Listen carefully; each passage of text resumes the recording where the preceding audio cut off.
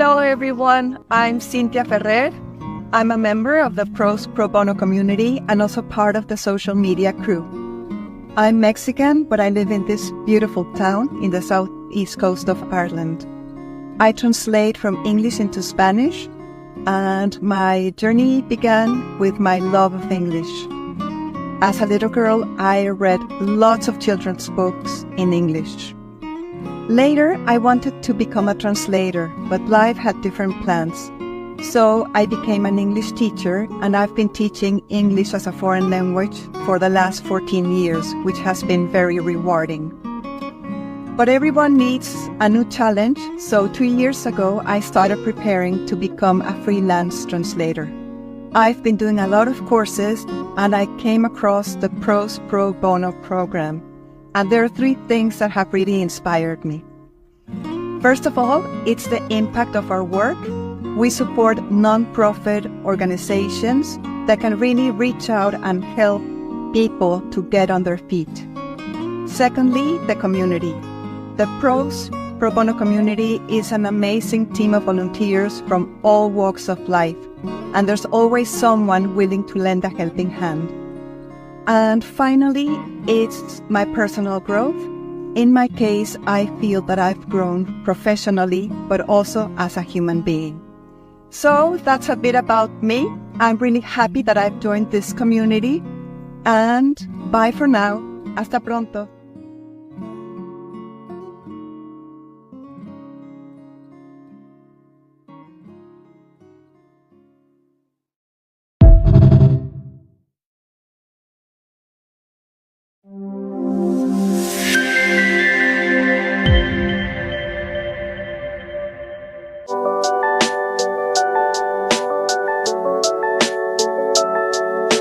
Terve kaikille!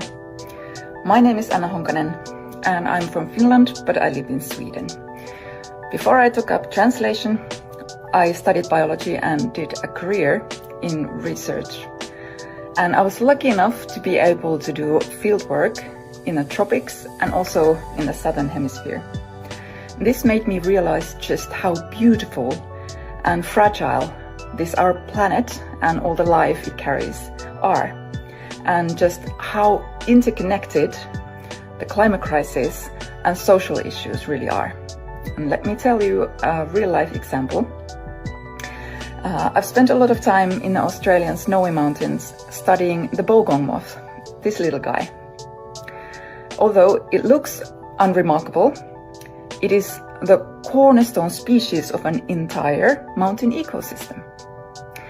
And it also holds a special importance for the Aboriginal culture around the snowy mountains. Every spring, billions of these bogong moths migrate from the lowlands to spend the hot summer months sheltered in cool mountain caves. Not all of them survive the summer, so that means that truckloads of nutrients are deposited each year over the mountains, and the mountain ecosystem is dependent on these nutrients. For example, this critically endangered mountain pygmy possum, the only Australian marsupial that hibernates during the winter, depends on the arrival of the moths in the spring and the ensuing feast to produce babies. And there are only 2,000 or so of these possums left in the world, so every baby counts. Before the arrival of Europeans to the snowy mountains, the coming of the bogong moths used to be the social highlight of the year for the people living around the mountains. They gathered from a vast area to meet near the bogong caves. They would meet old friends and family members, arrange marriages, trade, and feast on the bogongs. They're actually really nutritious, and they're easy to collect if you squeeze yourself inside the caves. These gatherings have stopped, but you can still see the cultural importance of the bogong moth to these people in their art. So, the bogong moth really is crucial to all life on the snowy mountains. Unfortunately, during my research, a disaster struck. The bogongs, who had come to the mountains in their billions every year for as long as anyone can remember, did not come. The estimated population dropped to under 1% of what it used to be. This coincided with the disastrous droughts and fires in Australia, which not only devastated large areas and caused unimaginable suffering to humans, but it also killed the moth larvae. The mountain ecosystem suffered. The mountain pygmy possum were a step closer to extinction. The local Aboriginal people were about to lose an important symbol of their culture that in itself had been oppressed for a long time. It is all connected. This story doesn't end here, fortunately.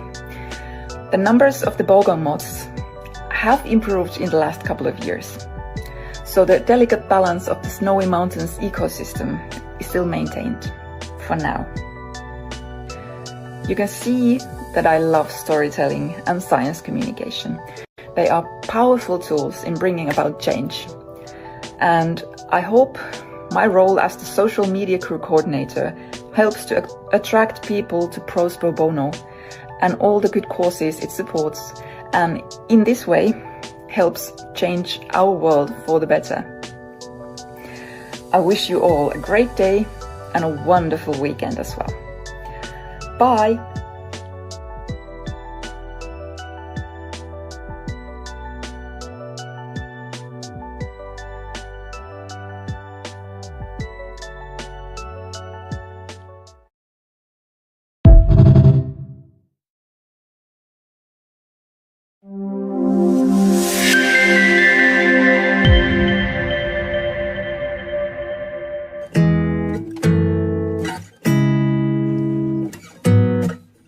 Hi, I'm Mica Ruiz. I'm a Spanish and English interpreter and translator from Argentina. I became a translator because I wanted to be part of a linguistic world that was interested in bridging the differences between cultures and languages. With ProZ Pro Bono and as the ambassador for Argentina in this very program, we're empowering nonprofits worldwide, and I'm committed to leveraging the power of language to make a positive impact globally. Another great joy that we have in ProZ Pro Bono is that alongside Fiorella Parodi, we're working with the UN in Buenos Aires to translate an academic manual for them, so we're so excited to continue on this journey. Simultaneously, I'm immersed in the musical process of creating my musical pieces.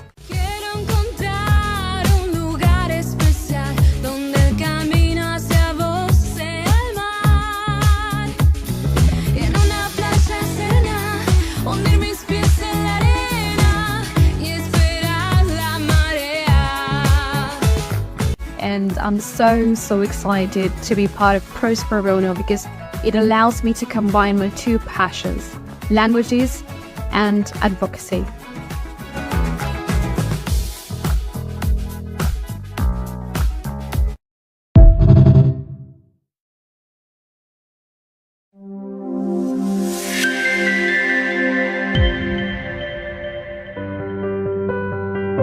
Humanitarian translation is something that I just find so incredibly humbling. I genuinely feel grateful for the opportunity to use my skills and my experience to help those who have not been quite so fortunate, those who are fleeing conflict, who find themselves in a country that is not their home, who want to start a new life.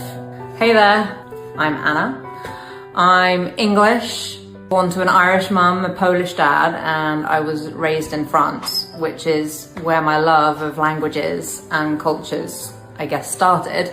Over the past few years, I have been working hard to requalify as a translator. And over a year ago, I was super excited to join a team of incredibly talented volunteers at ProZ Pro Bono. ProZ Pro Bono provides free translation and interpreting services for non-profit organizations around the globe. We help people like the International Rescue Committee, we help Progressive International, we help the Salvation Army. What we're doing is great, and it's great to be involved. We've translated 8 million words so far, and we're only just getting started. So I can't wait to see what more we can do.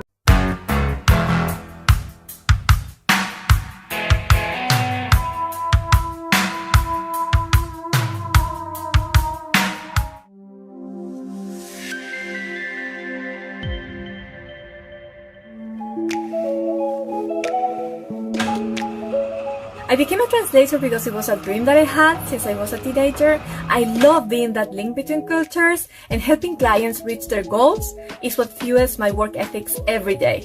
Well, hi there. I'm Fiorella Parodi. I am a sworn translator working with the pairs English and Spanish. I work in the fields of medicine and education, although I have also translated 2 novels so far because I happen to have a background in the arts as well. I live with 3 adopted cats. I love them. I also love Pilates and reading books. The ProZ Pro Bono program is incredible. I love it because it enables me to provide my expertise in translation and revision, and at the same time, I can collaborate with colleagues from all around the world while reading very interesting topics indeed. I have been working as a translator for 10 years now, and I wouldn't change it for the world, especially when you can collaborate with colleagues such as the ones in ProZ Pro Bono team. Thank you.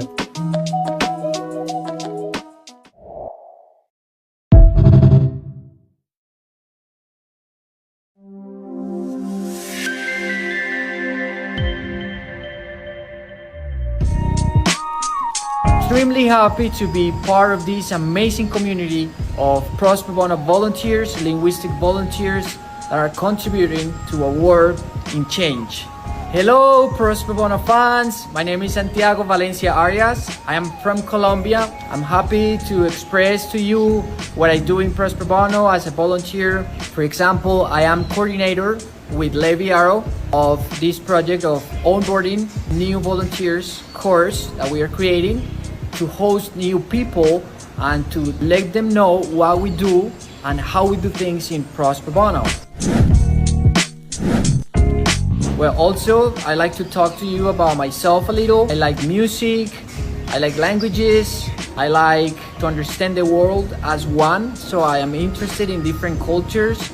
And this program, ProZ Pro Bono, helps me a lot to be interacting with people from all the world in different scenarios from home. So I'm very excited to be part of this community, and it also helps me a lot to understand the industry of translation and interpretation from a big perspective, from a very professional perspective, thanks to all the amazing professionals that I'm interacting with on daily basis. Thanks a lot for this opportunity, and very interested in meeting you too.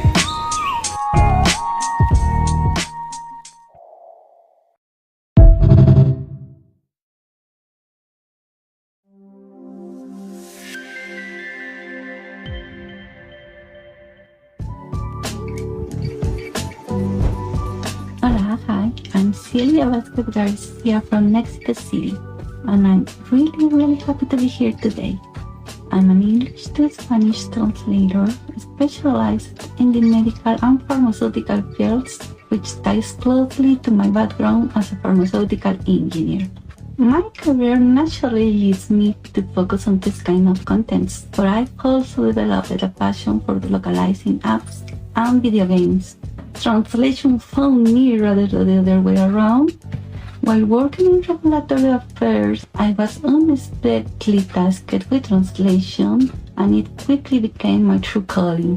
Being part of ProZ Pro Bono has been incredibly fulfilling because it combines the things I love: helping others and translating. I understand how language can be a barrier to improving one's life.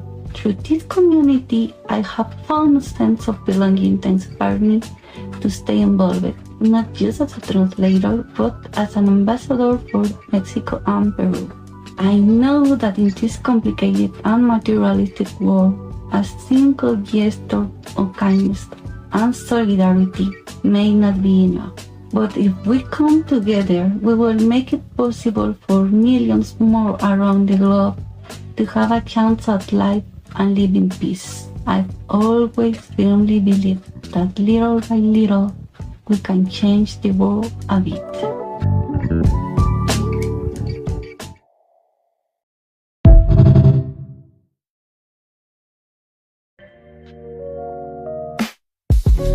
My journey into humanitarian translation started years ago, and I have to admit that joining ProZ Pro Bono was a very rewarding experience, as it has allowed me to change my perspective on volunteer translation, and it has rekindled my passion for languages.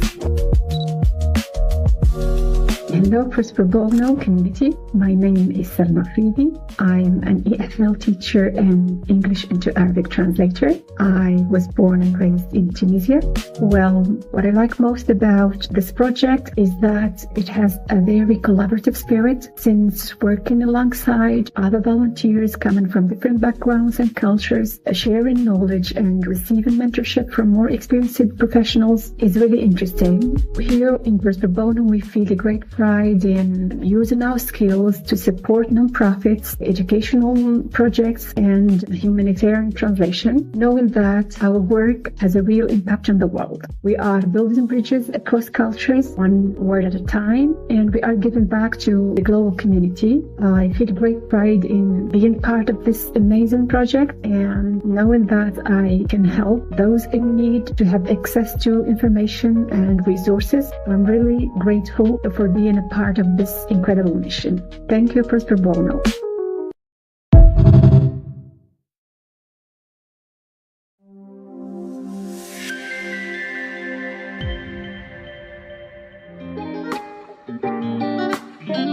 Hello, my name is Edwin Orozco. I am a translator and interpreter. I am from Comitancillo, San Marcos, Guatemala. Comitancillo is a little village which is located on the western Guatemala.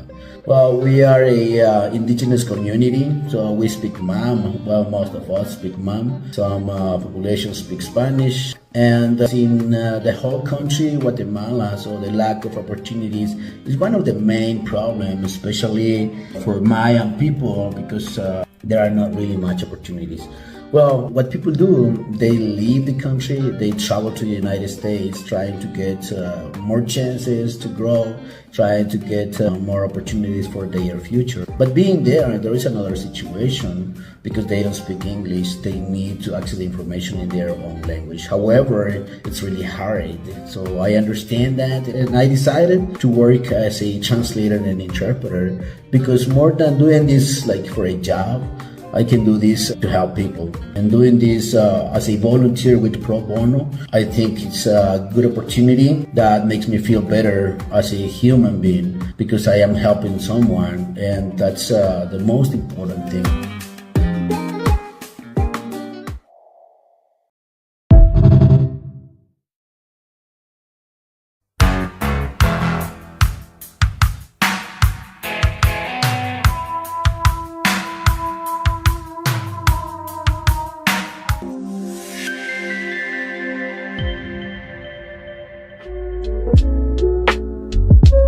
Hello, my name is Juan Jaime Hernandez Vasquez. I am a Spanish translator and interpreter living in Veracruz, Mexico's coastal city renowned for its harbor.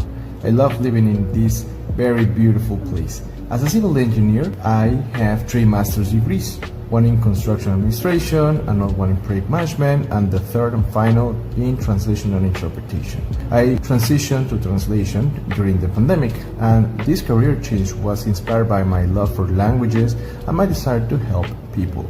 I've been studying English since I was in kindergarten. As a translator and interpreter, I offer services like formatting, simple, certified, sworn translation, localization, editing, NTPE, proofreading, consecutive and simultaneous interpretation, quality assurance, project management, mentoring, and training. In 2019, I faced a personal challenge when I was diagnosed with CML, chronic myelogenous leukemia. Overcoming this illness with my family support was a turning point. To express my gratitude, I joined the ProZ Pro Bono program, giving back to others as life has given to me. Beyond work, I'm a dog lover, and my Shetland sheepdog, Eri, she is my precious companion. Thank you.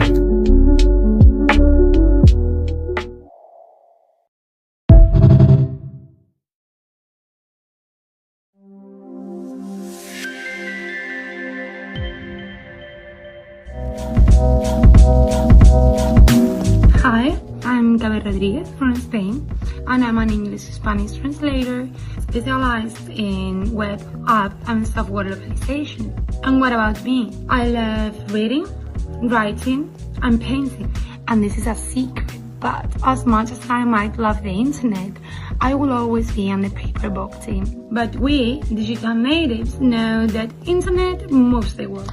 And this is one of the reasons why I decided to join the ProZ Pro Bono program of volunteers.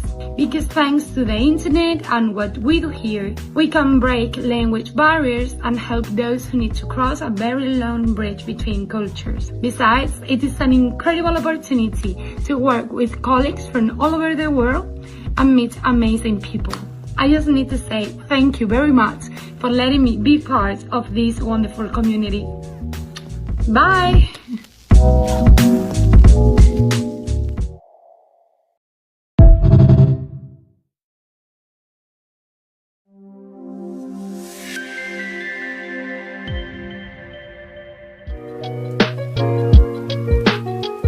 Hi everyone, my name is Isabel. I'm 28 years old and I'm a freelance translator. So my journey in translation started 10 years ago out of my passion for languages and helping people to communicate across borders. And throughout those years, I specialized in the medical field, translating from Spanish, Italian, and English into Brazilian Portuguese. Definitely one of the most impactful steps in my career was joining the ProZ Pro Bono project, because this project gave me the opportunity to contribute my skills to meaningful causes, build experience for sure, and building a very nice network with fellow professionals.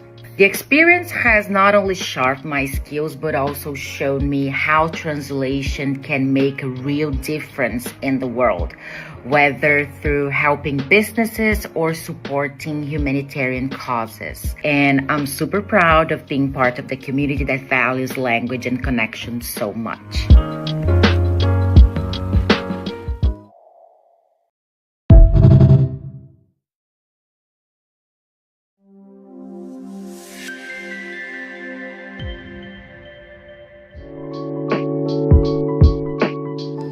Hi everyone, I'm Priscilla Paulini. I'm 48 years old, I'm from Brazil, and I'm an English to Portuguese translator specialized in the medical science area.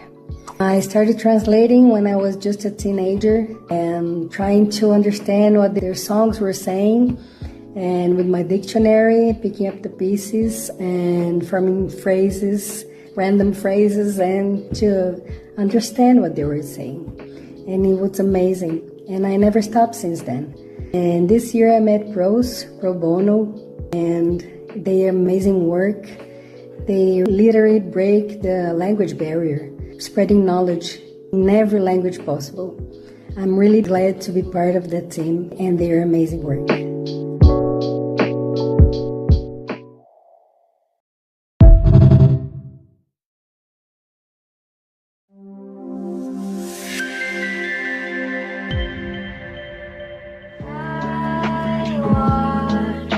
Hi, I'm Rosanna Lenci. I'm an industrial designer and a linguist. I'm very passionate about arts, about design, about culture, and of course languages. I have been working as a translator and an interpreter for the last 18 years, but I feel a growing need to become an advocate through language for the defense and protection of children, the defense of human rights, the protection of people in vulnerable situations, such as women in different contexts, or the LGBTQI communities, or people who are living very complex situations in the aftermath of conflict or natural disasters, or also the need we all face to protect our nature. ProZ Pro Bono, I have a space where I can collaborate and work with NGOs and organizations around the globe who are working towards these goals, creating connection and becoming the voice of those in need.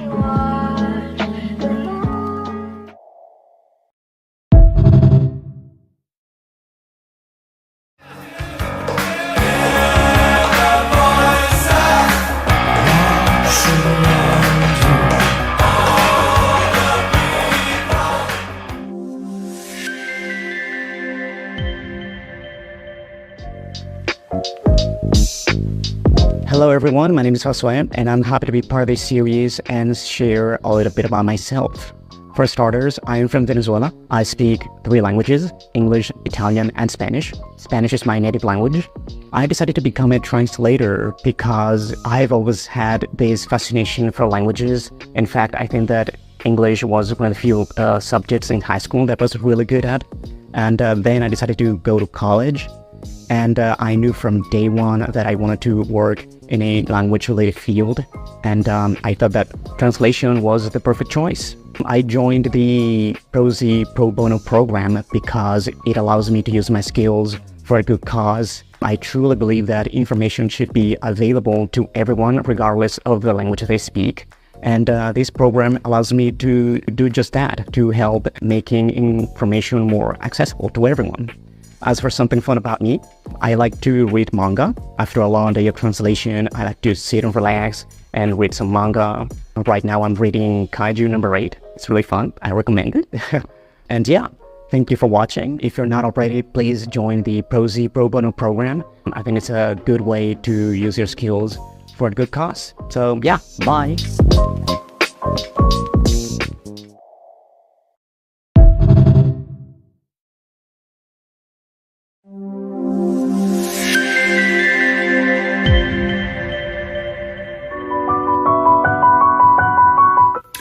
Hi everyone, I'm Miriam Macri.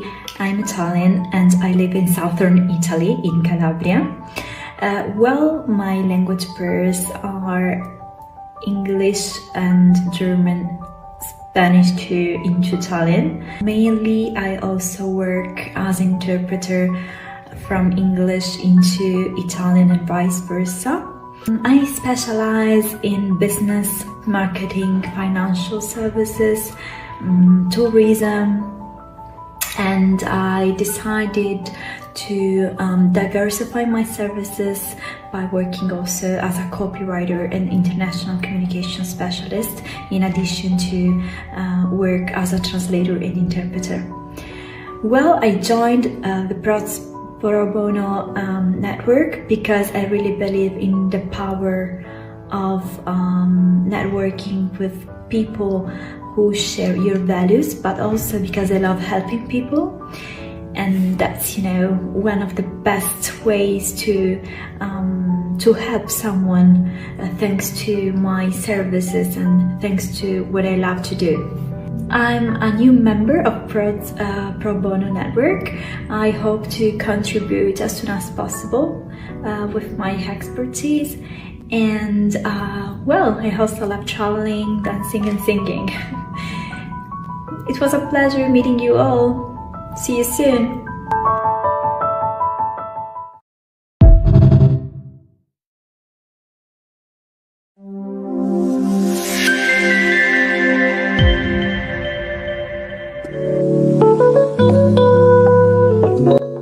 Hello, my name is Melanie Vélez, born and raised in Guayaquil, Ecuador.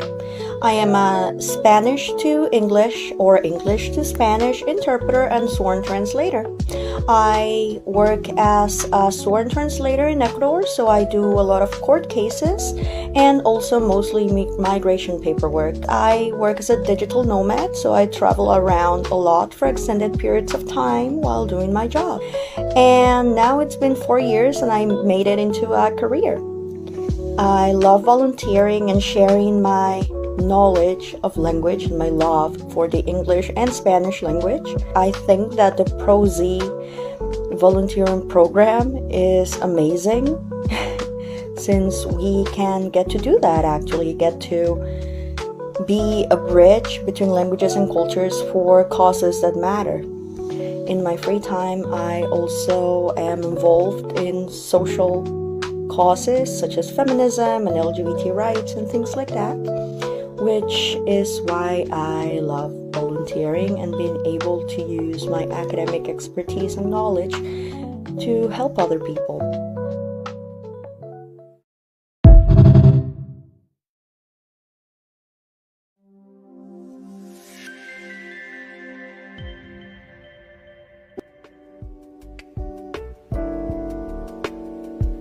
Hi, my name is Malene and I'm a certified translator in Ontario, Canada. And I work in English, Spanish and Italian. For over 20 years, I work in different service industries in Italy, Venezuela, the US and Canada. And 10 years ago, I made the jump to freelance translation. I always dreamed of becoming a translator. As a daughter of an immigrant and an immigrant myself with experience in different countries, I love supporting individuals in their immigration journeys in Canada and elsewhere. ProZ Pro Bono offered an outlet to my desire to assist NGOs. Since Andrew and his wonderful team take care of the project management, we can focus on the quality of the translation, including the review. As a reviewer myself, I'm blown away by the quality of the translations I receive. On the other hand, I am the ProZ Pro Bono ambassador in Canada, and I have had the privilege of bringing NGOs to ProZ Pro Bono. And I look forward to bringing more so that they can allocate their linguistic funds to their own projects. So managers of NGO in Canada, contact us. We can support you with translations in dozens of languages at no cost to you whatsoever. So check it out, we can help.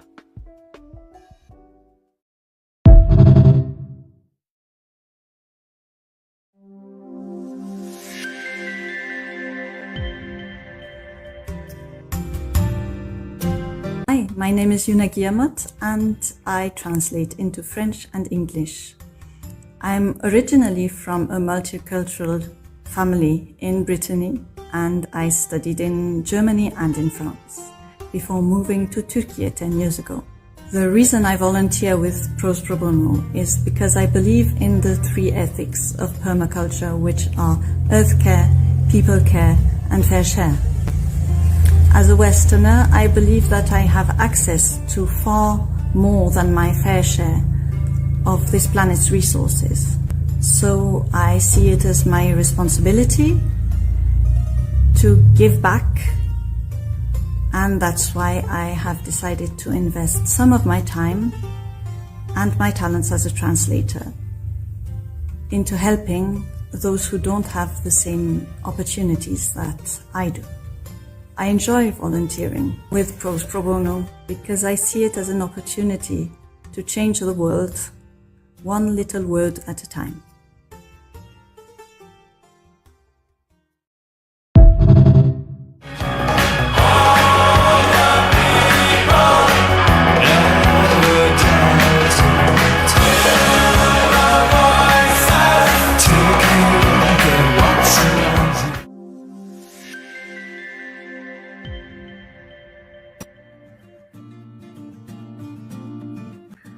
Hi, my name is Mariana Claudia Arias and I'm from Buenos Aires, Argentina. I'm a translator and interpreter. And I like gardening, swimming, reading and watching series and films.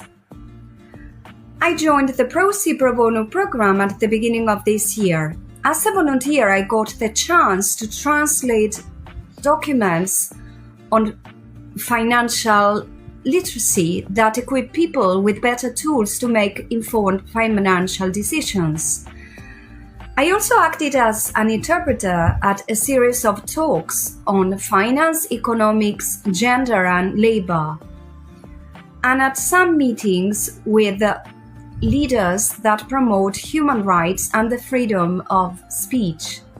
I'd like to invite other volunteers to join the program so that they can embrace the causes that they hold dear. Thanks.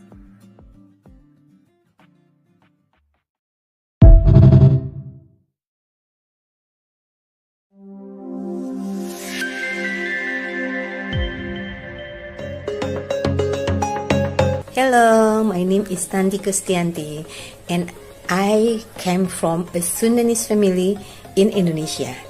I speak Sundanese, Indonesian, and English, and my work as a translator focus on English to Indonesia.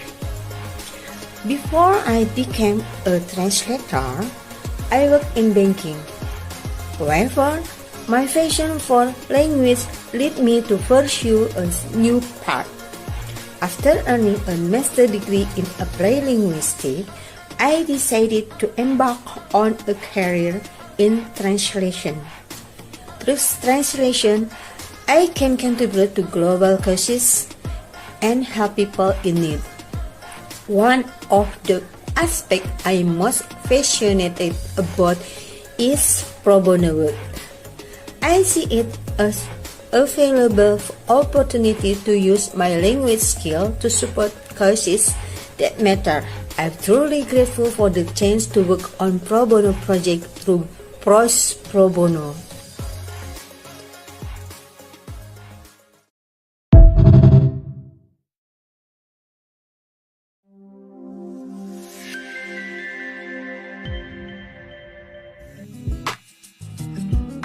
Hi everyone, my name is Monica. I'm originally Italian, but I've been living on the Costa del Sol, southern Spain, for the past 26 years. But in my life, I've always done language-related jobs, and I first graduated in modern languages at the University of Westminster, and then in 2016 I went back to my local university here in Malaga, and I graduated again in translation and interpretation. And that's what I've been doing ever since. My three working languages are Italian, Spanish and English, and I translate into English or into Italian.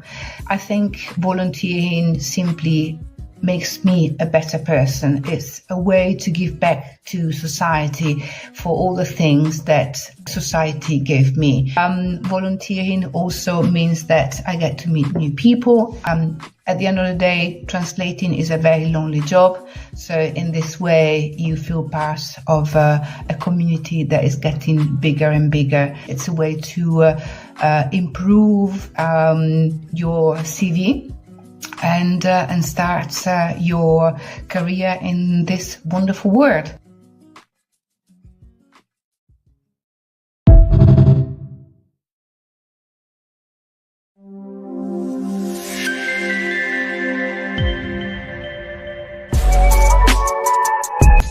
Hi, I'm Laura Lipson-Girard. I'm an English to French legal translator and also an English teacher. I'm French, as you can probably tell from my accent. I was born in Martinique, an overseas French department located in the Caribbean. I now live next to Bordeaux in the southwest of France. I wasn't always a translator. My change of career actually happened quite recently. I then decided to train as a legal translator, and in 2023 I quit my job to become a full-time freelance translator. I joined ProZ Pro Bono at the end of that same year. Since then, I've worked with Progressive International, ATD Carmonde International, Give Directly, Realliance, Refugee Legal Services, the International Rescue Committee, to name a few. I'm very happy to be part of the ProZ Pro Bono initiative because it gives me a good feeling to think that even at my level, I might be contributing to making the world a better place.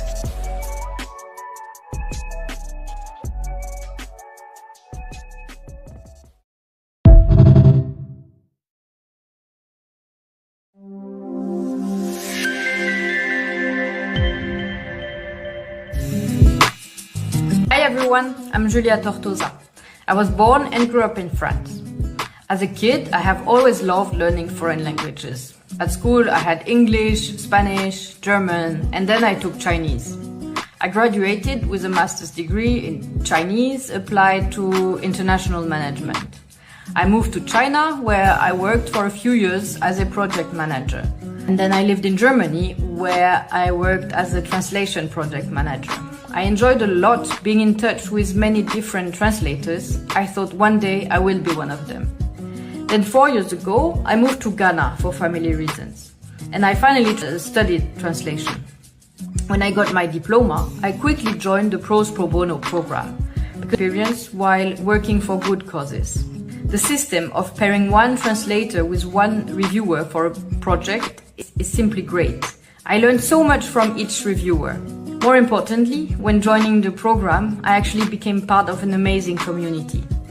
We all share the love of translation and languages, and we are all motivated by the same desire of contributing to making the world a better place. When I work for the program, when I translate, it's like bringing my little stone to the big building, and that's invaluable.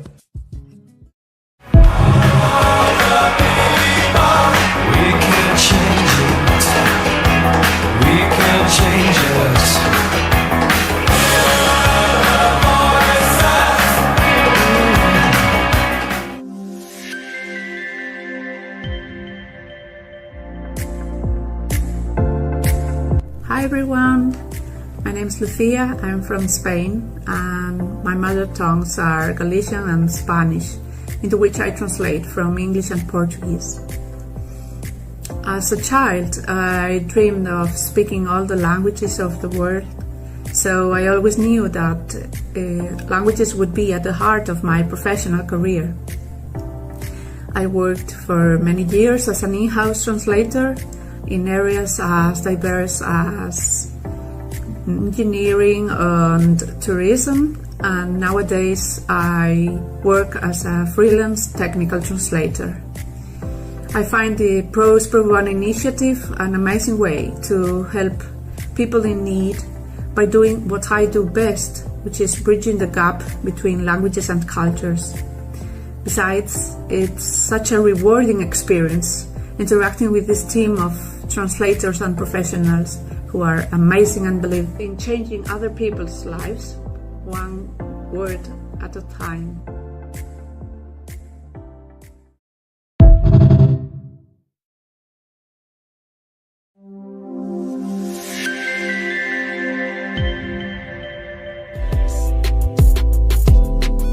Hi everyone, my name is Paula. I'm an interpreter and a translator.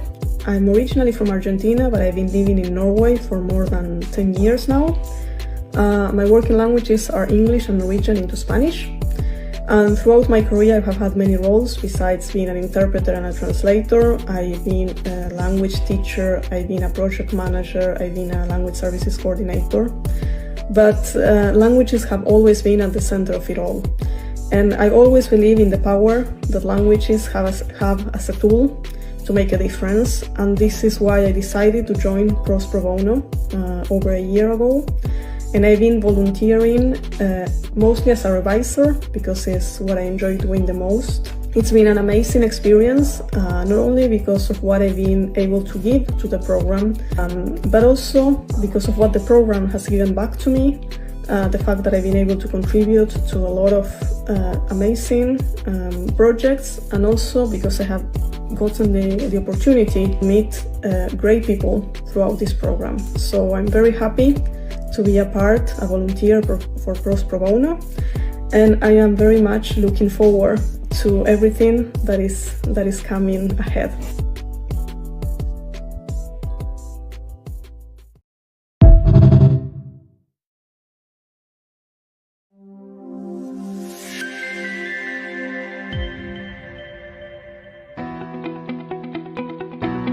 Hello, I am L'Oreal. I am from Cameroon and I live in Spain.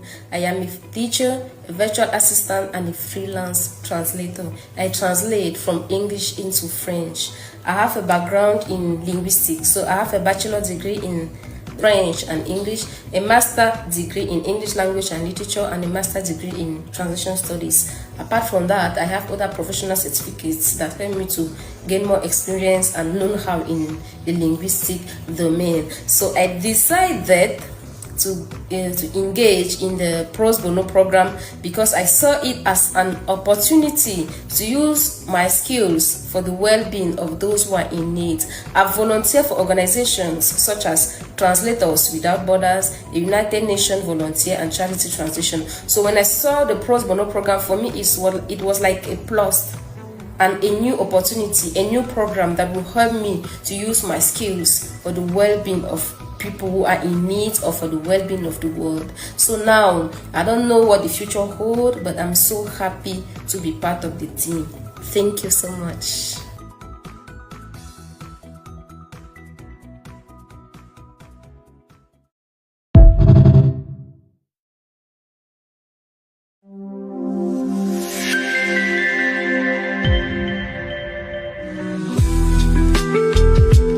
Hi, I'm Antje. I'm originally from Germany, but I live in Scotland. I translate from English to German, and I work with film subtitles, literature, for example poetry, short stories and books. And I became a translator because I love languages. I have an academic background. I like traveling. I am a ProZ Pro Bono volunteer. and I really enjoy doing this voluntary work. And it is also good for the community. Thank you.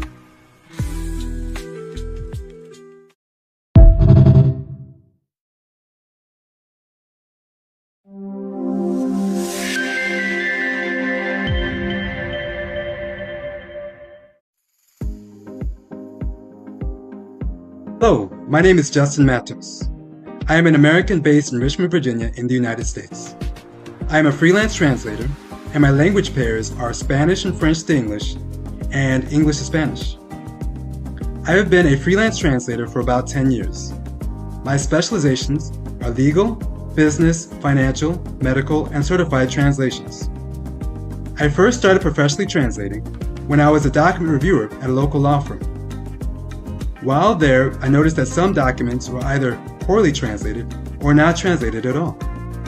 So I took the initiative and requested to be part of the firm's translation team, where I became an in-house translator. My initial academic background is a bachelor degree in Spanish, French, and history that included a course on translation. I decided to start volunteering for ProZ Pro Bono because I wanted to give back to those without a voice and help people from different backgrounds work together and understand each other.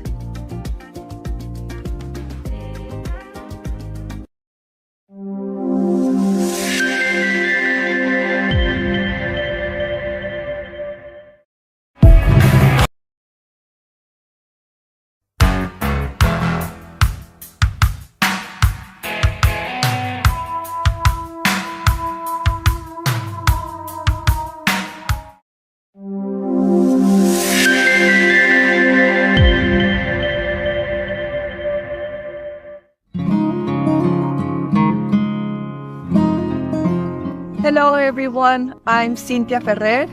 I'm a member of the ProZ Pro Bono community and also part of the social media crew. I'm Mexican, but I live in this beautiful town in the southeast coast of Ireland. I translate from English into Spanish, and my journey began with my love of English. As a little girl, I read lots of children's books in English. Later, I wanted to become a translator, but life had different plans. So I became an English teacher, and I've been teaching English as a foreign language for the last 14 years, which has been very rewarding. But everyone needs a new challenge, so 2 years ago, I started preparing to become a freelance translator. I've been doing a lot of courses, and I came across the ProZ Pro Bono program. And there are 3 things that have really inspired me.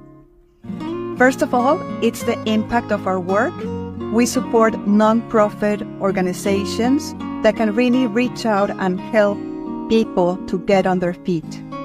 Secondly, the community.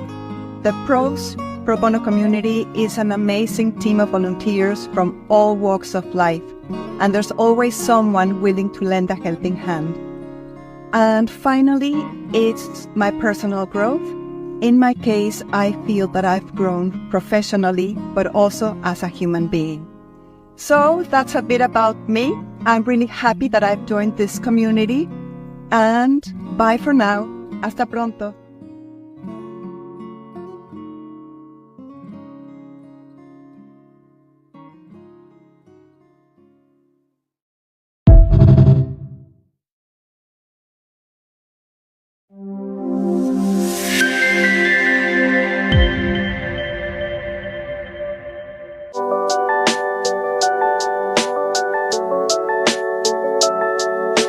Terve kaikille. My name is Anna Honkanen and I'm from Finland, but I live in Sweden. Before I took up translation, I studied biology and did a career in research. And I was lucky enough to be able to do fieldwork in the tropics and also in the southern hemisphere. This made me realize just how beautiful and fragile this our planet and all the life it carries are, and just how interconnected the climate crisis and social issues really are. And let me tell you a real-life example. I've spent a lot of time in the Australian snowy mountains studying the bogong moth, this little guy. Although it looks unremarkable, it is the cornerstone species of an entire mountain ecosystem. And it also holds a special importance for the Aboriginal culture around the snowy mountains. Every spring, billions of these bogong moths migrate from the lowlands to spend the hot summer months sheltered in cool mountain caves. Not all of them survive the summer, so that means that truckloads of nutrients are deposited each year over the mountains, and the mountain ecosystem is dependent on these nutrients. For example, this critically endangered mountain pygmy possum, the only Australian marsupial that hibernates during the winter, depends on the arrival of the moths in the spring and the ensuing feast to produce babies. And there are only 2,000 or so of these possums left in the world, so every baby counts. Before the arrival of Europeans to the snowy mountains, the coming of the bogong moths used to be the social highlight of the year for the people living around the mountains. They gathered from a vast area to meet near the bogong caves. They would meet old friends and family members, arrange marriages, trade, and feast on the bogongs.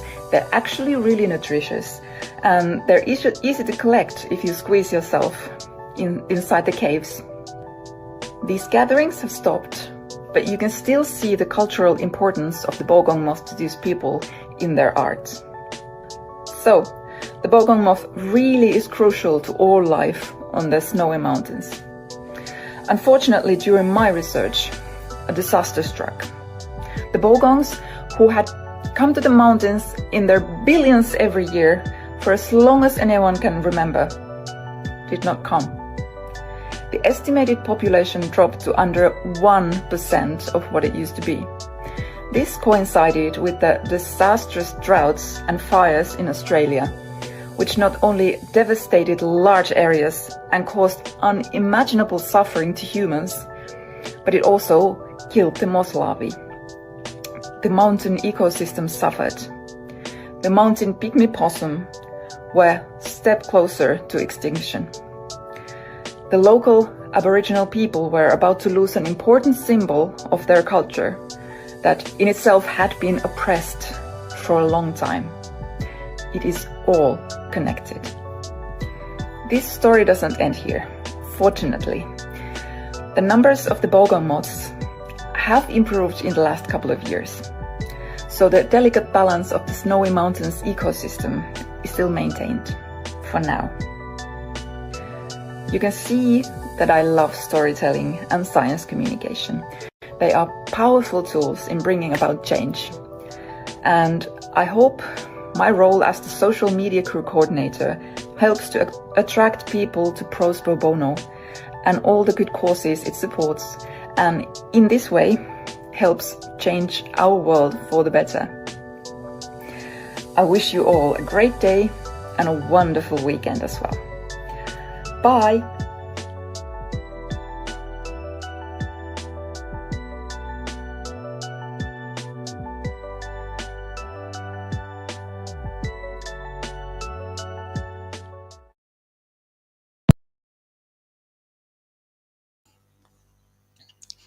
Hi! Hi, everybody. Thank you so much for tuning in with me and Jared, and welcome to Giving Tuesday 2025. Hey, everybody. I hope you can hear us okay. If someone is listening and can just drop a line in the chat box, let us know that you can hear and see us okay. Today, we have a PPV, Jared. That's the short way of calling ProZ Pro Bono, Jared. Is that right, Jared? Yeah, I don't know if that was a thing before, but I found that if I tried to say pros pro bono too many times, too quickly, I would run into problems. So sometimes I shorten it to PPB. It makes writing it maybe a little bit quicker for those in the know. Thank you, Tang, for giving us the thumbs up on the audio and video there. So, Giving Tuesday, pros.com has been doing an event to coincide with Giving Tuesday, I think, pretty much since Giving Tuesday started. It's been years and years now. This year it's a little bit different, as you may have seen. Normally, sessions are offered; they're free to attend, to participate in, and everything. And an opportunity is given to those attending to donate to some cause or other. We usually choose a different cause every year. This year, it's a little bit different in that the cause is pros pro bono. Again, the event is free for everyone to attend, and will be free for everyone to rewatch after the event. So if you missed something today and want to come back and catch it later, or watch something again, you'll be able to do that. And for those who are so inclined, if you want to help support Pros Pro Bono, which I will go into a little overview of how that works in just a moment.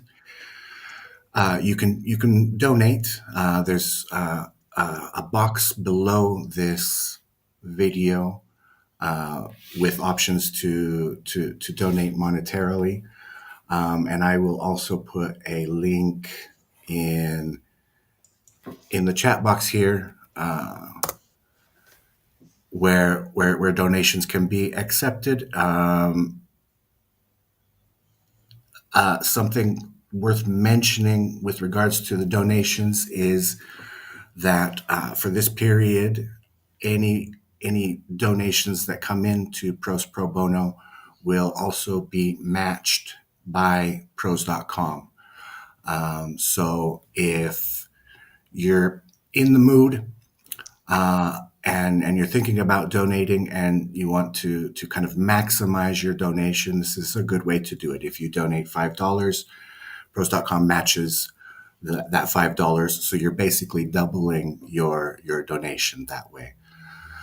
So that said, Luana, I don't want to do all of the talking. Do you have anything for attendees? I think that the most important part, and thing that we'll have to repeat a few times in while we wait for more people to join us, is that this event is free to attend, and all the resources and all the recordings will also be available for everyone, because Giving Tuesday it's about giving. So please just take that in consideration. As always, the TV event is being recorded, and once that we finish, you will be able to watch it shortly after we are finished. And so Shortly after, I think immediately after, right? I mean, immediately, yeah, as basically soon as the event immediately. ends, the recording will be available. It's not like in the old days. When we had to process all the videos, yes, that's true. With it's like just wait a few seconds and you will be able to watch the recording. We have quite really good presentations today. And before going into them, I want to read a little bit more about you. And I want to know something different now, today, and here to all of you who are listening and watching us right now. In previous events, I always ask, where are you from? Where are you logging in? Or what time is it for you? And today I want to know, if have you ever been a volunteer before or not? And if you are a volunteer, did you volunteer with Pros Pro Bono or not? So please let me know that in the comments so I can start reading you a little bit. And today we have quite shy people. And let me see if I have something else to remind them. Yes, so this year, in case that it wasn't clear enough, the donation will go to Pros Pro Bono. We have the first one, Claudai. Yes, so for Pros Pro Bono or another entity, which one share more. We won't get jealous. There are plenty of causes out there to donate, and to be clear, I don't want to put words in your mouth, Luana, but there's all kinds of volunteering. In this case, we're talking about volunteering through language services, but volunteering happens in all sorts of forms, so it doesn't need to be limited just to that. That's true. Do you want to, in the meantime, tell them the regular stuff, the chat box, the this and that? Yes. So a little bit later, late, but let's go with that. So if this is the first time that you're attending a Pros TV event, you have the chat box in the right part of your screen there, I think over here, and you will be able to share any comments, any doubt that you may have over there, and we'll be reading you. So please do so by now. For now, just let me know if have you ever been a volunteer, in what kind of volunteering you're referring to, language services or something else. And in case that you're not watching this Pros TV event from pros.com, but for another social media like LinkedIn, YouTube, Instagram, or Facebook, you won't see this specific chat box, but you can still share and comment any doubt or anything that you may wish in the comments section.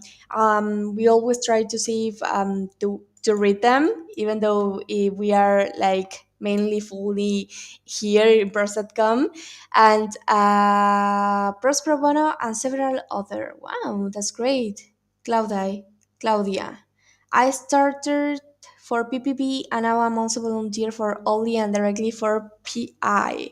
I don't know the last one, but that's great. Hi, Nadim. Progressive International, probably. Right? I see. And yes, again, this event is fully free for everyone. It will keep free for everyone because it's Giving Tuesday and it's about giving today. And we want to have all the material that we're sharing today free and available for everyone. PPP volunteer, normal user, even it will keep on social media if you want to go ahead and rewatch it on YouTube, LinkedIn, Facebook, or whatever you may want to. Hi, Kadim. I'm interested in volunteer my AI interpreting facility. May I know who I should contact? So Tang, if you're interested in being a volunteer, you're in the best event possible. We'll talk about that shortly. It's Progressive International. That's great. Hi, Gautier. Hello. And Oscar, I have been a Pros Pro Bono volunteer for 2 years. It has been great. I am also volunteer for Gospel Translations. Both organizations have taught me a lot about translation, teamwork, and meeting new colleagues. Beatriz. Oh, we already have some questions for the first presentation. That's great. What is the biggest challenge in sustaining such a large pro bono program? Okay, Beatriz, please keep with that question. We'll watch first the first presentation that is actually from Pros Pro Bono, Jared, this, this guy, and we'll let you know. And later we'll go with the Q&A session. But keep be here.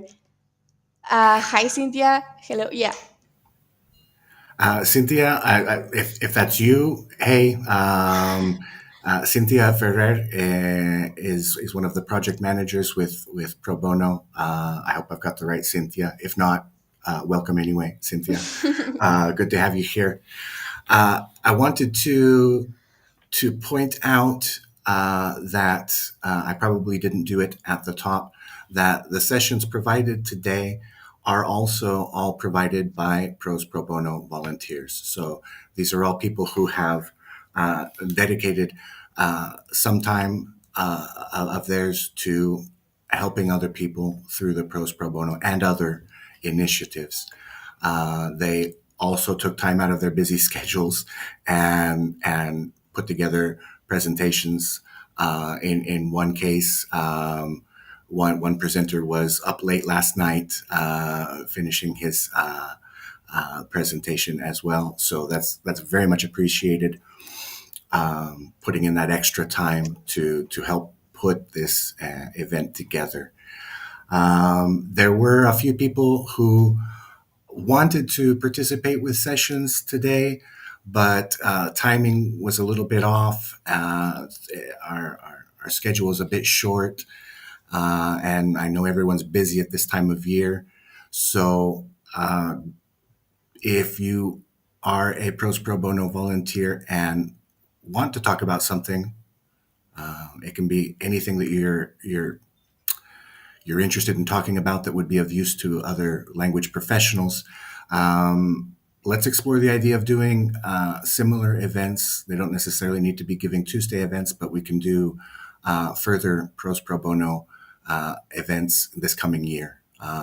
So keep that in mind as you're watching along. So we should probably Start. get to it. Okay. So this first presentation is kind of a short overview of the ProZ Pro Bono program for those who are not already familiar with it. It's given by yours truly, so we'll fix that in further sessions. You won't see me, then see me, then see me. You'll see me, and then someone else, and then okay. But I'll mute myself now. Luana, take it away. Okay. Well, I wasn't sure how to finish that sentence is all. Okay. It's early. So let's get started with the first presentation that is called ProZ Pro Bono from and by ProZ Pro Bono Jared, and I hope that you enjoyed it. And later, let's meet again for a Q&A session. Without further ado, I hope that you enjoyed the first session of this incredible event.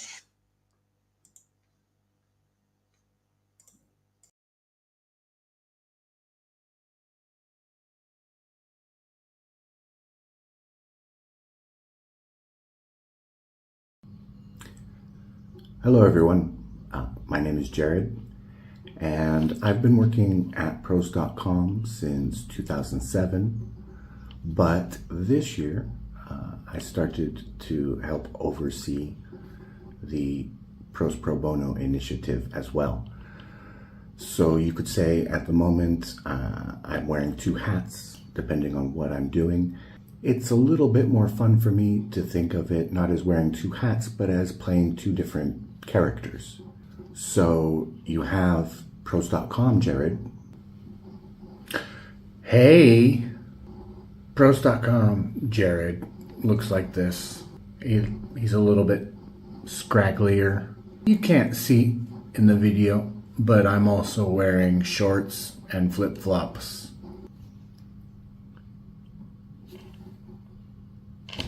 And then there's ProZ Pro Bono, Jared. Nice shirt, ProZ Pro Bono, Jared.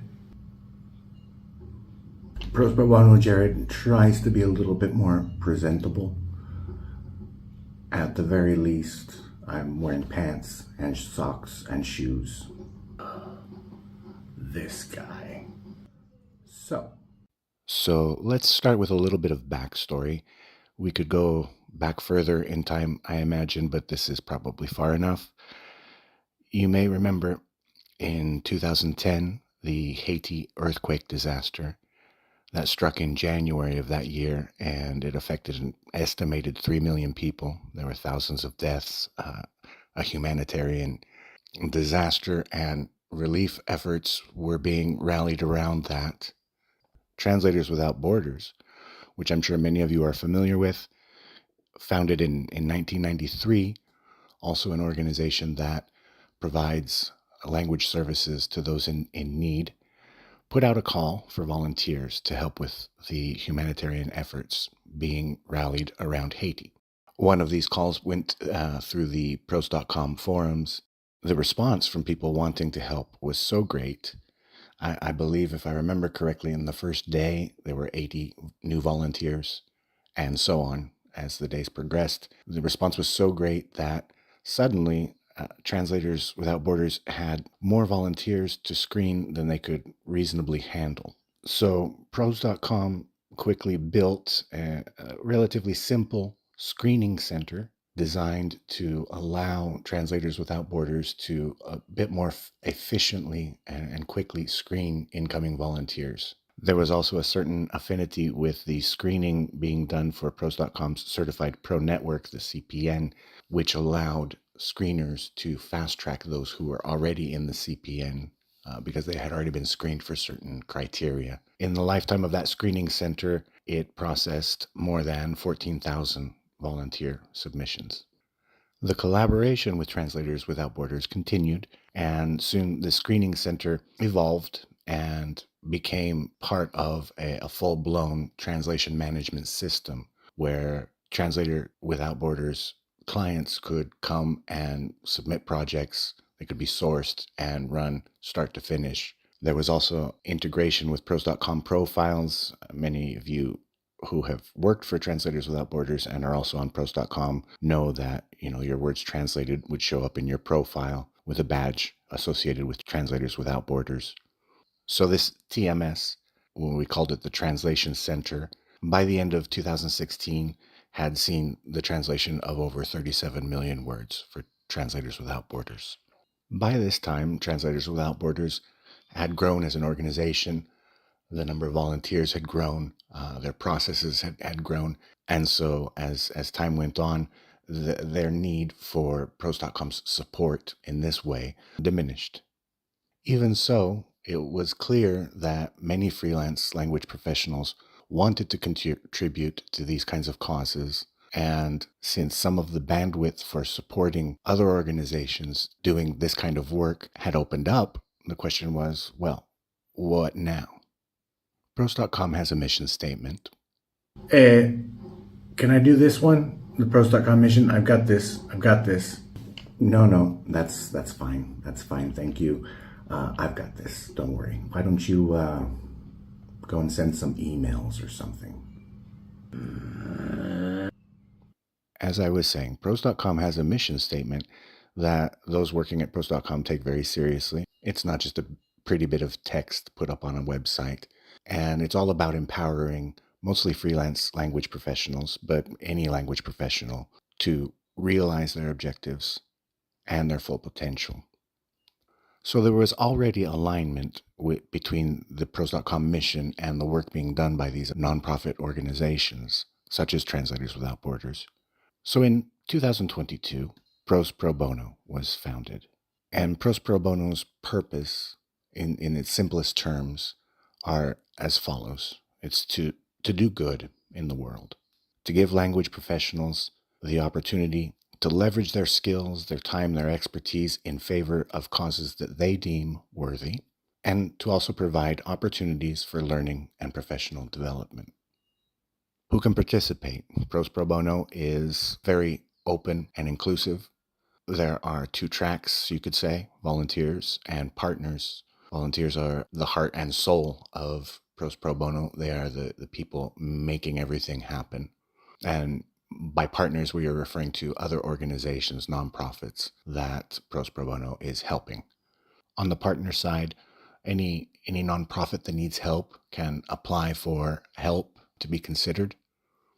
And on the volunteer end, anyone who wants to help can volunteer. There are no set limitations on how many years of experience you have or your background or anything like that. If you want to help, we want to give you the opportunity to help. If you're just starting out or don't have a lot of experience, your path is a little bit different, but you're still welcome to volunteer. I'll get to that in just a moment. So the way to start working with ProZ Pro Bono is relatively simple. You just go to the website and you'll see those two tracks, one for volunteers and one for partners. Volunteers, after submitting their interest in participating, get contacted and go through a short onboarding process, which includes reading some of the ProZ Pro Bono documentation, agreeing to the ProZ Pro Bono Code of Ethics, and so on. Volunteers and partners alike are added to this public dashboard where we can keep track of things like words translated, projects done. In terms of the kinds of projects ProZ Pro Bono volunteers do, there's a wide array of types of project. Here you can see kind of a simple breakdown of that. Medical, health, support for refugees, gender issues, environmental, all kinds of activism, protection of vulnerable children, and educational. It really runs a gamut. There's plenty of types of project to choose from. And again, going back to what I said earlier, volunteers are offered the opportunity to select the projects that they deem worthy to work on. Now, the project workflow is fairly simple, straightforward, and because we are very often dealing with information which is essential, critical, a great amount of importance is placed on the quality of the output. So we don't have scenarios where a translator does a translation and it just goes out. We go through a review process for every project to ensure quality, to ensure accuracy, to ensure that what we're giving back to the partner is right. Depending on the partner and the project, the translators and reviewers may be credited in publications, but they're also given credit for the time and the words put in on these projects. ProZ Pro Bono keeps track of that, and that shows up in the dashboard. There's also an integration in ProZ.com profiles where you will be able to see if someone does work for ProZ Pro Bono and the contributions that they've made. Now, going back to volunteers who maybe have less experience and come into the program, you may not get a translation project out the gate. It may take a little while. In cases where the translator has less experience than required for the project, we try to pair them up, either with another translator and or with a reviewer with a lot more experience, so that there's an opportunity there both for the less experienced translator to get mentoring and also for the more experienced translator to mentor. Here you see an example of what I mentioned in a ProZ.com profile. The little ProZ Pro Bono icon will appear next to the volunteer's name, and if you mouse over, you can see what they've contributed so far. Now, with mentoring, professional growth, and networking that can happen in a project for a partner, but it can also happen in other ways. ProZ Pro Bono has what we call evergreen pieces, which are materials that don't necessarily have a set deadline, or the partner hasn't explicitly said, I need this in this language, but it's material that would be of use to people if it were in their language. So the ProZ Pro Bono website has this section of evergreen pieces that those who are interested, maybe you want to build some experience, maybe you just have some free time and you want to knock out an article, you can go there, grab something, translate it, and submit that. What we are implementing now is review on evergreen pieces, so that we get this partnering of the translator and the reviewer. And the idea is to take that and showcase it. So you'll be able to not only translate an evergreen piece, you'll be able to get it reviewed by someone with experience. The idea is to utilize this a little bit better for those mentoring opportunities, for that professional growth, and of course, networking. Hopefully, it will also give volunteers one more means of showcasing their importance as human experts, which more and more is becoming essential, especially now in the age of AI. So if you're already a volunteer and you've got some spare time and you either haven't done an evergreen piece or it's been a while, grab one, translate it. You can request review on that, and it will be paired up with a reviewer. If you've already done evergreen pieces and you would like to have them reviewed so that they can be published on the site, you can also do that. And if you're just getting started and you want to build up some experience, this is a great way of doing it. Volunteers who are also seeking to learn something new or learn more have access to courses that are free resources provided to ProZ Pro Bono volunteers. Many of them donated by our own Claudia Brower. The last time I looked, I believe there were 45 courses in the repository. So if you wanted to dig into something like legal terminology, medical terminology, interpreting technical issues or general business practices for freelancers and so on, you have a starting point in the ProZ Pro Bono training section. So ProZ Pro Bono is a lean, modest organization, and it's also a very young organization. But so far, it's been able to do some really, really great things. To date, ProZ Pro Bono has been able to support 143 organizations, nonprofits around the world. We're zeroing in on 2,000 volunteers, and to date, just over 11 million words have been translated. And there is a lot more to do. So if you're not already volunteering and maybe you're considering volunteering, if the idea of donating a few hours of your time to translating something that will go on to provide better access to information, will make someone's life better, may even actually save someone's life, if that appeals to you, then we'd be happy to welcome you on board. You'll find ample opportunities to make a positive impact on the world, to do good in the world, to learn, work, and network with like-minded people from around the world doing the same. And believe me, it's also just a lot of fun. And that brings us to the end of this presentation. Thank you everyone for tuning in. Nice job, ProZ Pro Bono, Jared. Don't you have other things to do?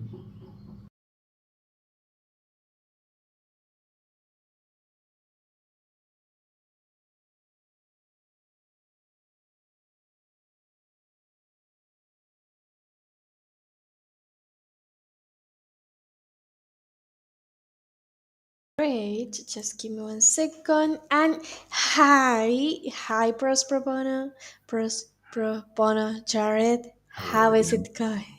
It's going well, I think. You think? Okay, awesome. So thanks a lot for the presentation. That was quite a nice overview about the area in case that many other people didn't know about it. And yes, the main question will be how or where should people go ahead and communicate to be part of Pros Pro Bono? And I know that you've shared the link in the chat box, but I just want you to say it out loud so people watching from other social media can know too. Okay. Yeah. ProZ Pro Bono has its own website. You can find it on proz.com as well. We try to be everywhere we can. But the main website is ProZ, that's PROZ, pro bono .world. prozprobono.world. You go there and you'll be able to see about the program and whatnot. And there is a section of the website which in the menu called Work with Us. You just go there and you'll see those 2 tracks that I mentioned in the presentation. There's the option for if you're a nonprofit, if you're in need of language services, you can contact us. And there's the option to volunteer as a linguist. Now, if you're volunteering as a linguist, be sure to choose that button. Don't choose the other button. That will put you on the wrong track. That's okay. We can correct that if it happens, but it's the option on the right that says join as a volunteer. You just click that. You put in some basic information about yourself so that we can contact you. And someone, either myself, Cynthia, or Nesreen, will be in touch. And you'll get kind of the onboarding packet, which requires that you read through some material, the code of ethics, the way the translation and review process works, just some basic documents to set you up. You go through that and reply to a few questions, and you're off. You get added to the ProZ Pro Bono dashboard, and you can start accepting projects that come along that you find interesting. Does ProZ Pro Bono has a limit for volunteers, or do always allow more and more people to come and try to volunteer? Is there a limit to the number of volunteers? No, absolutely not. The I mean, if you look around, just like in the world, there's no limit to people needing help. And I think there's no limit to the people that we could help, but it all depends on the volunteers. Depending on the languages you work in, that may influence the frequency with which you see projects, but we are constantly getting new projects where maybe we don't have enough volunteers to handle what is coming in. So we have to go out and I think a week or two ago, I posted some recruitment calls for languages like Urdu, Hindi, Nepali, languages like that. So it's important for us to have a volunteer base in order to be able to say to partners or potential partners, yeah, we've got you covered. We can handle that, right? So there's no limit on the number of volunteers. That is what is going to influence our ability to increase the number of partners that we can serve and the amount of good we can do, basically. Hmm. And now let's go with the questions that Beatriz. yes, Beatriz asks. She asks, what is the biggest challenge in sustaining such a large pro bono program? I don't know if it's a large program yet. Like I said in the presentation, it's a young organization. It was founded in I mean, there's a lot of experience that fed into the ProZ Pro Bono program prior to its being founded, but it's a relatively young organization. There are I have to assume Translators Without Borders, for example, is a large organization in comparison. But that's just a quibble with the term large. Sorry. Challenges, I think everything is challenging. It can be challenging to serve partners in a timely manner. As I mentioned just a moment ago, sometimes the number of volunteers we have available for certain types of work makes it a challenge. The monetary aspect is also a challenge. It's ProZ Pro Bono is a nonprofit, but there are still costs involved, operating costs, and things like that. And so we rely on donations, fundraising. So that's a different type of challenge, but it's also a challenge. And then there are just like little daily challenges, project to project that I think are actually kind of fun challenges. But being at such an early point, relatively speaking, in the life of the organization, there's just so many different horizons. There's a lot that we could do that we're not doing yet. And maybe a challenge there is deciding, okay, where do we go? Which direction do we go? Do we try to do it all at the same time, or do we take it step by step? So there are challenges everywhere you look. Some of them are fun. Some of them are a little less fun, but they're all over the place. And also in your presentation, you talked about volunteers networking with other volunteers in the Press Pro Bono page, where they can find this place so they can communicate with each other and start a conversation. That happens after the onboarding. So you submit your interest to volunteer. You go through that short onboarding process that I mentioned, and then you're given access to um, certain areas where you can be more closely in touch with your fellow volunteers. For example, Pros Pro Bono has a Discord server. So some people are on the Discord. There's also a WhatsApp community. Some people are on the WhatsApp community. There are different channels through which volunteers have contact with us, with me, with Nesrin and Cynthia, and also amongst each other. There are also communities where we're not necessarily always talking about pros pro bono. They are places where if you have a technical problem or a doubt about something, you can go pose the question and receive help from other people in the program. That's great. And maybe also like a specific channel in the Discord for questions about terminology and all that stuff, or based on languages, not that, nothing like Yeah. that. I don't want to open up the Discord right now because we're broadcasting. I don't know what it will do.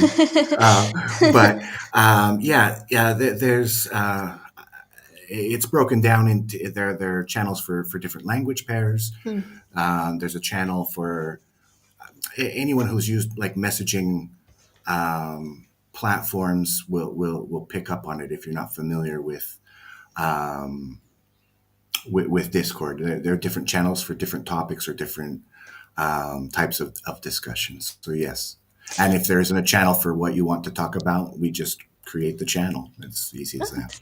Great. And Mohammed asked, and this will be the last question: could pro bono ever lead to paid work?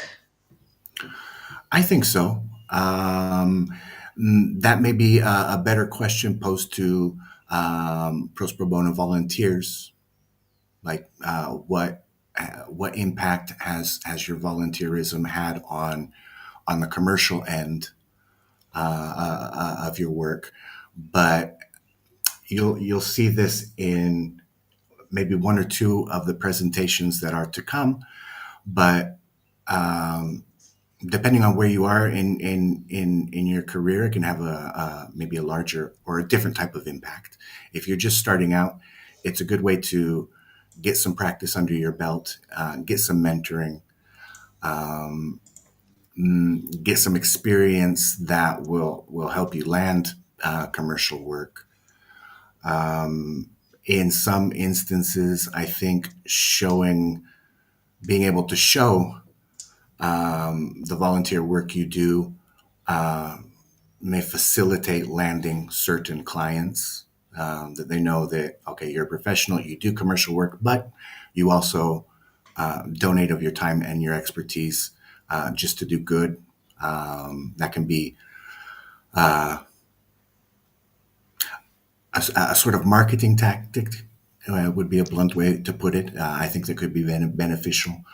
And there are types of, I mean, it's not terribly frequent, but there are types of projects that will come through the pipeline where the partner does have a certain budget to spend on language services. So even if you're volunteering, there may be occasions where some form of payment is involved, simply because the partner is able to pay for it in that case. Awesome, thank you. So that was the last question. We have to keep going. There are like other presentations, but people, don't you worry. Pros Pro Bono Jared will be here with us a little bit more. And later we'll have to find one. The pros.com Jared. Sorry, Pros Pro Bono Jared. And I put him in the closet today. He hadn't shaved. he didn't shave, he didn't shower, so he's out of the way. Okay. So, but you will have a Jared, not the one that you were asking for, but a Jared. That's something.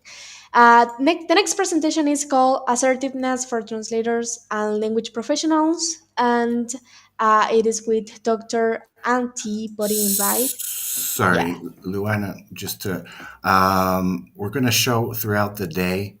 Those of you who got here early may have seen some of these. Throughout the day, we're going to show, they're just short clips of different ProZ Pro Bono volunteers who have bravely offered themselves up on camera in a series called Meet the Volunteers. These get posted to the ProZ Pro Bono Instagram, for example. So if you go there, you'll be able to see them all kind of separately. We've compiled some of them to show you throughout the day so that you're not just seeing our faces or the faces of the presenters, but also a kind of a wider array of the people who have the people who are powering ProZ Pro Bono. So I think we're going to go with one of those first, and then we'll jump into the presentation with Antia. Antia, I'm going to have to ask you to confirm when I talk to you if I'm pronouncing your name correctly. With Antia Bothan, who, as you said, Luana, will be speaking about assertiveness for language professionals. Yep. So see you in a bit.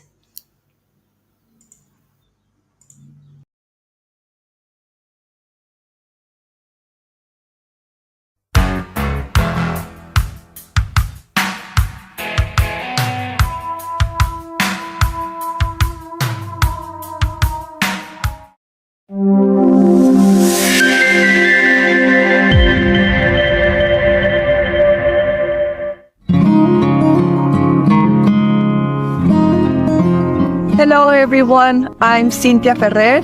I'm a member of the ProZ Pro Bono community and also part of the social media crew. I'm Mexican, but I live in this beautiful town in the southeast coast of Ireland. I translate from English into Spanish, and my journey began with my love of English. As a little girl, I read lots of children's books in English. Later, I wanted to become a translator, but life had different plans. So I became an English teacher, and I've been teaching English as a foreign language for the last 14 years, which has been very rewarding. But everyone needs a new challenge, so 2 years ago, I started preparing to become a freelance translator. I've been doing a lot of courses, and I came across the ProZ Pro Bono program. And there are 3 things that have really inspired me. First of all, it's the impact of our work. We support non-profit organizations that can really reach out and help people to get on their feet. Secondly, the community. The ProZ Pro Bono community is an amazing team of volunteers from all walks of life, and there's always someone willing to lend a helping hand. And finally, it's my personal growth. In my case, I feel that I've grown professionally, but also as a human being. So that's a bit about me. I'm really happy that I've joined this community. And bye for now. Hasta pronto.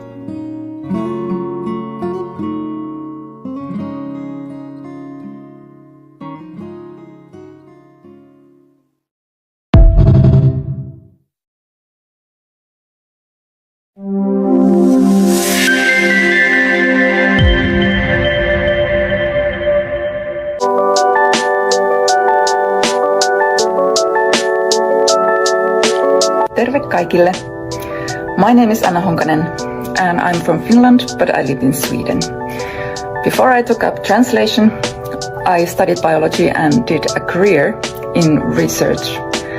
And I was lucky enough to be able to do field work in the tropics and also in the southern hemisphere.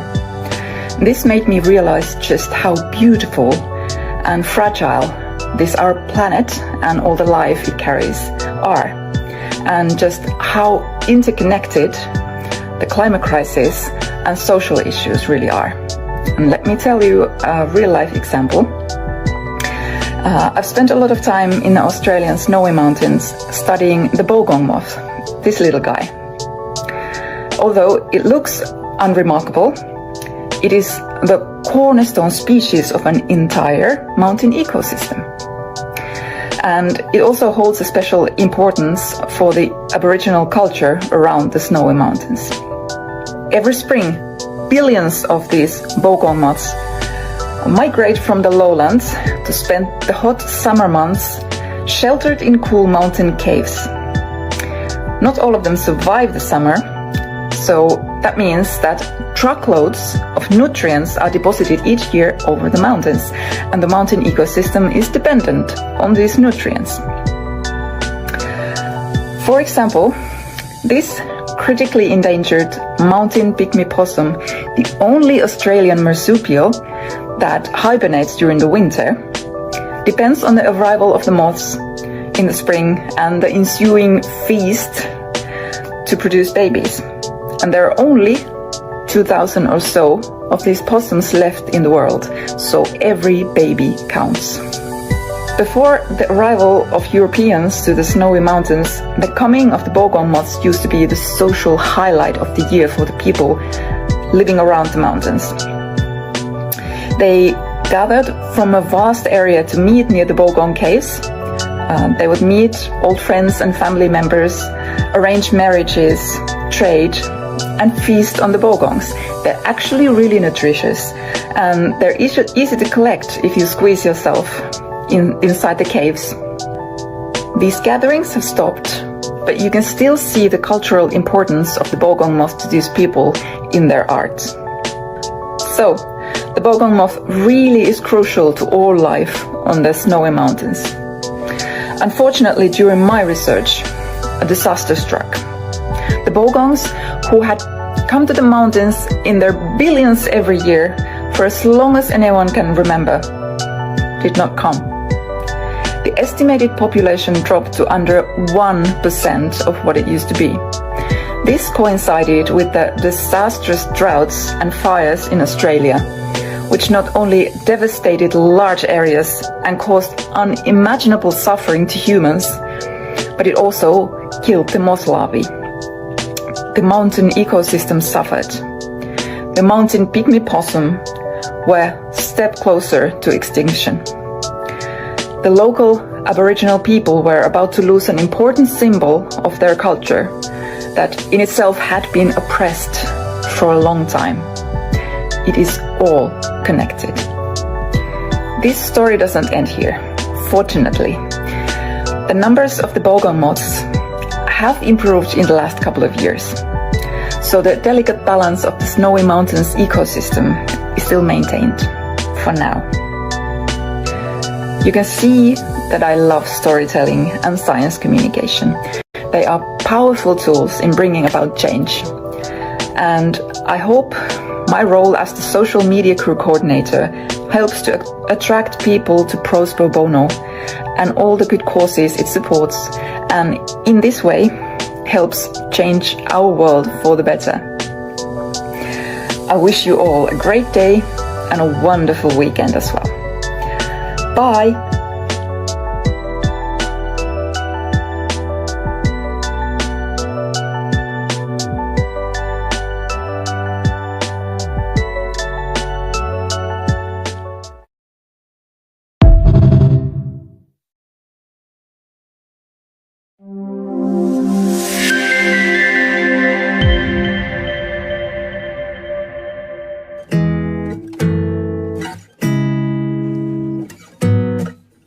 Hi, I'm Mica Ruiz. I'm a Spanish and English interpreter and translator from Argentina. I became a translator because I wanted to be part of a linguistic world that was interested in bridging the differences between cultures and languages. With ProZ Pro Bono and as the ambassador for Argentina in this very program, We're empowering nonprofits worldwide, and I'm committed to leveraging the power of language to make a positive impact globally. Another great joy that we have in ProZ Pro Bono is that alongside Fiorella Parodi, we're working with the UN in Buenos Aires to translate an academic manual for them, so we're so excited to continue on this journey. Simultaneously, I'm immersed in the musical process of creating my musical pieces.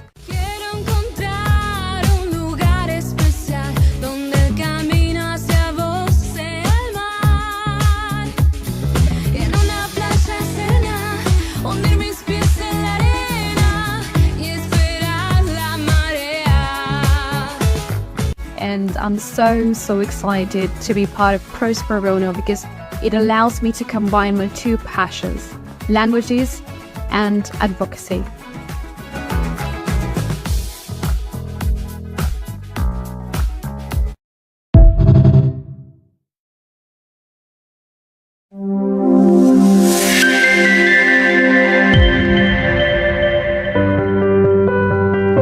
Humanitarian translation is something that I just find so incredibly humbling. I genuinely feel grateful for the opportunity to use my skills and my experience to help those who have not been quite so fortunate, those who are fleeing conflict, who find themselves in a country that is not their home, who want to start a new life.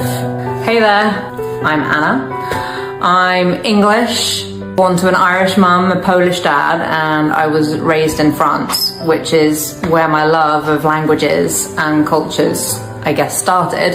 Over the past few years, I have been working hard to requalify as a translator, and over a year ago, I was super excited to join a team of incredibly talented volunteers at ProZ Pro Bono. ProZ Pro Bono provides free translation and interpreting services for non-profit organizations around the globe. We help people like the International Rescue Committee, we help Progressive International, we help the Salvation Army. What we're doing is great, and it's great to be involved. We've translated 8 million words so far, and we're only just getting started. So I can't wait to see what more we can do.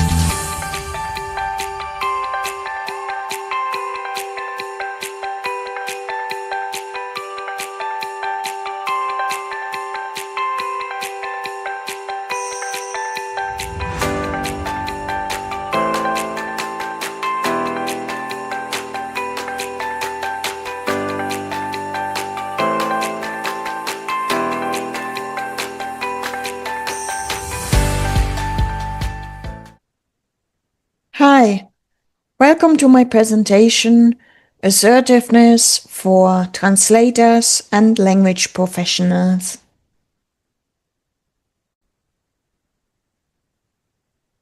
So I have now shared my screen and you can hopefully see the slides. So this is the first slide.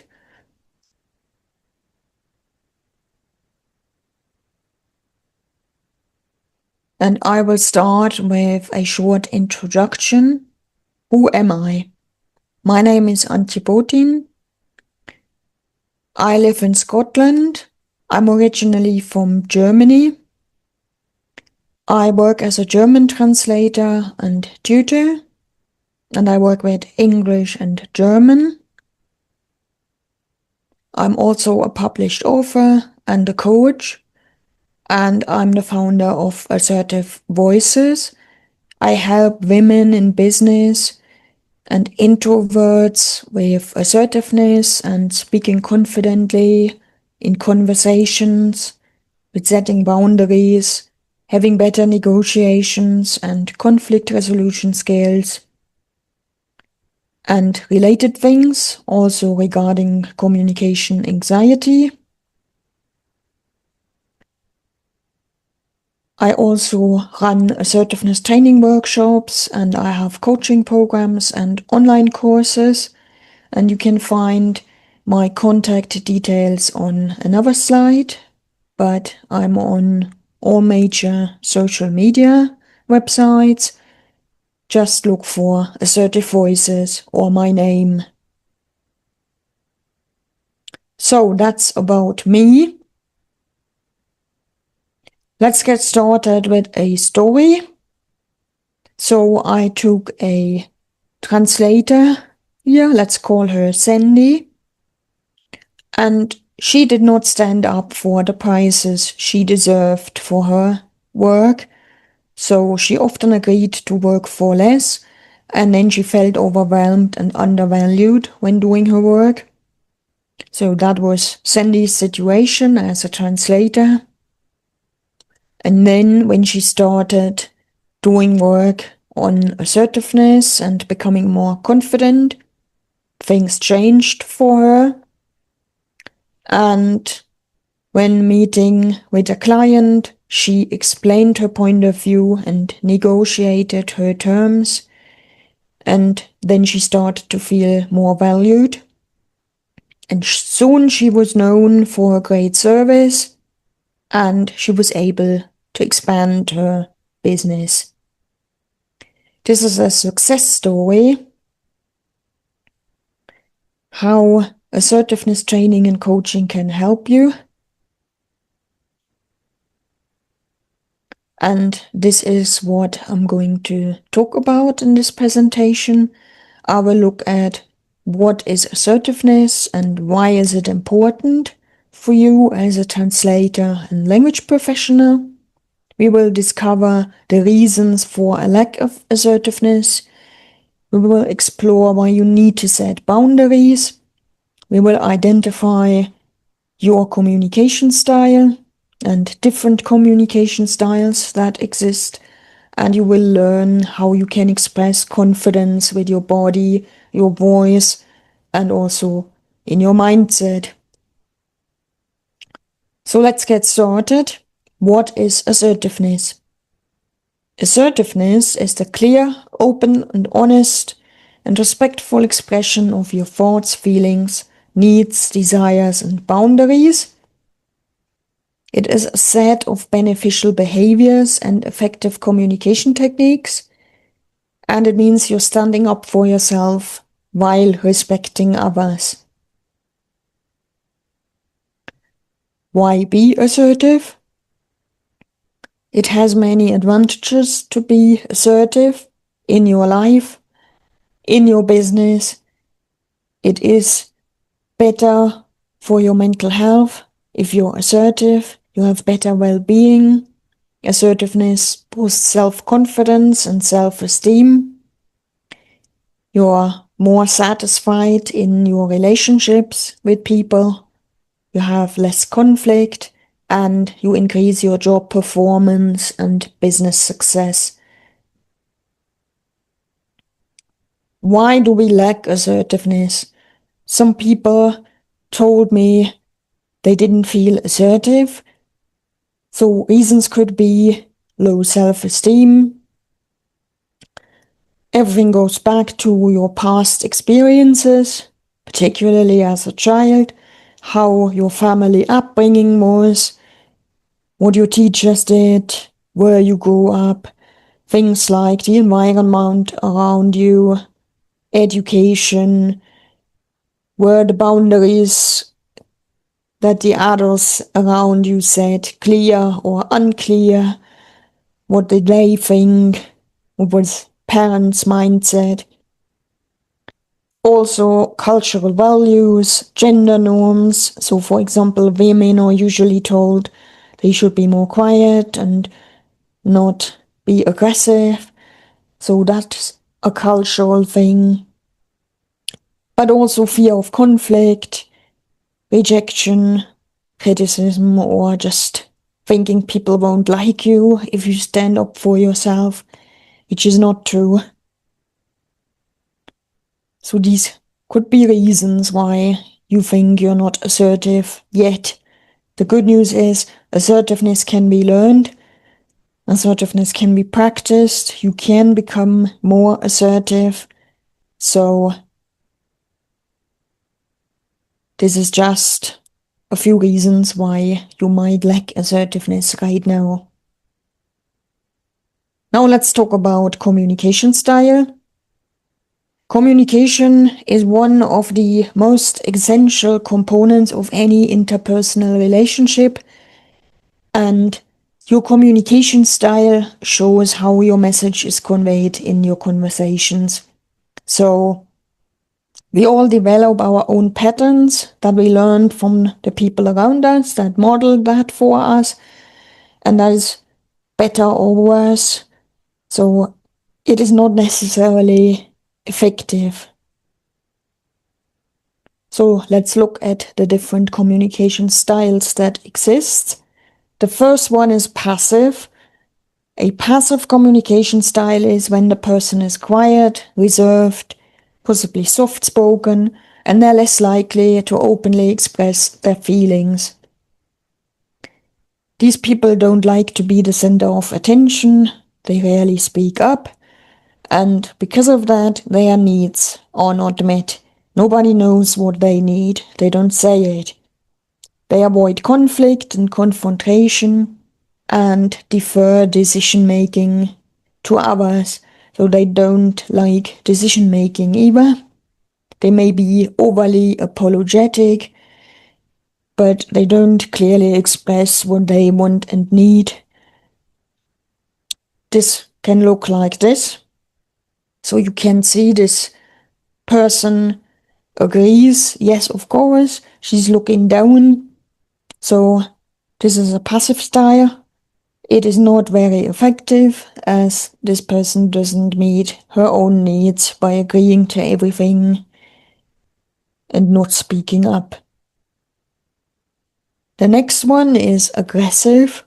An aggressive communication style means you dominate conversations with loud thoughts and opinions. You're overly direct, often with minimal considerations for others. You might yell and shout before thinking, and this often triggers arguments with others because you're perceived as defensive, hostile, and hurtful. So you may get your things through, but you offend others. So obviously also not the most effective way to communicate. This could look like this. So you see, this person is shouting into the telephone, "Do it yourself." So this is not very polite. This is the aggressive style. A third one is called passive aggressive. This is basically a combination of both. Here you have a person that appears passive from the outside. On the surface, they agree, but inside they feel aggression, hostility that is hidden. So there's a disconnect between the strong emotions these people feel inside and how they express those emotions on the outside. And this is also not effective because nobody knows what this person wants and what's going on, and that they're not happy because they express dissatisfaction indirectly through sarcasm.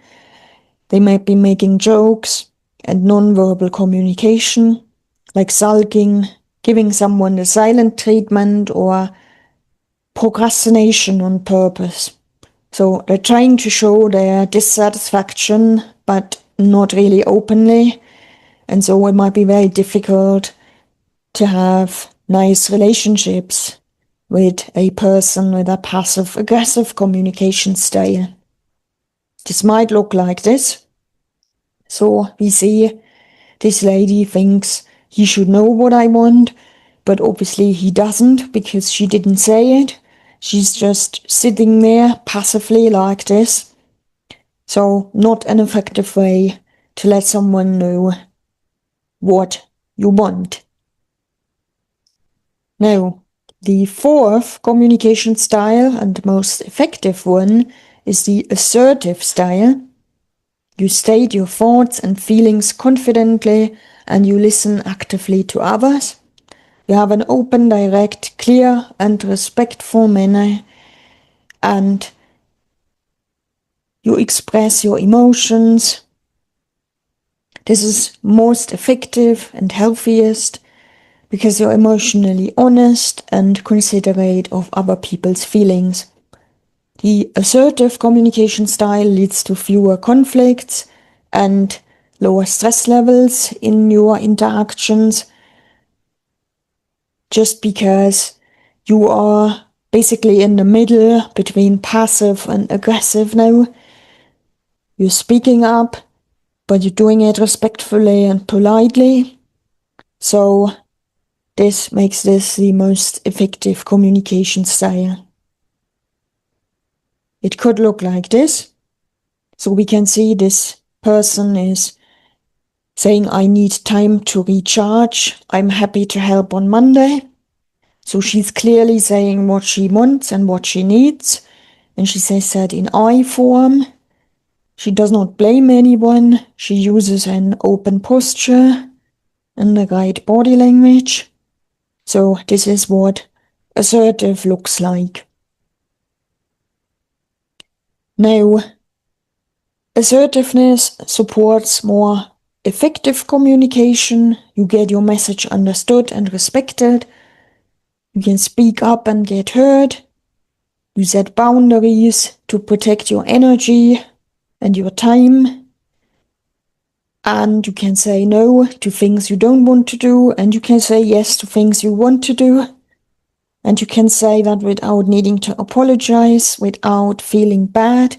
You know it is your right to say no, and it is your right to say yes, and it is your right to set healthy boundaries for yourself, because you cannot take on too much work, and then the work quality would suffer, or maybe you have family duties, the things you want to do at the weekend, so you cannot agree to working overtime.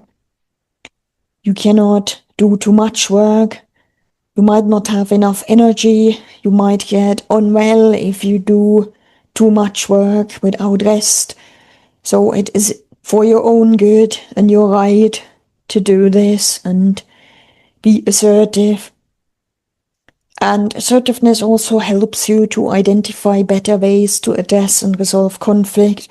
So you have better relationships with people because you're perceived as competent and polite and respectful. So now you might wonder, how can you be assertive? So one thing is mindset shift.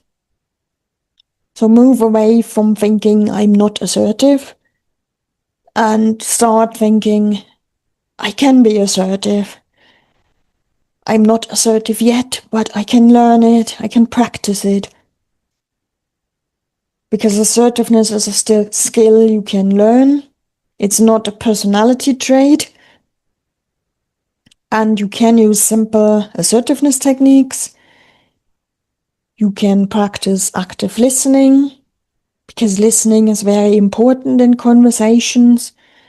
You want to listen to understand and not think about what you say next.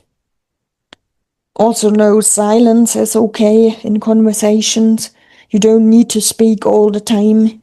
Silence is okay. It emphasizes important points. It gives people time to process and think. So no need to be loud. You can be a quiet leader. It is just that you present yourself assertively in this way, and you're going to be perceived like a leader. Another thing is how you speak and what you say. So your tone of voice, the speed of speaking, what words you emphasize, if you speak loud or quietly, things like that. Not necessarily the actual words. These are not really too important for the impression you make. Which is more important is the tone of the voice and the body language. So we can see in these pictures here, on the left-hand side, this is like closed up, kind of saying don't talk to me. And on the right-hand side, you can see open posture, the hands are seen, and she's smiling. So think about your body language, how you use eye contact, how far you stand or sit away from others, what you do with your arms, hands, legs. All these things are very important, and most of that happens automatically with us humans, so we don't think about that. But this is how we decide if we like someone and if this is a pleasant relationship or rather not. It's not necessarily the actual words we say. So I would like to point your attention to this free resource that I have. It's called the Business Leader's Guide to Speaking with Confidence, and it contains 5 essential assertiveness techniques. There's a checklist, an ebook you can download, there's a video to watch. You can access these resources under the link given here if you want to, and that can help you to start becoming more assertive. I also have an online course that's called Assertiveness is a Skill You Can Learn and Master. You find that on Udemy under that link. And if you want to get in touch with any question or comments, this is my email address, info@assertivevoices.com. Then there's Linktree Assertive Voices, where you can find all my social media links, links to my coaching programs, assertiveness training workshops, and everything else I've done. So please feel free to get in touch. Thank you for listening and watching this. And if you have any questions, then I'm happy to answer them. And feel free to get in touch, contact me.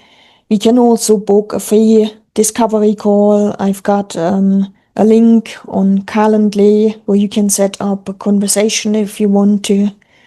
So I'm happy to help. Thank you.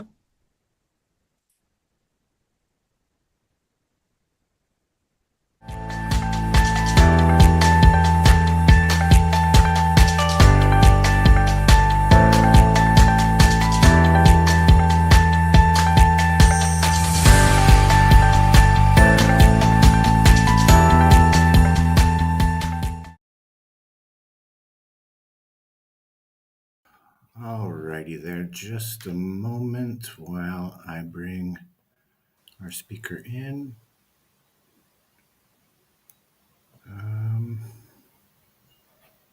Uh-oh.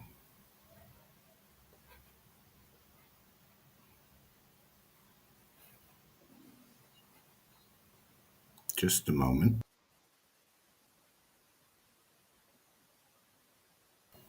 There we go, I think. Hi there, Auntie. Can you hear me okay? Yeah, hello. Okay, great. Thanks for being here. Am I pronouncing your name correctly, Auntie? Yeah, Antje. Antia. Okay, great. Excellent. Thank you for the presentation, and thank you for being here today for the live question and answer portion. Let's get to some questions. I had some questions as I was watching the presentation. I think a lot of us confuse aggressiveness with assertiveness, and maybe we go too far one way or too far the other. And we're constantly communicating across cultures. So maybe we have to be a little bit more careful than other people. Do you have any tips for how to take care to not cross that line, especially if I'm communicating to someone in another language or another culture? Yeah, as I mentioned in the presentation, assertive is not aggressive.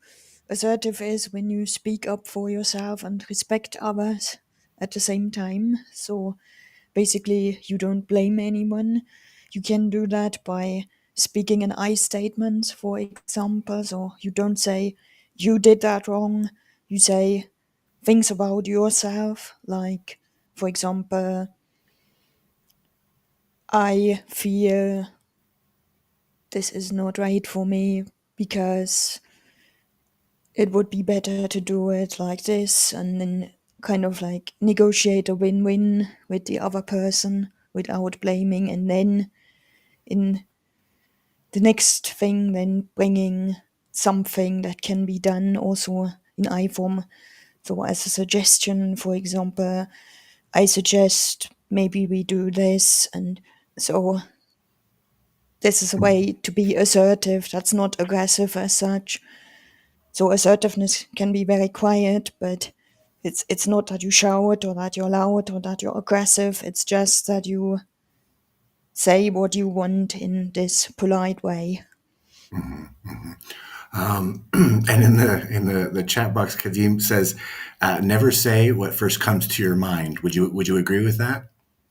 Yeah, it's a good idea to pause first when you feel angry or upset, for example, and take a deep breath and try to calm down a bit and give yourself time to think, and then it's easier to respond in a polite way and in an assertive way when you're not that emotional in that moment. Good, good. In watching your presentation, I was thinking mostly in written communication, emails and chats and things like that, which we have a lot of those nowadays. I find myself personally nowadays maybe adding, for example, more exclamation points to my communications than I normally would, because I'm trying to sound friendly. I'm trying to make sure that the tone that is coming across isn't being misread. Am I doing that right? Should I be doing that sort of thing, or should I just keep it simple and straight to the point? Yeah, I think tone of voice is very important. And when it's email, we don't have that. We can't see the other person. We can't hear the voice. We don't see the body language. It's just the words and maybe emojis or what you used. So it's even more important to express what you want to say in a way that it's likely that it's understood the way you wanted it to be understood. So that's certainly something you can look into, how to write your email and how to communicate with the other person. And of course, also, like you said, the culture. So, who are you communicating with and where are they from? And maybe you could Google and find out things so that you don't do anything wrong if you're really unsure, or familiarize yourself with what would be expected if this is a totally different culture than your own, for example. Okay, good, good. Carniva, I believe, asks how to avoid body language when you are angry. I think he means when you're angry, you're in a situation and you're angry. How do you keep that body language, that angry body language, from coming through, or should you? Yeah, I think, as I said, you have to just do something to calm yourself down, so don't let that anger take over for hours or just for longer. So you see, emotions are important to alert us of something, that something is wrong, and we feel them for a few seconds, but if we feel them for longer, then it becomes something that isn't really good for us. So we should try to calm down and kind of look at it from a different point of view, if that's possible. So there's something good in everything if you just look for it, and that's then a mindset thing. How do I react to things?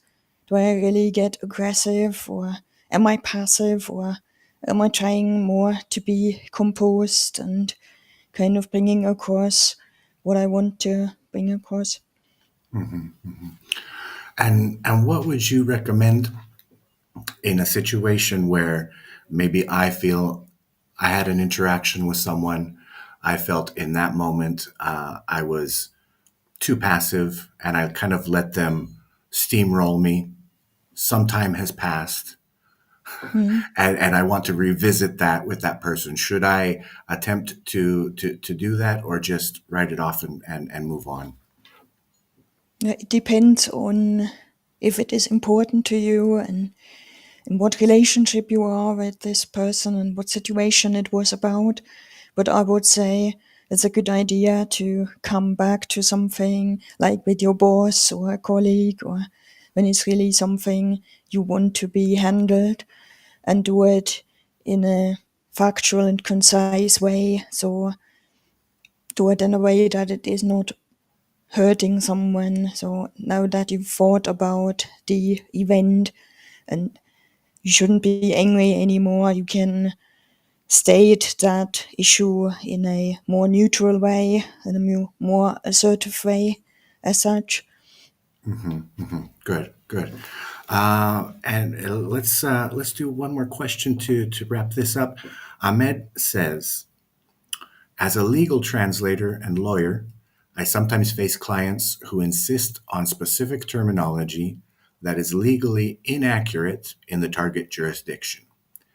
How can I assertively educate the client on the correct legal usage without sounding arrogant or risking the relationship? I would state the legal basis for the thing, maybe send a document or sources that this is the truth that they need to accept if it needs to be done like that. And then, yeah, that's pretty much what you need to say, basically. Just limit it to, okay, here are my sources, and keep it simple in that sense, you mean? Yeah, just say something like, the law requires me to stick to this and this, and that's why I do it like this, and that is also better for you that you keep to this, so that we are safe on the law side. So something like that, and then maybe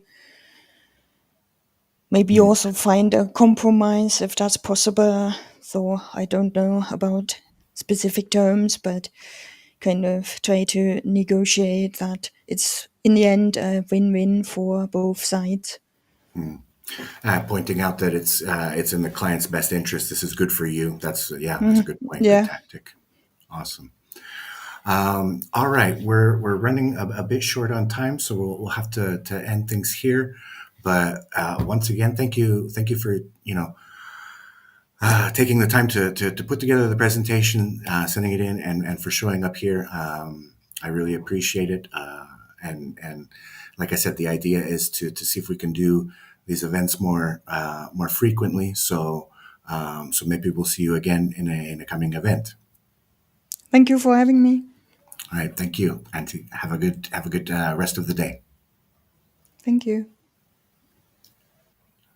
All right, let me see here. All right, so that was Antje Bothan. We are kind of precisely on schedule, so I think what we're going to do is just jump into the next presentation for now. Before we do that, I just wanted to give a shout out. I mentioned at the top that for those who who wish to donate to ProZ Pro Bono, donations are open. You will see them towards the bottom of this page in the event details. There's a form there.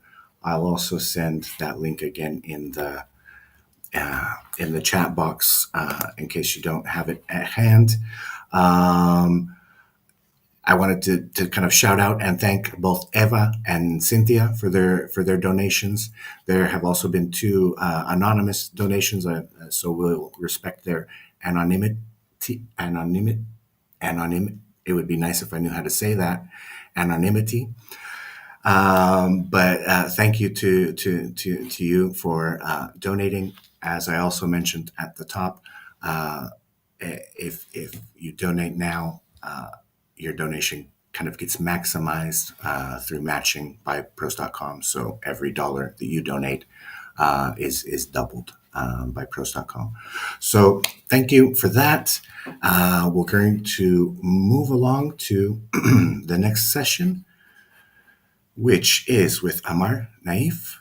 He's going to be talking about your career as a translator or as a language professional in the age of AI hype. This is, I believe, mostly directed at those who are just getting started out or kind of earlier in their careers. Let me see if I can find his presentation, and then we'll be with him at the end of the presentation for a question and answer. So here we go with Amar.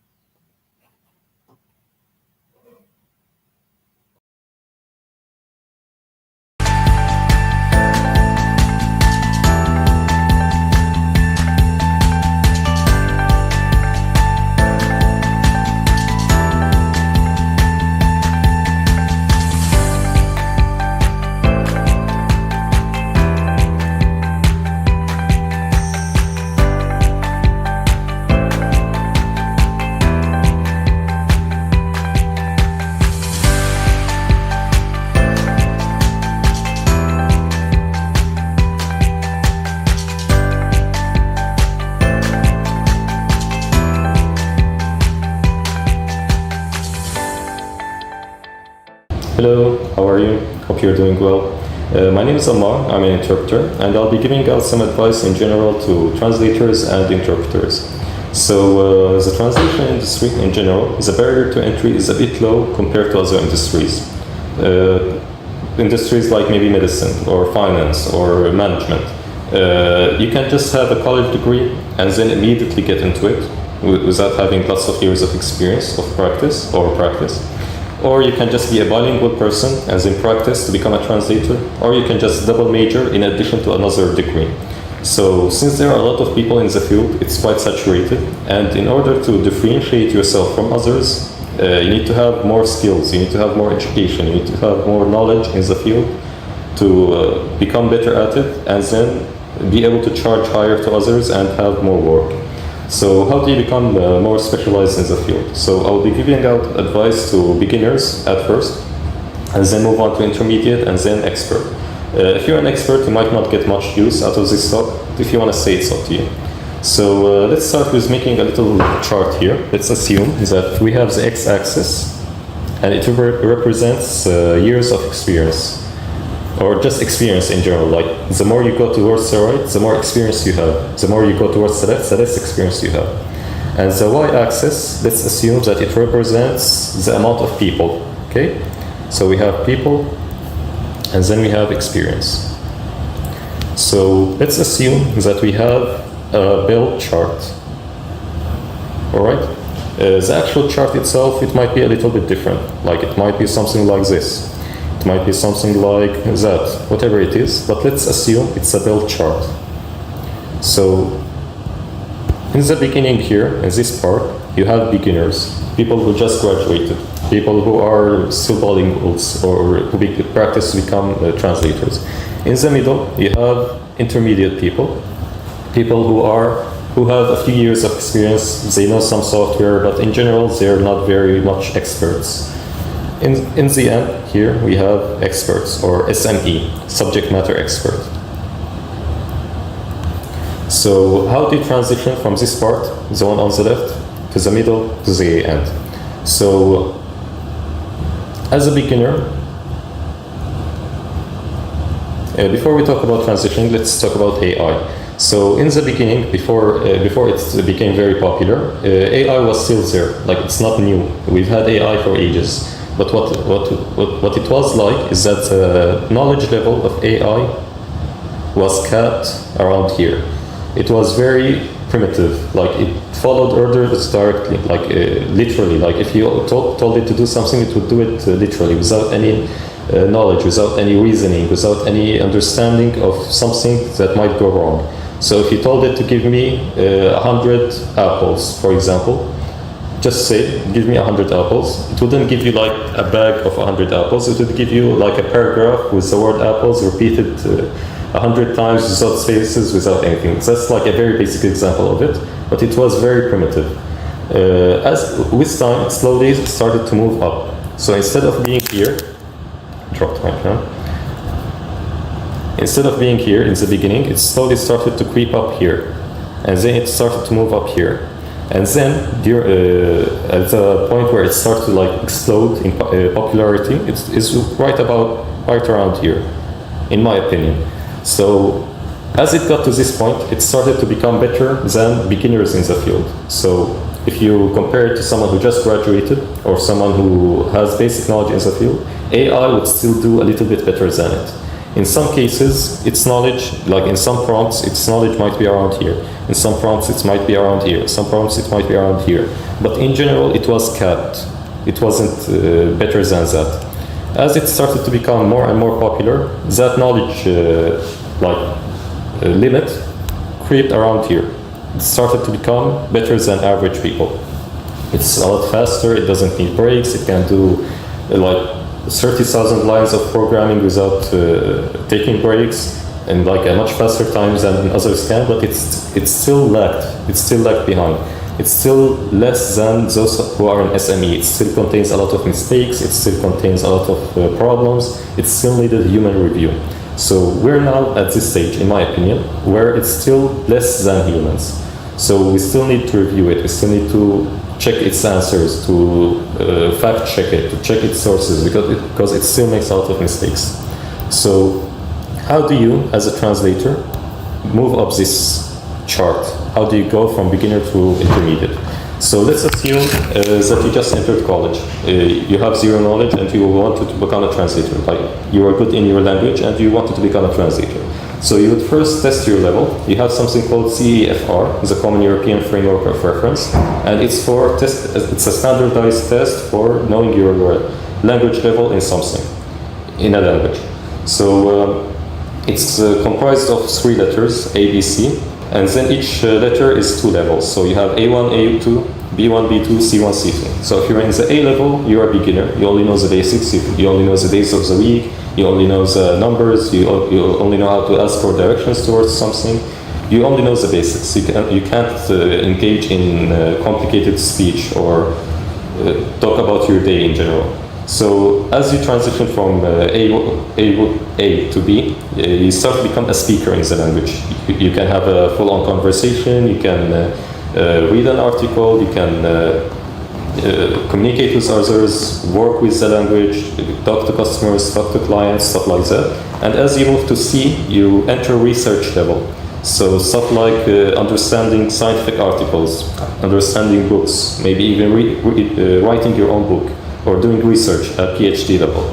So as a translator, in my opinion, the minimum level is B1. So if you're anything below that, you're lagging behind and you need to improve your level. So start to improve your level to at least reach B1 and then aim for B2. That's in the beginner level. In addition to knowing your language level, you also need to know computer basics. There's something called ICDL. It's a very basic certificate in computers, and it's for basic stuff like word processing, like Microsoft Word, spreadsheets, like Microsoft Excel, designing, stuff like PowerPoint, like primitive design, and like slideshows and stuff. So you need to know at least the computer basics and your language level, and you want to start having some work to your name. So you want to reach out to other people or organizations and be like, hey, I'm a student translator and I want to work with you. I want to do some translation with you. You will get met with a lot of rejection. Maybe out of around 100 emails that you send, you might get maybe 10 or 5 replies that will say no to you, and maybe 1 or 2 that will say yes. So you will be met with a lot of rejection. It's normal. It happens to everyone. So why do you get a lot of rejection? Because you still don't have a lot of experience. You don't have a portfolio. In order to have a portfolio, in order to have work experience, you need to work. In order to work, you need to have work experience. It's a closed loop. So how do you get out of this loop? By volunteering. You can volunteer here at ProZ Pro Bono. You can volunteer at TED, Amara, Translators Without Borders, wherever you want, but you want to volunteer and have some work to your name. Works that you can add to your portfolio. Hey, I did this and that for this organization during this time. You want to have a portfolio. You want to have some work to your name. As you finish all of those and you start to transition into the intermediate level, you at least have some volunteer work experience to your name. You want to have some paid experience to your name as well. Since you're still a beginner or an intermediate, you can't charge high prices because there's a lot of competition. It's a very saturated market. If you end up charging high rates, you end up without work. You end up without food on the table. So in order to be able to charge higher, to command a higher rate, you need to have more experience. You need to have several staff that work together to give you more credibility to be able to charge higher, like your education level. Maybe you have a bachelor's degree, a master's degree, a PhD. Your skill set, you know how to use a lot of software. Your work ethic, your communication ability, how you enunciate your words. It can be several factors combined together to give you more credibility. In addition to those, you need to have a personal brand. A personal brand is what shows up to others when they search for your name. It can be on Google, it can be on Bing, it can be on DuckDuckGo, whatever search engine you use. You want to put your name and check what the first few results are. You would preferably want those to be your personal brand. So it can be your LinkedIn, it can be your Zing, it can be your personal website if you have one. You want to have a professional website that shows your name, your work experience, your portfolio, what you work on, your skills, stuff like that. You don't want it to be your Instagram or your Facebook. Those are personal websites for family and friends. They're not professional websites. You can't use those. Unless you use them specifically for work, you can. It's up to you. But it's better that you use other websites like LinkedIn or Zing. So the bare minimum would be to just have your name on it. Like just create an account without putting anything on it. That's like the bare minimum. Just to show up on it when somebody searches for your name. You need to have a personal brand. In addition to a personal brand and some work to your name, you want to get more well-versed in software. You need to be able to use more software. So let's say you know how to use Microsoft Word and Microsoft Excel. You want to be able to use more software for the same purpose.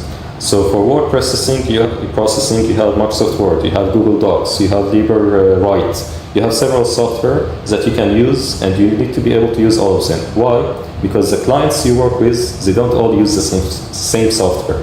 Some people use Windows, some people use Mac, some people use Linux, some people use Microsoft Word, some people use Google Docs, some people use LibreWrite. So you don't want to lock yourself out of those clients because you don't know how to use their software. So you need to become well versed in more than one software for the same purpose. You also need to learn some basic DTP, which is desktop publishing, which is the ability to translate designed stuff, something like a poster or like a company profile or a social media post. You need to be able to put text inside of designs. So you need to know at least some basic designing tool like Canva or Photoshop or GIMP, whichever one you want to use. And you need to know at least the basics. You don't need to reach a professional level where it's your profession as a designer. No, you just need to know the basics. How to move stuff, how to resize something, how to add text, how to remove text. So you need to know some DTP, and you need to know about something called CAT tools. CAT tools, CAT stands for Computer Assisted Translation, not the regular CAT that you get. And it's a software that helps you translate stuff and memorize what you translate in something called TM, translation memory.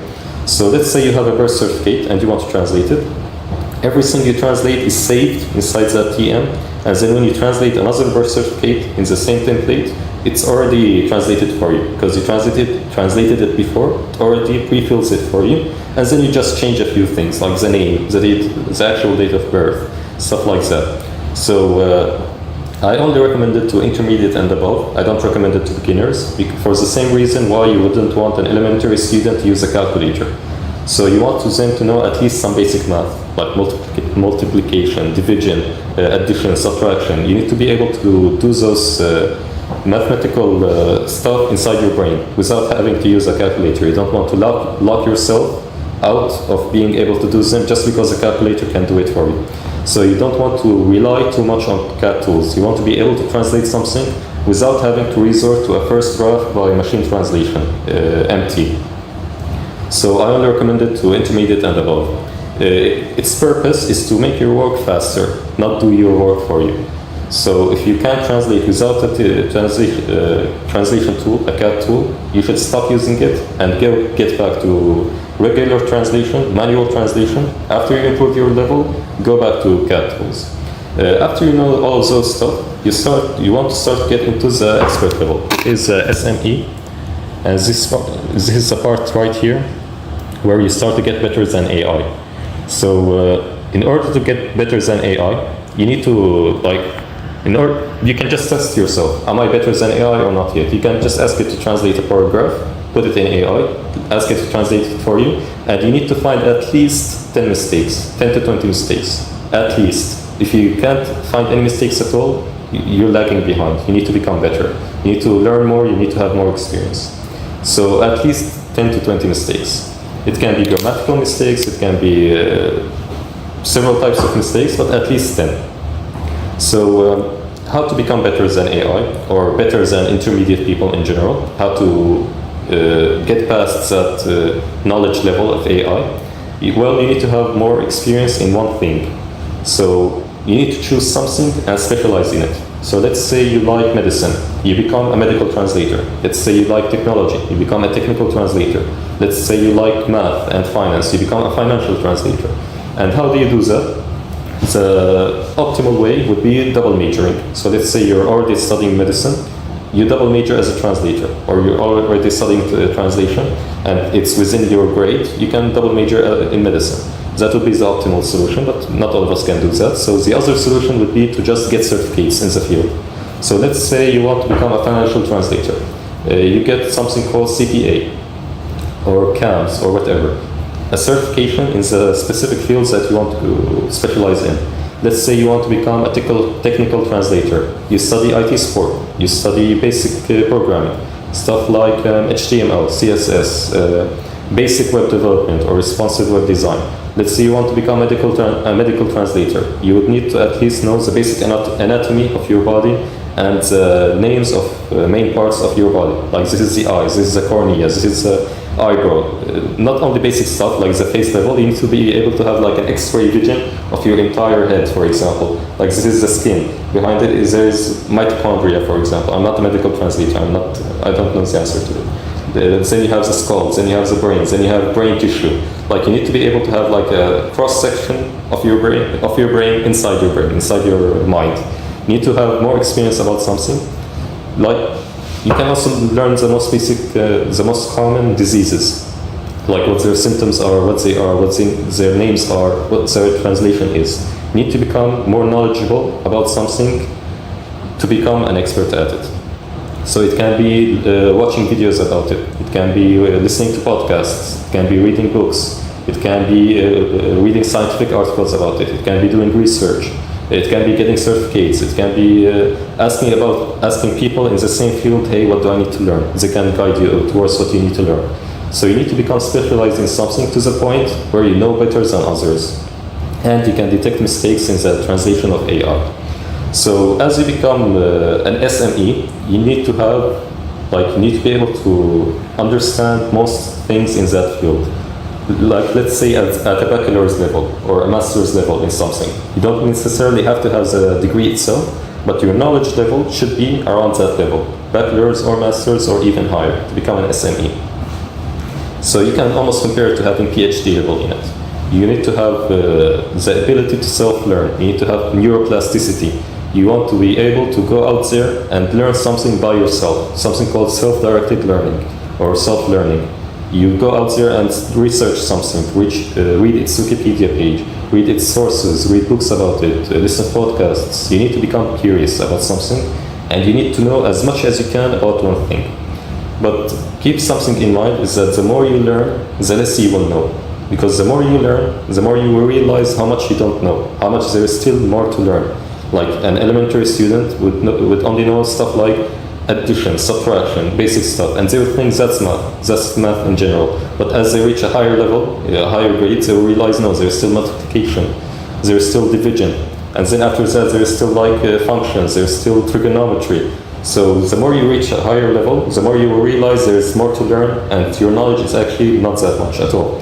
So you won't reach that point, the point where you're like, I don't know anything at all. So not literally, you don't know anything at all, but you need to have that mindset that there is still so much to learn that comparatively, relatively, I don't know anything. Like my knowledge level is this much, and the knowledge level in general is that much. So you need to reach that level of not knowing anything at all, because the more you learn, the less you know. So after you reach that SME level, you will be better than AI. Or even if you're an intermediate person, you can still be better than AI.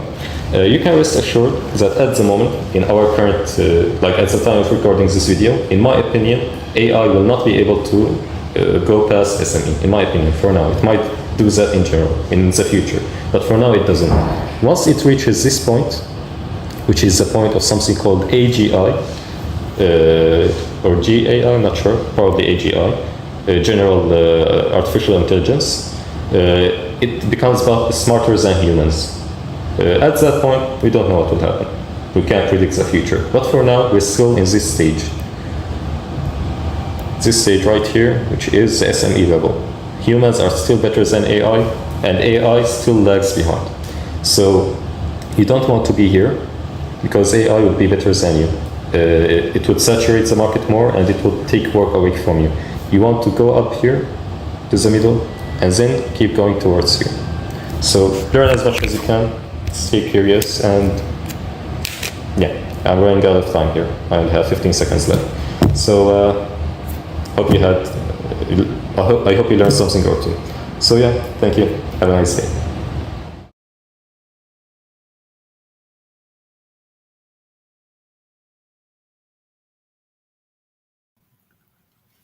All right, and that was Amar.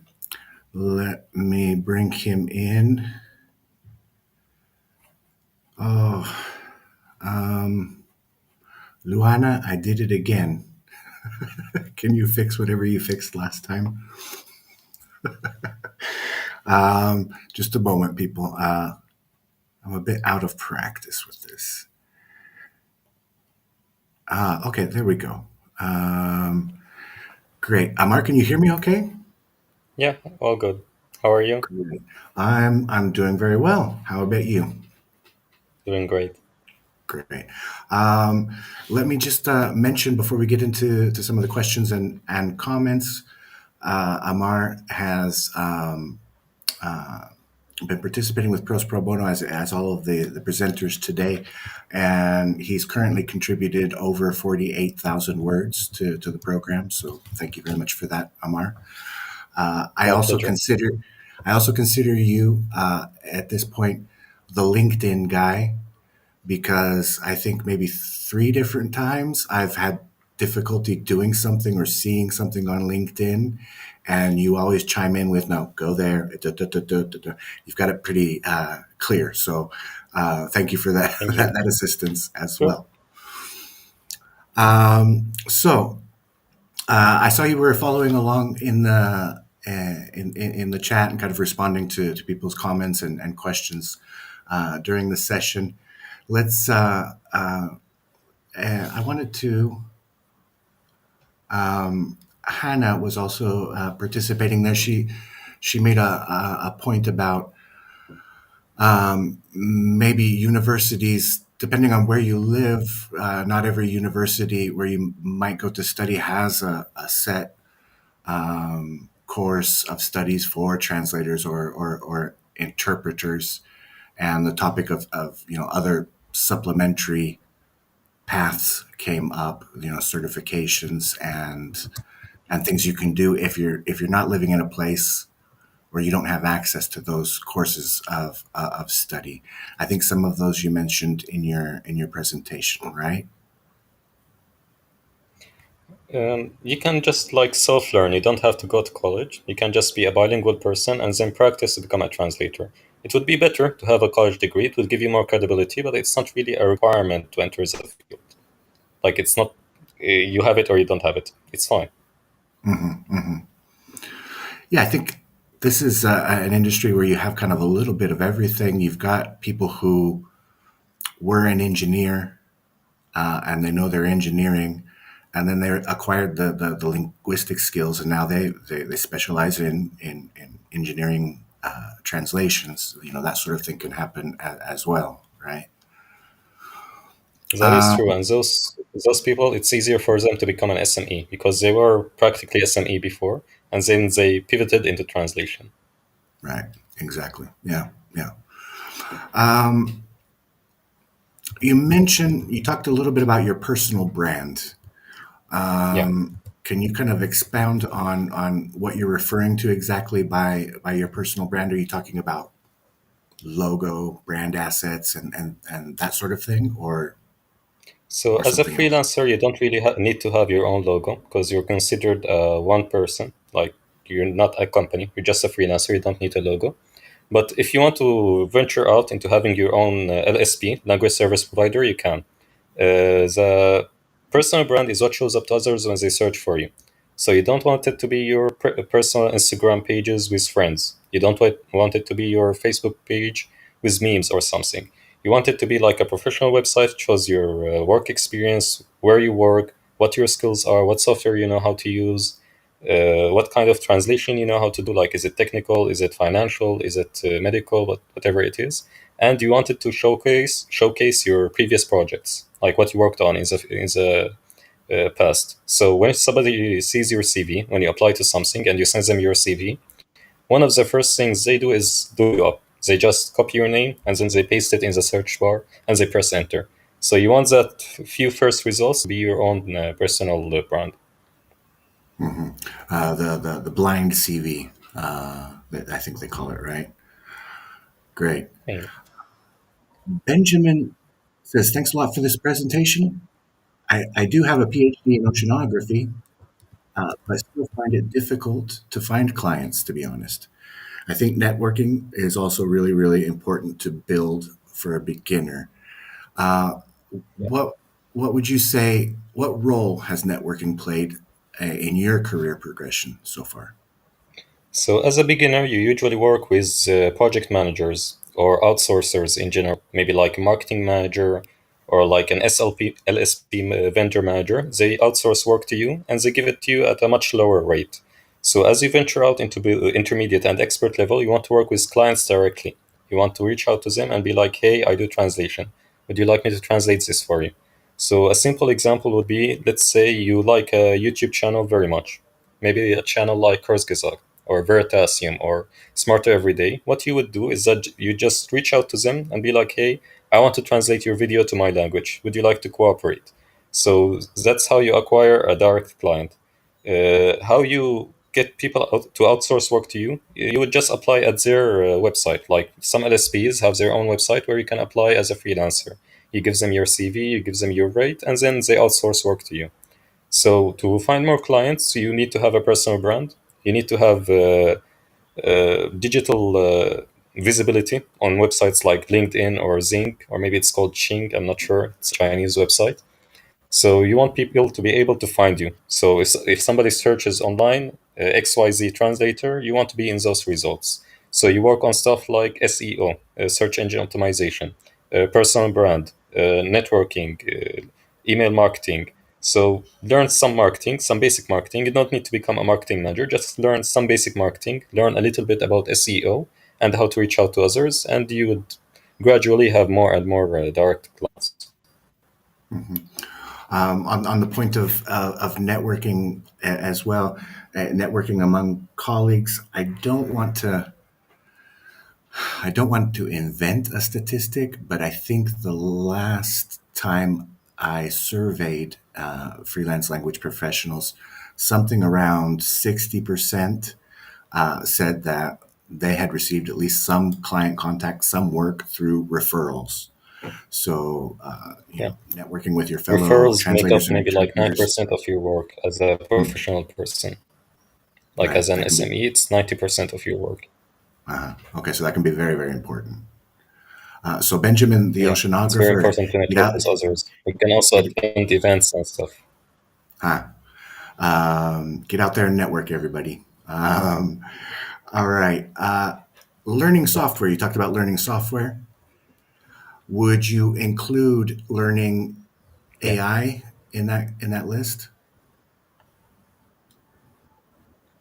So the same analogy I gave with the calculator, you don't want to be too reliant on it. Like you can learn how to use it, but you don't want to be too reliant on it. So you don't want it to ask you you don't want to ask it to write you a paragraph and then just copy and paste it and post it without even looking at it. You want to review it, you want to check it, you want to fact check it, because it makes a lot of mistakes.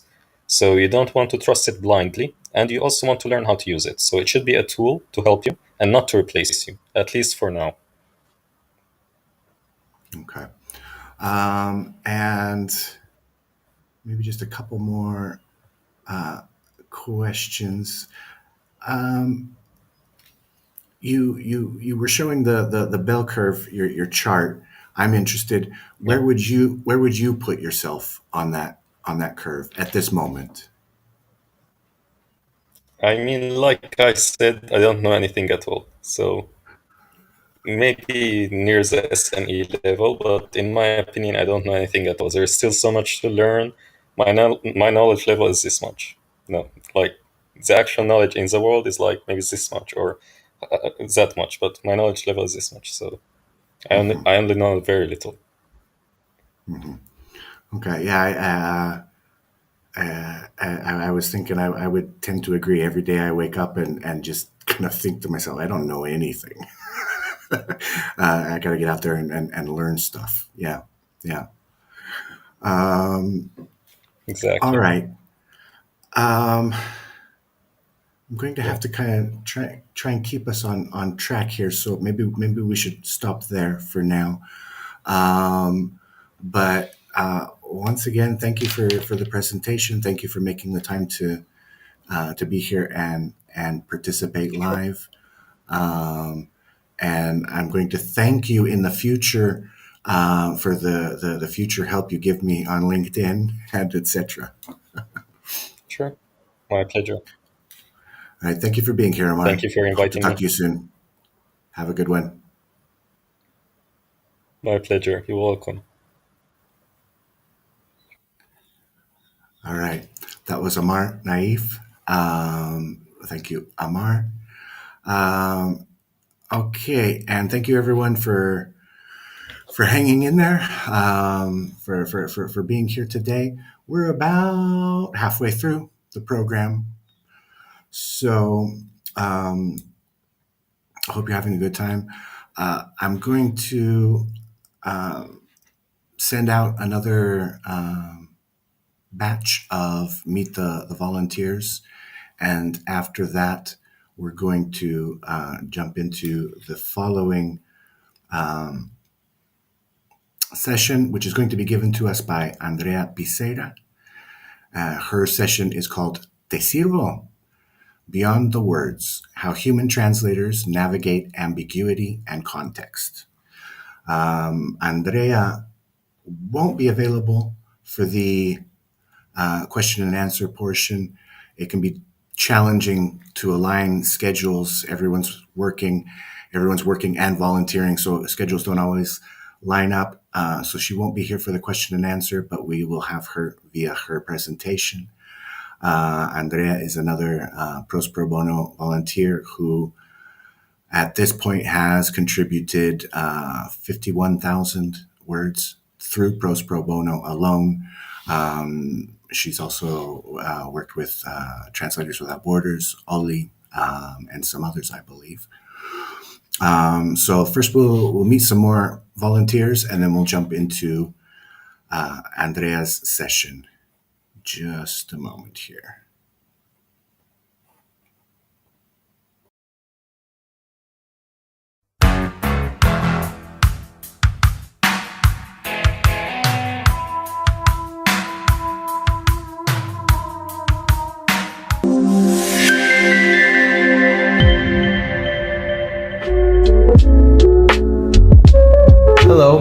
Juan Jaime Hernandez Vasquez. I am a Spanish translator and interpreter living in Veracruz, Mexico's coastal city renowned for its harbor. I love living in this very beautiful place.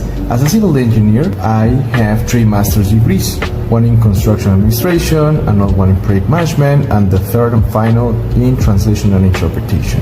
I transitioned to translation during the pandemic, and this career change was inspired by my love for languages and my desire to help people. I've been studying English since I was in kindergarten.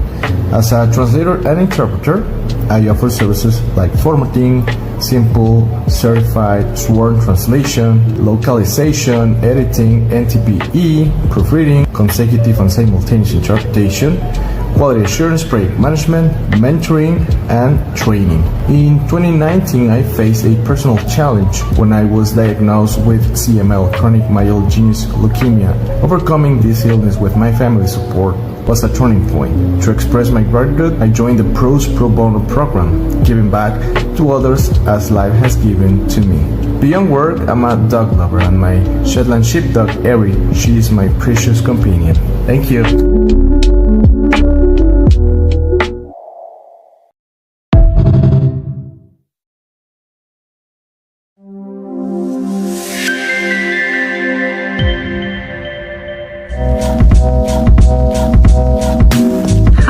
I'm Gaby Rodriguez from Spain, and I'm an English-Spanish translator specialized in web, app, and software localization. And what about me? I love reading, writing, and painting, and this is a secret. But as much as I might love the internet, I will always be on the paper book team. But we, digital natives, know that internet moves the world.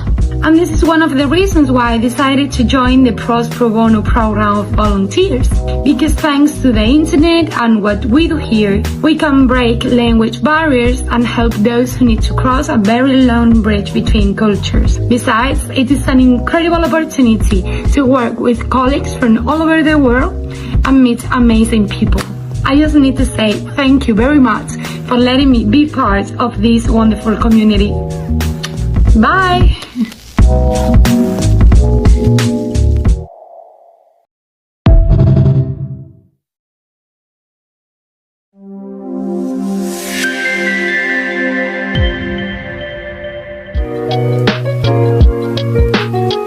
Hi everyone, my name is Isabel. I'm 28 years old and I'm a freelance translator. So my journey in translation started 10 years ago out of my passion for languages and helping people to communicate across borders. And throughout those years, I specialized in the medical field, translating from Spanish, Italian, and English into Brazilian Portuguese. Definitely one of the most impactful steps in my career was joining the ProZ Pro Bono project, because this project gave me the opportunity to contribute my skills to meaningful causes, build experience for sure, and building a very nice network with fellow professionals. The experience has not only sharpened my skills, but also shown me how translation can make a real difference in the world, whether through helping businesses or supporting humanitarian causes. And I'm super proud of being part of the community that values language and connection so much.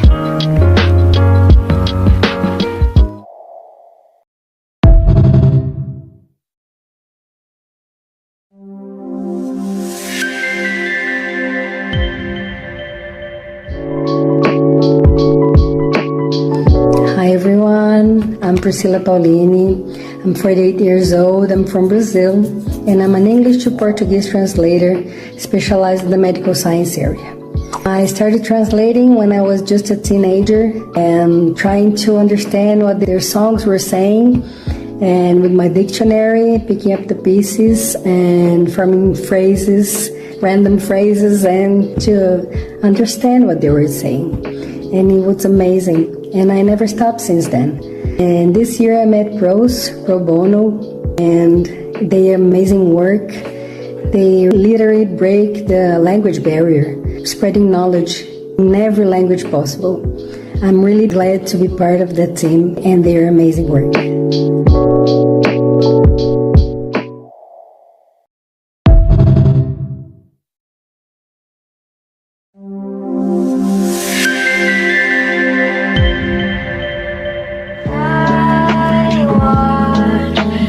Hi, I'm Rosanna Lenci.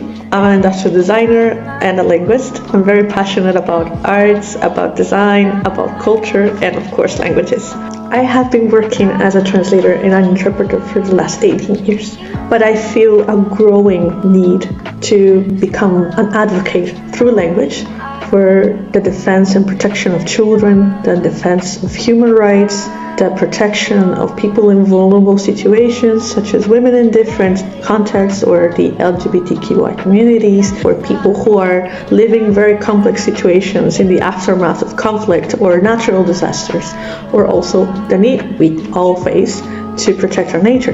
ProZ Pro Bono. I have a space where I can collaborate and work with NGOs and organizations around the globe who are working towards these goals, creating connection and becoming the voice of those in need.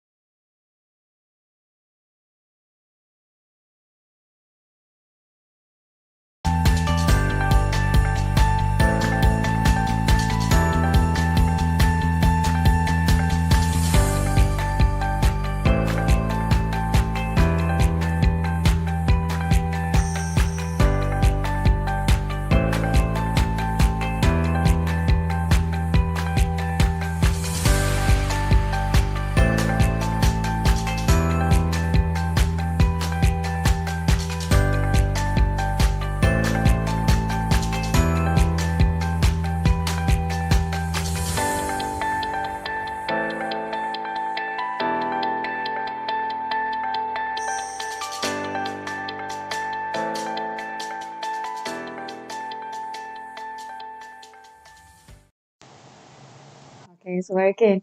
Hi, good morning, good afternoon, everyone. Thank you for joining me today, and thank you to ProZ.com for giving me this opportunity to reflect on what makes our work as translators so uniquely human.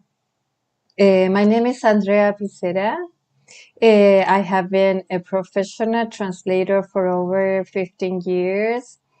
Throughout my career, I have contributed to ProZ Pro Bono, Translators Without Borders, TED, and Wikipedia, where I actively participate in the Wiki Project Med, a collaboration I was invited by to join by Shinti Chaturika from the Open Language Initiative. That's another organization I contribute with my translation as a translator. I'm truly delighted to be here today, invited by Jer Tabor from the ProZ board to take part in the Given Tuesday event. For this occasion, I want to discuss and to focus on something that may seem deceptively simple at first glance: words. Specifically, I will explore ambiguity, the indispensable role of context when words alone for short, and why human thought continues to make all the difference. Beyond that, I want to emphasize the crucial responsibility we carry as professionals in conducting research. The careful investigation that resolves uncertainty and enriches meaning and in localization, ensuring that our choices are not only accurate but deeply informed. I recently published a little note for Translators Day 2025 on media and on LinkedIn specifically, which I like to start with I share a cartoon featuring the phrase "te sirvo" in español, in Spanish. This is the cartoon. I hope you can see it.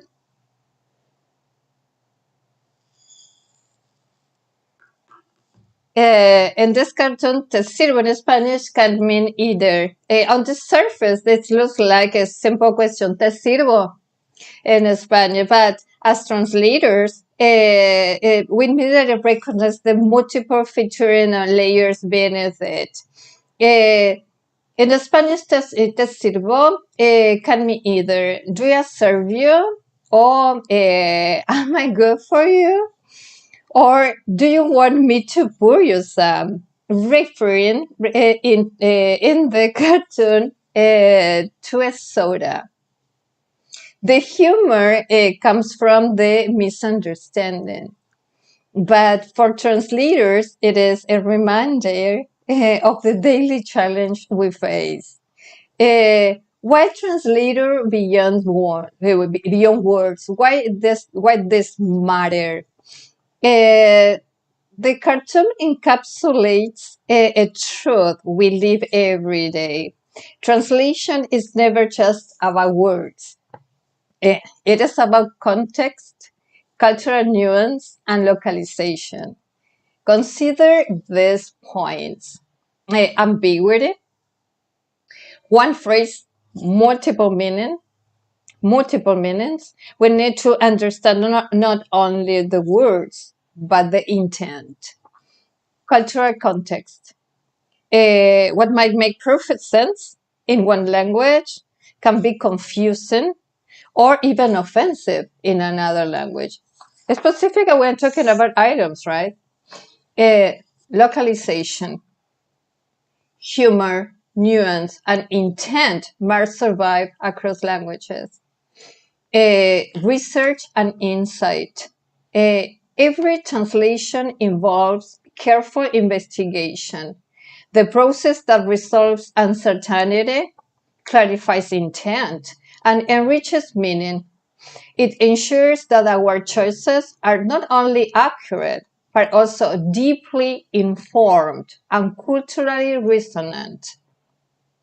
In my publication, I wrote, besides this cartoon, I wrote what looks like a simple word-for-word task is actually a constant process of choosing the right meaning in the right moment. The choice is where the skill and sometimes the art of translation comes into play.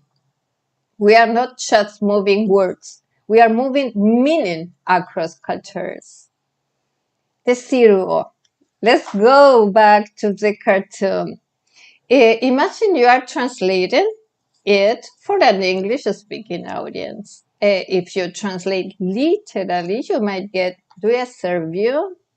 Shall I pour you some? But both are correct linguistically, but only one preserves the humor and intention in context.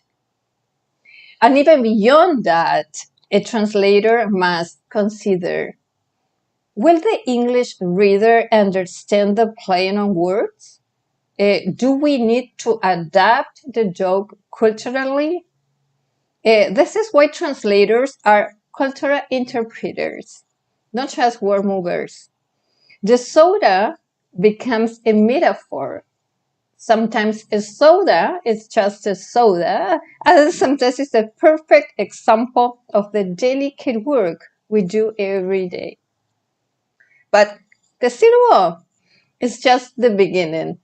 Let me share with you more examples from my own translation experience that illustrate how context determines meaning and how we easily things can go wrong without careful analysis. When context changes everything. Let's start with a medical example, a medical translation. Through my work, I encountered the term cold. in a medical context. In English, cold can mean the common cold, a viral infection, low temperature, lack of warmth or emotion. In Spanish, we must choose between resfriado, resfrió, frío, low temperature, or frío emocional, lack of warmth or emotion, or an emotionless person, una persona fría. Each entirely different. A machine might default to the most common translation, but a human translator asks, what is the medical condition being described? What is the patient experiencing? What will the health provider understand? This isn't just about accuracy. It is about a patient's safety. And the wrong choice could lead to misdiagnosis or improper treatment. A legal document, this is another example. I once translated a contract where the English phrase, at your convenience, appeared. Literally translated to Spanish as a su conveniencia. It sounds formal and appropriate, but in the legal context of that particular document, it actually needed to mean within a reasonable time frame, which requires a completely different Spanish construction, en un plazo razonable. A word-for-word translation would have been legally ambiguous and potentially problematic. Context revealed the true intent. Now, a cultural items. Let's jump to the third example, a cultural items. Consider the English example, break a leg. Wishing someone good luck before a performance. Translated literally into Spanish as rompete una pierna, it sounds like a curse or threat, right? A human translator recognizes this as an item and localizes it to mucha suerte, suerte, buena suerte, depending on the register and context. These examples show that our work requires, first of all, critical thinking, questioning what seems obvious, the cold, cultural awareness, understanding what resonates in each language, and professional judgment, making informed decisions that serve the text's purpose. These topics take us to the difference between human translator, a human translator, and machine translation. This is the core of my talk, to differentiate both and our role, our crucial role. And take me to a broader point. In an age of AI and machine translation, human translators are essential precisely because of ambiguity. Machines excel at literal word-for-word translation, but often fail to catch the cultural, contextual, or humorous nuances. For example, Google Translate might render te sirvo or do I serve you technically correct, but missing the double meaning that makes the cartoon funny. Similarly, it was a struggle with cold in a medical context, at your convenience in legal language, or break a leg as an item. Human translators constantly ask, what is the intended effect on the reader? What cultural references matter? How can I preserve humor, tone, and subtlety. This is why our work is creative, analytical, and deeply human. I want to spend a moment on something that often happens behind the scenes, but is absolutely crucial to quality translation: the research process. When I mentioned that research resolves uncertainty and enriches meaning, I wasn't just speaking philosophically. Let me show you what this looks like in practice. The research toolkit. Every professional translator develops a research methodology. Mine includes terminology databases, ProZ.com, specialized glossaries for medical, legal, and technical fields, parallel texts, reading documents in both languages to see how experts in the field communicate, and even compare those with a third language, how this is translated. It's translated in another language. Subject matter consultation. When translating medical context for Wikipedia and Translators Without Borders, for example, I don't just translate. I verify the scientific accuracy by consulting medical databases like PubMed. That's a really good one. Cultural research. Understanding not just words, what words mean, but how they are used in real context. A human element in research. Our human element. We are the human element on this. This is another area where human translators excel over machines.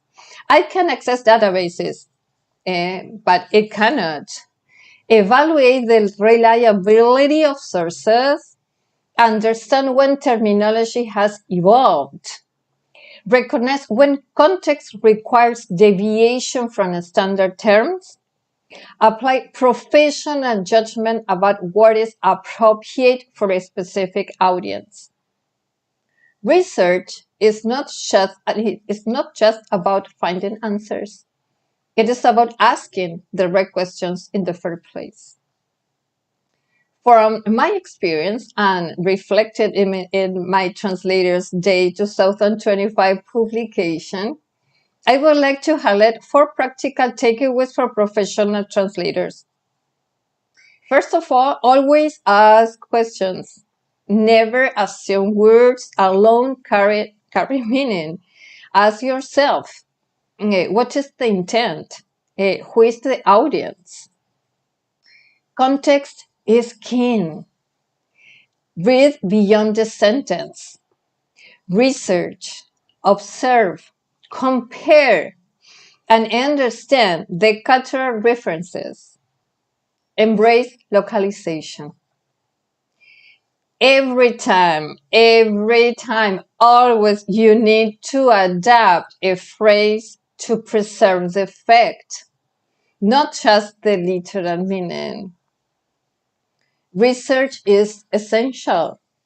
Investigate and explore terminology, verify sources, verify facts, consult reliable sources, and dig deeper into subject matter.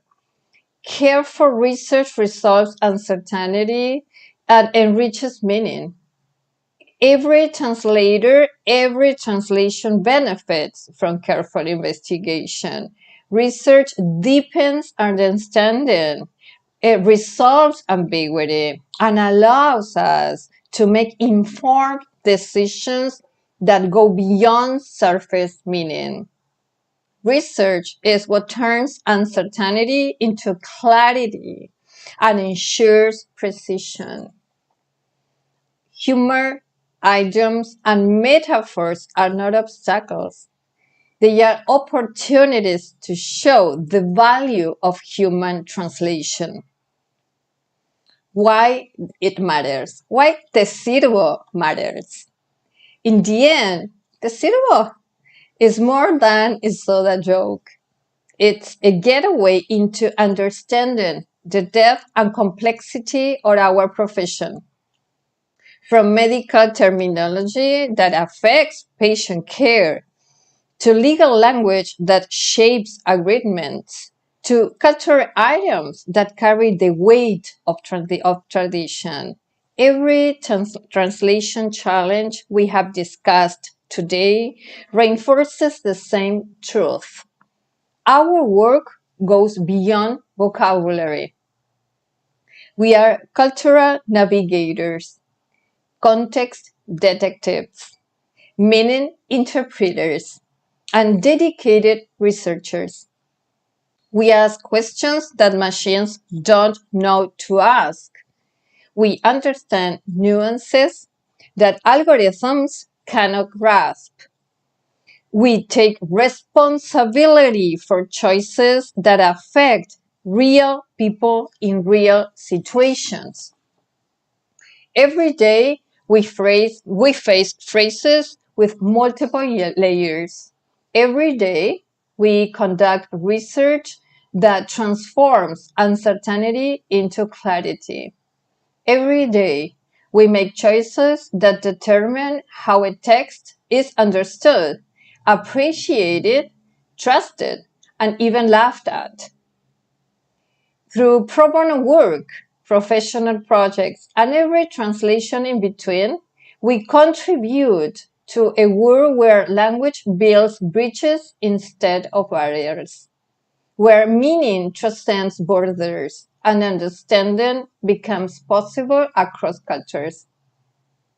So yes, sometimes a soda is just a soda, but in our hands, it can also tell a story about the complexity, creativity, responsibility, and profound importance of human translation.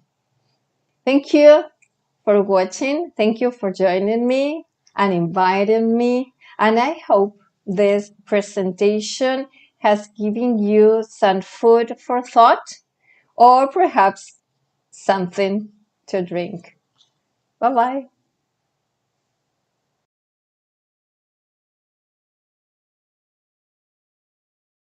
Great. So now I'm here again in case that you were missing me, and again, Jared.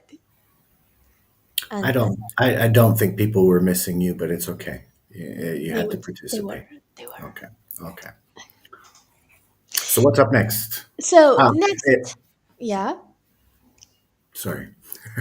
Thank you, Andrea, for your presentation. Go ahead. That's everything.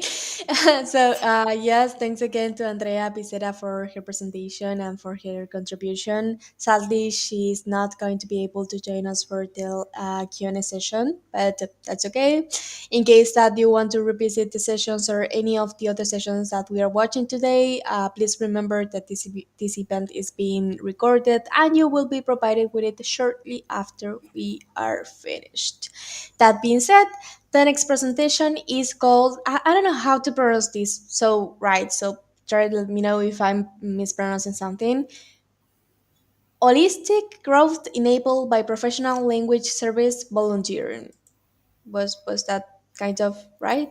I would have put a little bit more on the holistic. Yes. Not that much. Okay. Not that much. Okay. Okay. Holistic. It's not in Spanish. Yeah, Holistic. holistic. There you go. Holistic. Awesome. And this presentation is from Fabian. Another thing I don't know how to pronounce. Uh, Aruquipa. Aruquipa. Aruquipa. I think Yeah. that's right, right? Yeah. Yes, that is correct. Great. Fabian put in a late night last night to get this presentation in. Thank you, Fabian. I'd also like to mention before we get to his presentation that Fabian, as a ProZ Pro Bono volunteer and contributor, is I believe he's currently the top contributor of words translated at ProZ Pro Bono. He's done to date over just over 217,000 words through ProZ Pro Bono alone. Wow, impressive. And sadly, he won't be able to join us for the Q&A later. Later. Later. Either. Okay. Later. I thought you were saying No, later. no, no, no. My English is not You working today, have guys. communication issues, Luana. Get it together. So sorry, everyone, for my mispronunciation. I'm doing my best. I was only half paying attention. He Fabian will not be joining us for the Q&A either. Yeah. He was That's it. very busy with his work schedule, so he was not able to make it. But we'll have his presentation, and then we've got one more presentation after that, and there will be a Q&A session for that final presentation with Claudia Brower. Yep. So first, a short video of a few volunteers of ProZ Pro Bono, and later the presentation as we have been doing so far. Before we do that, say holistic again. No, I don't want to. Okay. It's when I want to, not when you Okay. want. Okay. So see you in a bit, guys.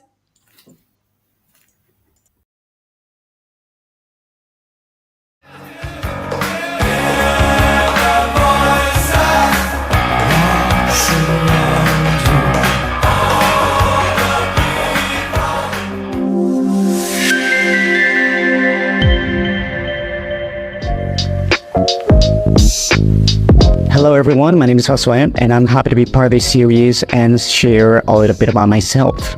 For starters, I am from Venezuela. I speak 3 languages, English, Italian, and Spanish. Spanish is my native language.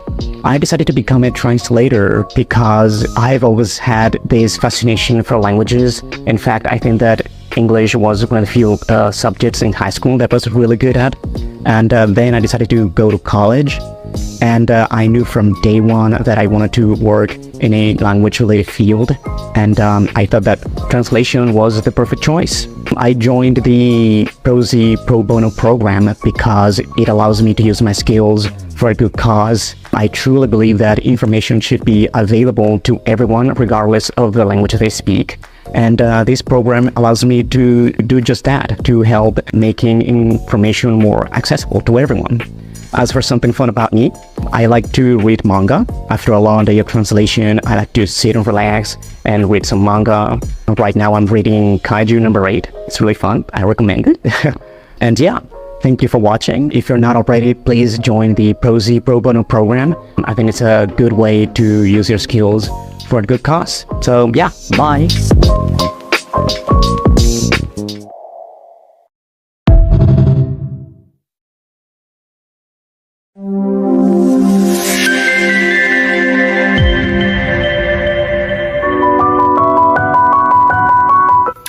Hi everyone, I'm Miriam Macri. I'm Italian and I live in southern Italy, in Calabria. Well, my language pairs are English and German, Spanish into Italian. Mainly, I also work as interpreter from English into Italian and vice versa. I specialize in business, marketing, financial services, tourism, and I decided to diversify my services by working also as a copywriter and international communication specialist, in addition to work as a translator and interpreter. Well, I joined the ProZ Pro Bono network because I really believe in the power of networking with people who share your values, but also because I love helping people, and that's, you know, one of the best ways to help someone, thanks to my services and thanks to what I love to do. I'm a new member of ProZ Pro Bono network. I hope to contribute as soon as possible with my expertise, and well, I also love traveling, dancing and singing. It was a pleasure meeting you all. See you soon.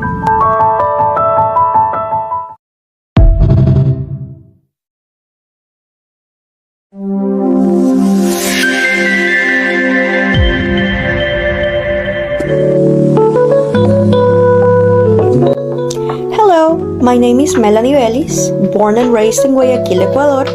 I am a Spanish to English or English to Spanish interpreter and sworn translator. I work as a sworn translator in Ecuador, so I do a lot of court cases and also mostly migration paperwork. I work as a digital nomad, so I travel around a lot for extended periods of time while doing my job. And now it's been 4 years and I made it into a career. I love volunteering and sharing my knowledge of language and my love for the English and Spanish language. I think that the ProZ volunteering program is amazing since we can get to do that, actually get to be a bridge between languages and cultures for causes that matter. In my free time, I also am involved in social causes such as feminism and LGBT rights and things like that, which is why I love volunteering and being able to use my academic expertise and knowledge to help other people.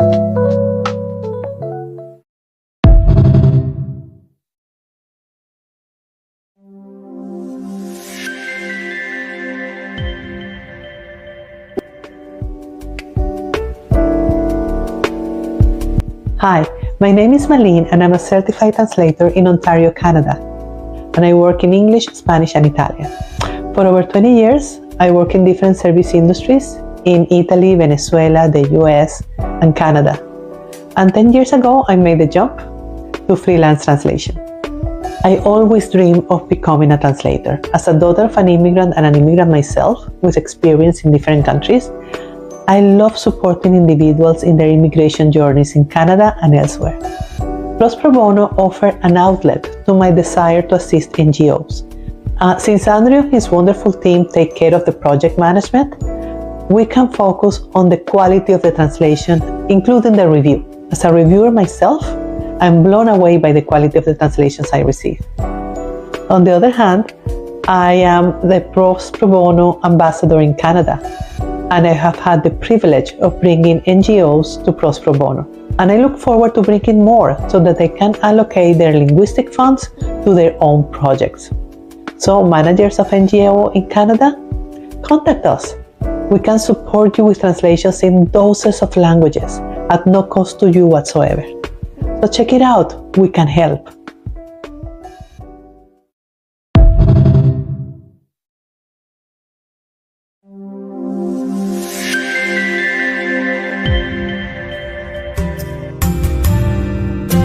Hi, my name is Yuna Guillemot and I translate into French and English. I'm originally from a multicultural family in Brittany and I studied in Germany and in France before moving to Turkey 10 years ago. The reason I volunteer with ProZ Pro Bono is because I believe in the 3 ethics of permaculture, which are earth care, people care and fair share. As a Westerner, I believe that I have access to far more than my fair share of this planet's resources. So I see it as my responsibility to give back, and that's why I have decided to invest some of my time and my talents as a translator into helping those who don't have the same opportunities that I do. I enjoy volunteering with ProZ Pro Bono because I see it as an opportunity to change the world one little word at a time.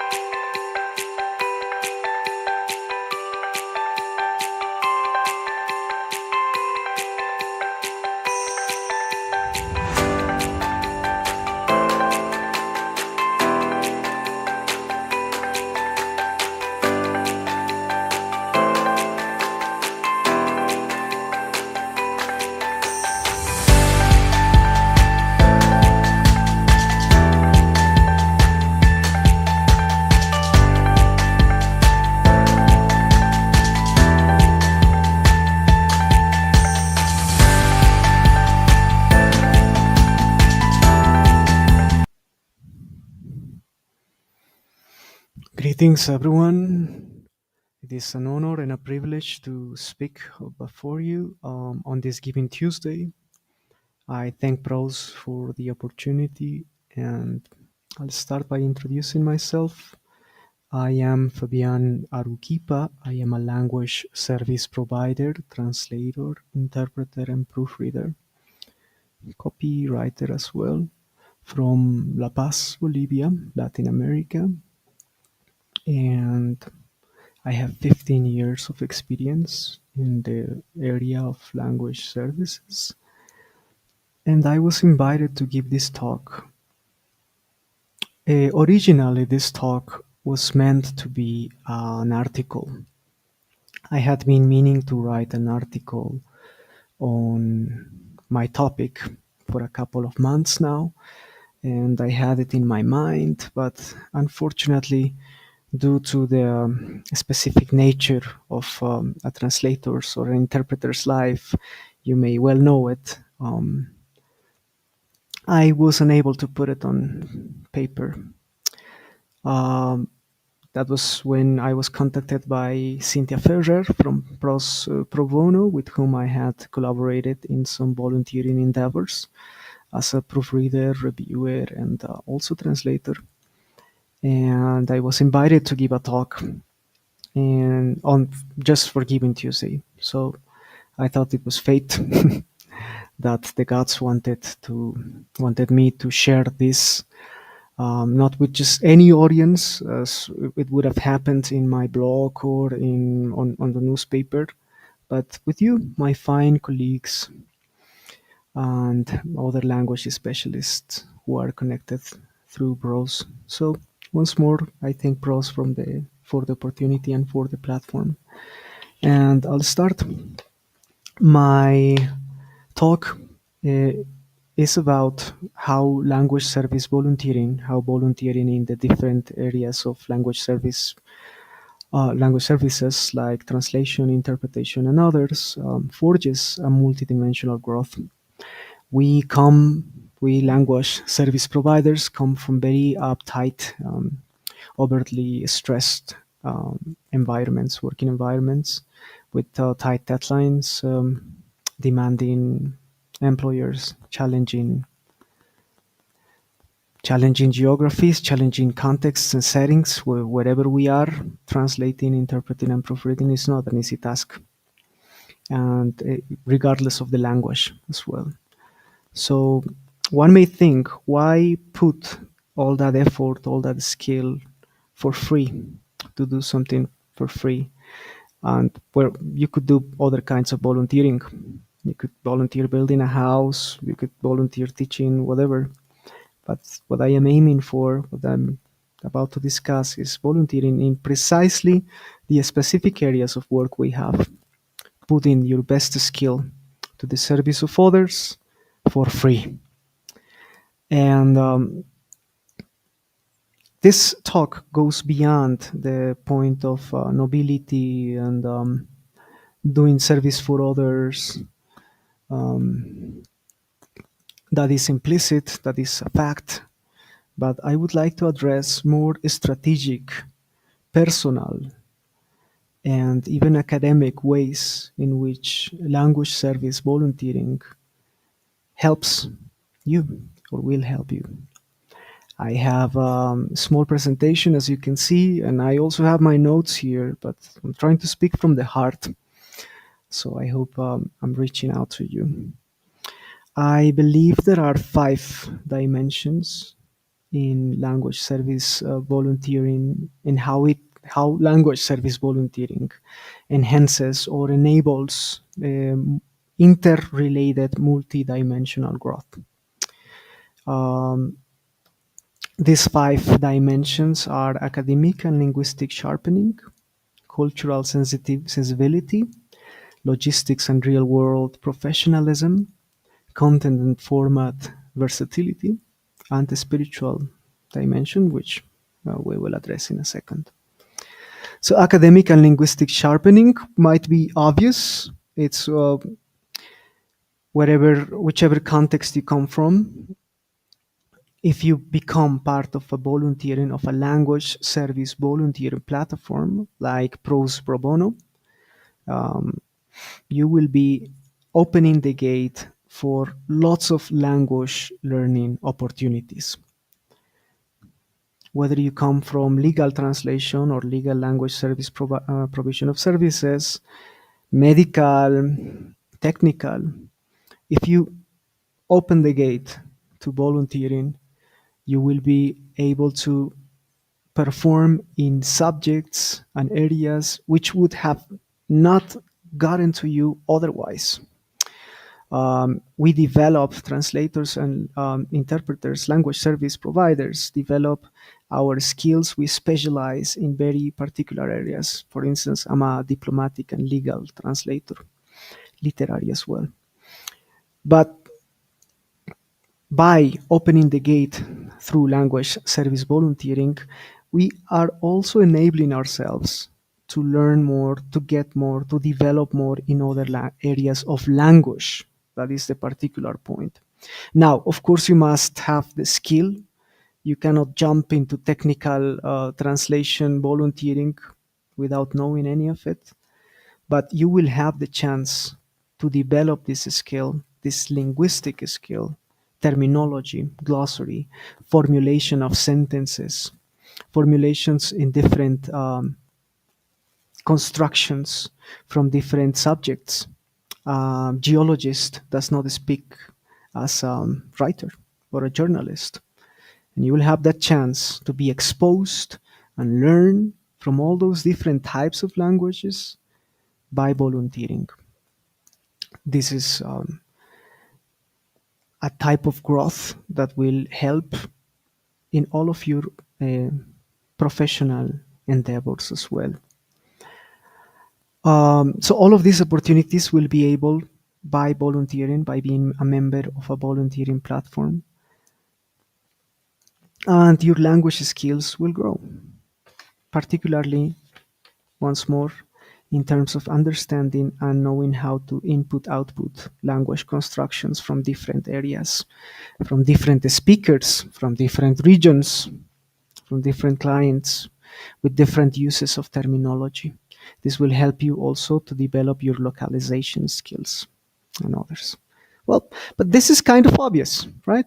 Through volunteering, you will learn all of different kinds of languages, of uses of language. One recent project that we have with ProZ Pro Bono, which I have to present very soon, is religious, for instance. And that's a kind of language which I would not have seen in my diplomatic endeavors, for instance. Although you find similitudes, but that's for you to discover.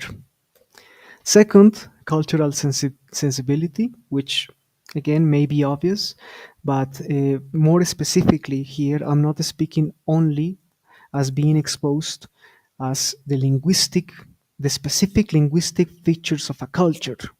That is point one. This one has to do more with cultural sensibility by working with people from different cultures. My team with the project I just mentioned, this religious review of work, is composed of people from Latin America and Europe. And some of my former teams had people from Spain, Saudi Arabia, India. I would have never been able to meet these people, and not only meet these people. Let's remember, we're not just speaking about the sentimental aspect here, helping others, meeting others. We're speaking about the strategic, professional skill building. You get to work with these human beings and with their own working cultures. Bolivians are not in any way similar to Argentinians when it comes to work.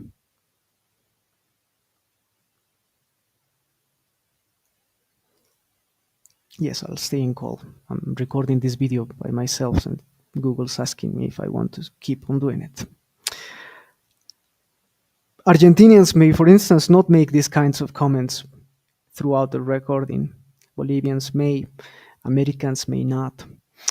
we have different uses of terminology. We have different uses of glossaries, formats. That's another point.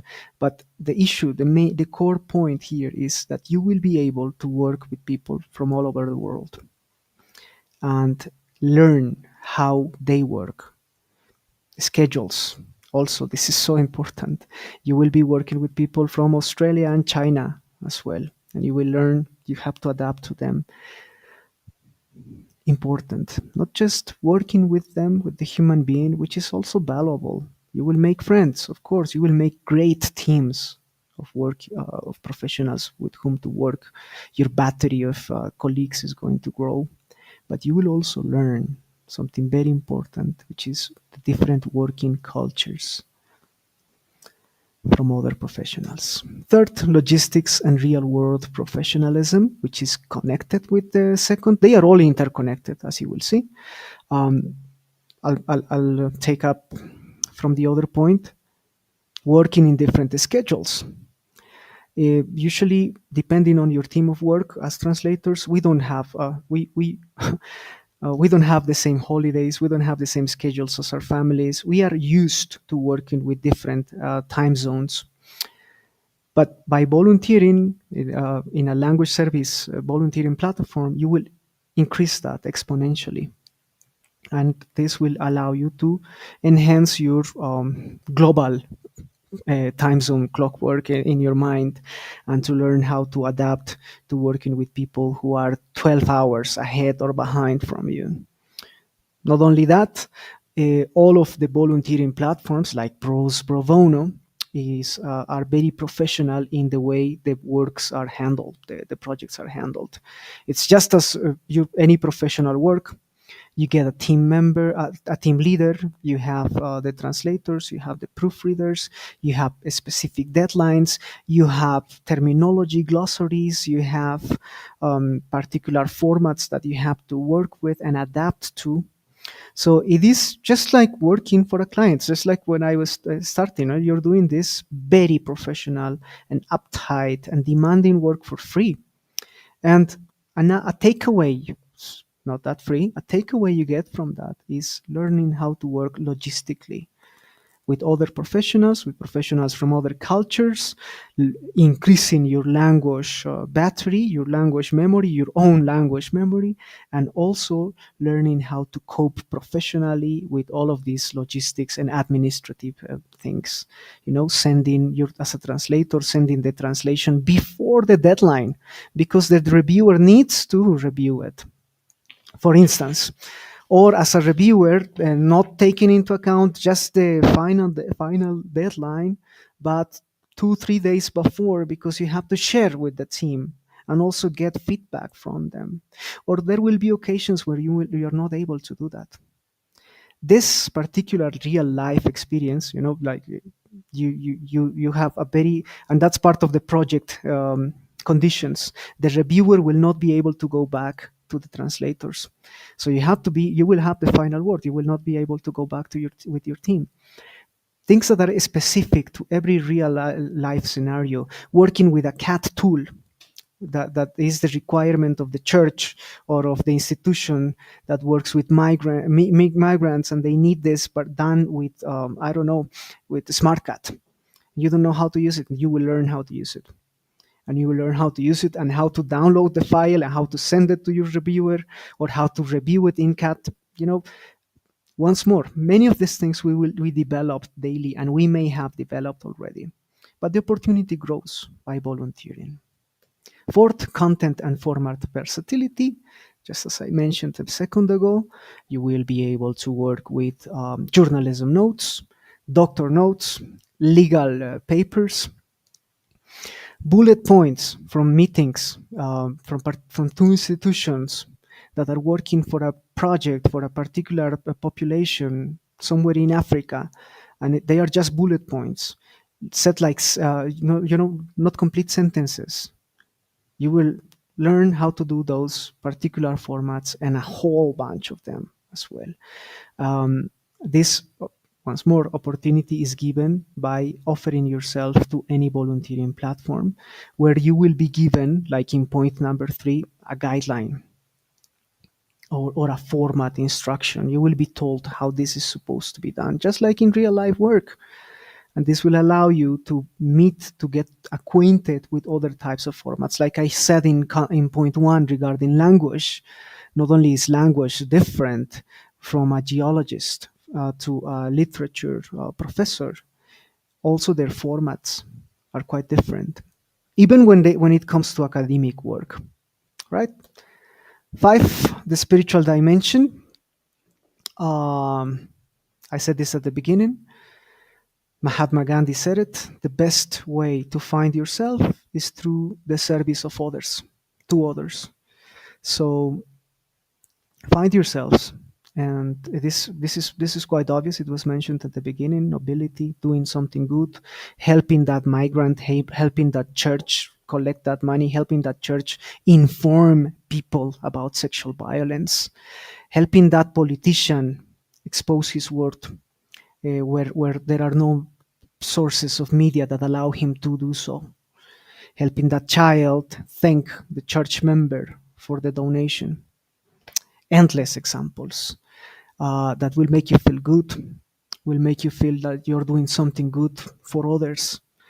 And once more, not only in this spiritual service oriented area, but also by enhancing all of the 4 points I mentioned. You will be doing something good for others in the area of language. Imagine that. Bridging cultures, bridging language users, institutions, countries for free by servicing them. And also enhancing your language skills, your formatting skills, your logistics and administration skills, your cultural sensibility. All of them will come at the same time. Last point, but not least, I hope this is taken in the right way. Linguistic objectivity and professional objectivity. I believe that as language professionals, our only service is to language. There are causes, of course. I just mentioned a couple in my examples, but the main cause is serving language. And you will be able to do this, and you will be able to become a more objective language professional if you start doing more from different areas. Volunteering, by volunteering also, because it's a whole different thing than doing it for your income, for your life. There are different realities, although the skills are similar, although the demands are similar, but even your mentality is different. When I have this is my quote, you have to pay me this. It's a whole different thing. This is something you're doing out from your heart and for the service of language. After you develop this objectivity, there will not be any personal, because we are human beings, of course. But if a translator or a linguist or an interpreter goes and says to a meeting, a high-level meeting, says, hey, I cannot do this because I disagree with the political position of this person, which is understandable, but you are acting as a human being, not as a professional, as a language professional. You will be able, if you develop this linguistic objectivity, you will be able to cope with anything for the service of language. Interpret, translate, proofread, write anything that you are asked for without your emotions coming in between. Because you have developed a linguistic objectivity, because you work with everybody. You volunteer with all causes. The NGOs are endless. The people who need help in linguistic assistance is from every context, rich and poor, black and white. And this is my last point. I hope you enjoyed this brief talk. And I will be able to respond a couple of questions through email. My email will be given. And if I'm able, I will be also available at the same time zone. Thank you so much. Thank you, ProZ Pro Bono. There are many other ways to volunteer, dear people. I'll mention a couple of which I'm a member of, just to give you an idea, like Translators Without Borders, Advocates for Human Rights, Become. But you may also find them. There are so many. The request for people in this area is huge. And again, you will be doing something good and enhancing your skills. Thank you so much. Goodbye.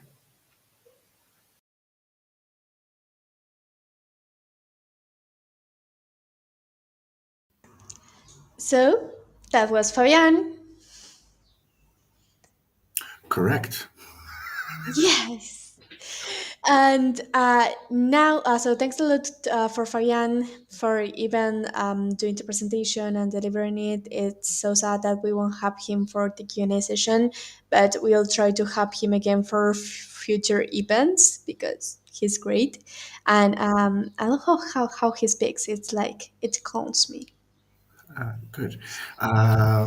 Fabian mentions in his presentation that his email will be given out. I didn't feel comfortable exposing his email on the internet. So what I'm going to send in the chat is a link to his pros.com profile. You'll be able to message him there at least. And that way I'm delivering on the promise of you being able to contact him if you need to without just putting his email out there. His email may be published in his pros.com profile publicly. I'm not sure. So yes, thank you, Fabian. What now? So we'll go for the last session of the day, the last one, but the longest presentation. That is from Claudia Brauer. You already know her, longtime trainer here at ProZ.com, longtime ProZ Pro Bono volunteer. She has shared with us a lot of free courses for volunteers, for ProZ Pro Bono volunteers too, and also works a lot with us in different ways. And her presentation is called, how is it called? The uncertainty factor: being in charge and happy. Did I say it correctly? The uncertainty, holistic, Uncertainty. the uncertainty factor.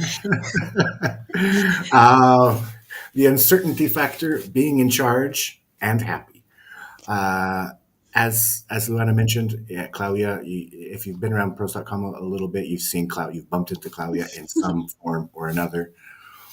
She has donated a large number of training courses to ProZ Pro Bono.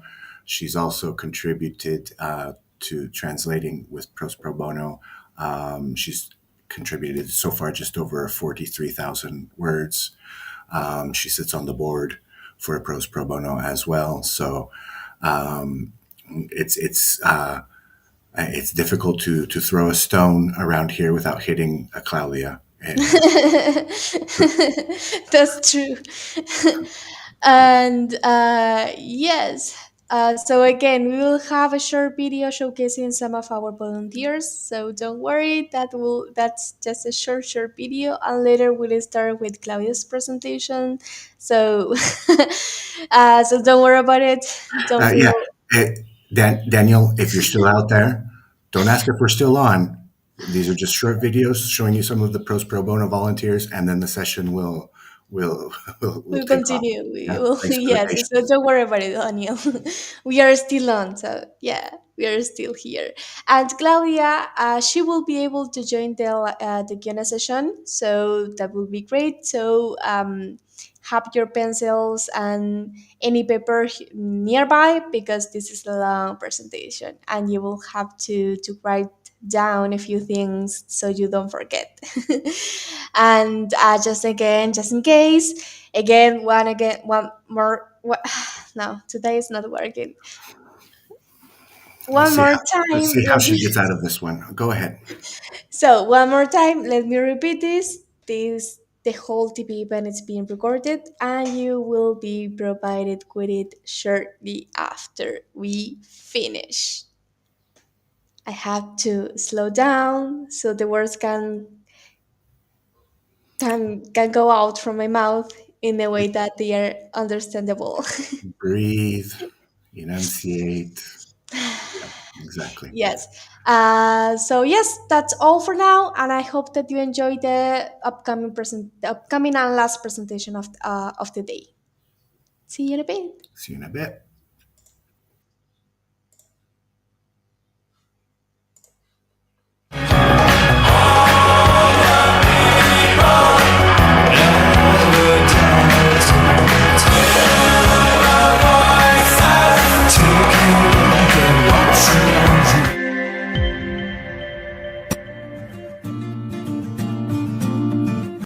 Hi, my name is Mariana Claudia Arias, and I'm from Buenos Aires, Argentina.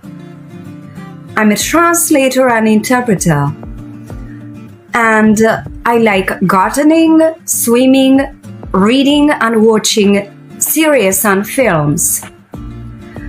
I joined the ProZ Pro Bono program at the beginning of this year. As a volunteer, I got the chance to translate documents on financial literacy that equip people with better tools to make informed financial decisions. I also acted as an interpreter at a series of talks on finance, economics, gender, and labor, and at some meetings with leaders that promote human rights and the freedom of speech. I'd like to invite other volunteers to join the program so that they can embrace the causes that they hold dear. Thanks.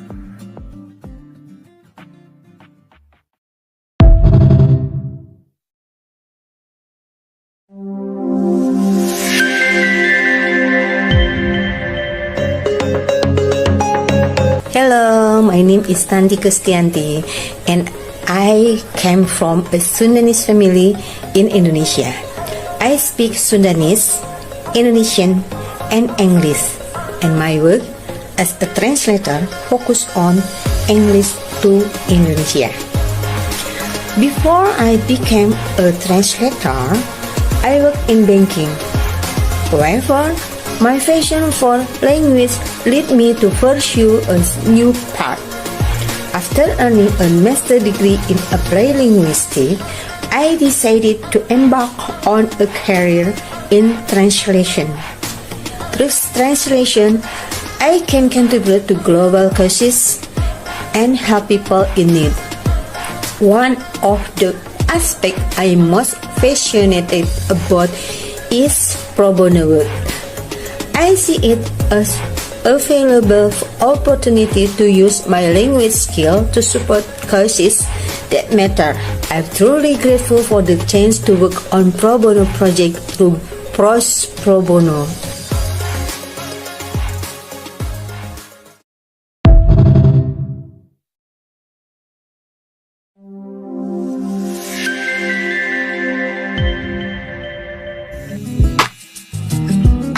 Hi everyone, my name is Monica. I'm originally Italian, but I've been living on the Costa del Sol, southern Spain, for the past 26 years. But in my life, I've always done language-related jobs, and I first graduated in modern languages at the University of Westminster, and then in 2016 I went back to my local university here in Malaga, and I graduated again in translation and interpretation. And that's what I've been doing ever since. My three working languages are Italian, Spanish, and English.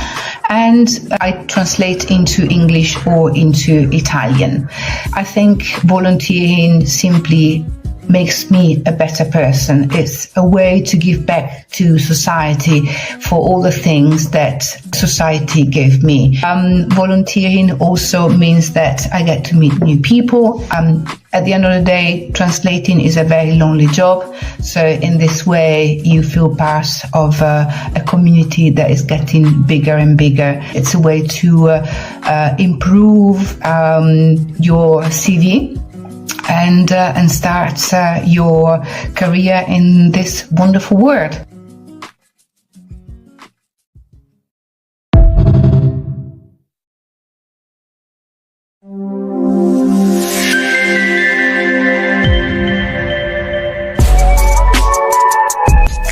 Hi, I'm Laura Lipson-Girard. I'm an English to French legal translator and also an English teacher. I'm French, as you can probably tell from my accent. I was born in Martinique, an overseas French department located in the Caribbean. And I live next to Bordeaux in the southwest of France. I wasn't always a translator. My change of career actually happened quite recently. I then decided to train as a legal translator, and in 2023, I quit my job to become a full-time freelance translator. I joined ProZ Pro Bono at the end of that same year. Since then, I've worked with Progressive International, ATD Carmonde International, Give Directly, Realliance, Refugee Legal Services, the International Rescue Committee, to name a few. I'm very happy to be part of the ProZ Pro Bono initiative because it gives me a good feeling to think that even at my level, I might be contributing to making the world a better place.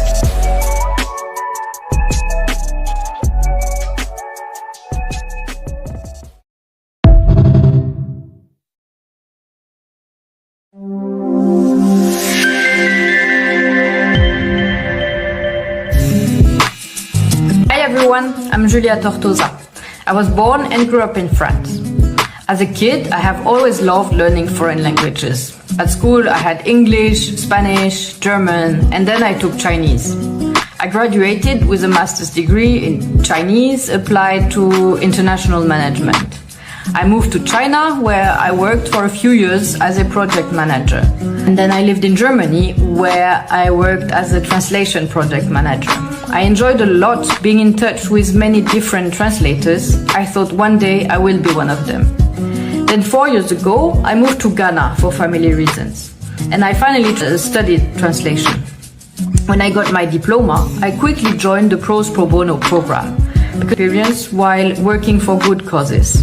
The system of pairing one translator with one reviewer for a project is simply great. I learned so much from each reviewer.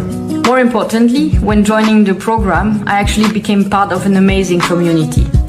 We all share the love of translation and languages, and we are all motivated by the same desire of contributing to making the world a better place. When I work for the program, when I translate, it's like bringing my little stone to the big building, and that's invaluable.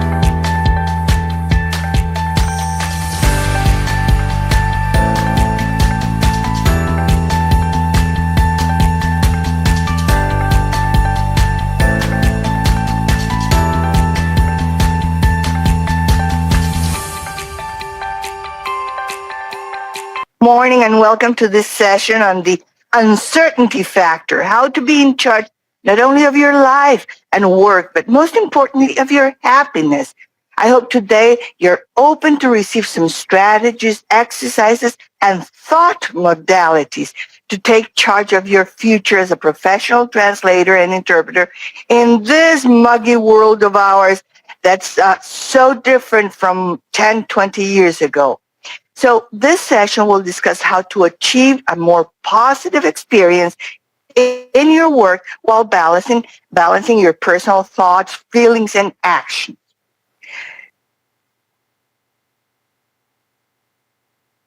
So if at any point I remain silent, it's to give you time to read a slide. So my silences will have the intention of allowing you time to read. I believe in a glass half full instead of a glass half empty, and believe that tomorrow will always be better than yesterday, but that the only thing that we have for sure is today. So live today as if it were the last day on earth. That is lesson number one distilled from many decades of being around. Live today as if it were your last day on earth. And today, I will be the best human being I can be. So tell yourselves, I will be the best human being I can be. That will give some instructions to your brain. Now, I forgot to tell you the agenda. So here it is.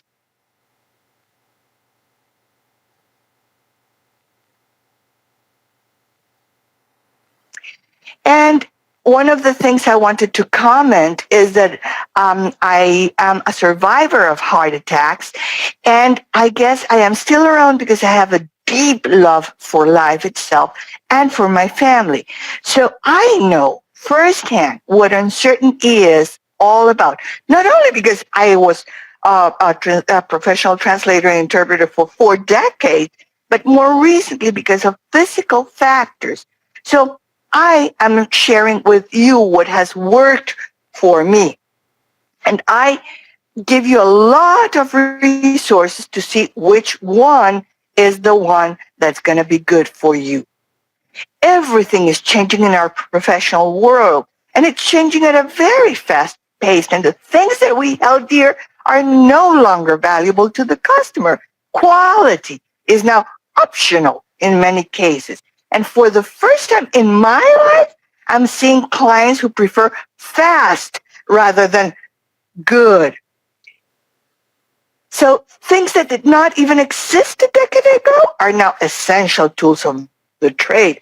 And you have learned about all the industry changes and how to deal with globalization. And you took the marketing courses, and you took the branding courses, and you took the terminology courses. And yes, you have put a lot of money and a lot of time into your learning activities and a lot of practicing those skills. And regardless of all of these, you feel low on motivation. You feel uncertain in troubled times. And you feel fearful as to your income stability. Where's my next check going to come from? And all of this is affecting your quality family time and your general outlook as to the future. So there's many theories and books and papers on uncertainty and the unknown. And we can talk about the domains of ignorance, and you may have heard about denial and taboo and errors and the unknown knowns and the known unknowns and the unknown unknowns. But we're not going to go into the philosophy of uncertainty. Let's just state that uncertainty is what we experience as at present, and it is truly objective and subjective.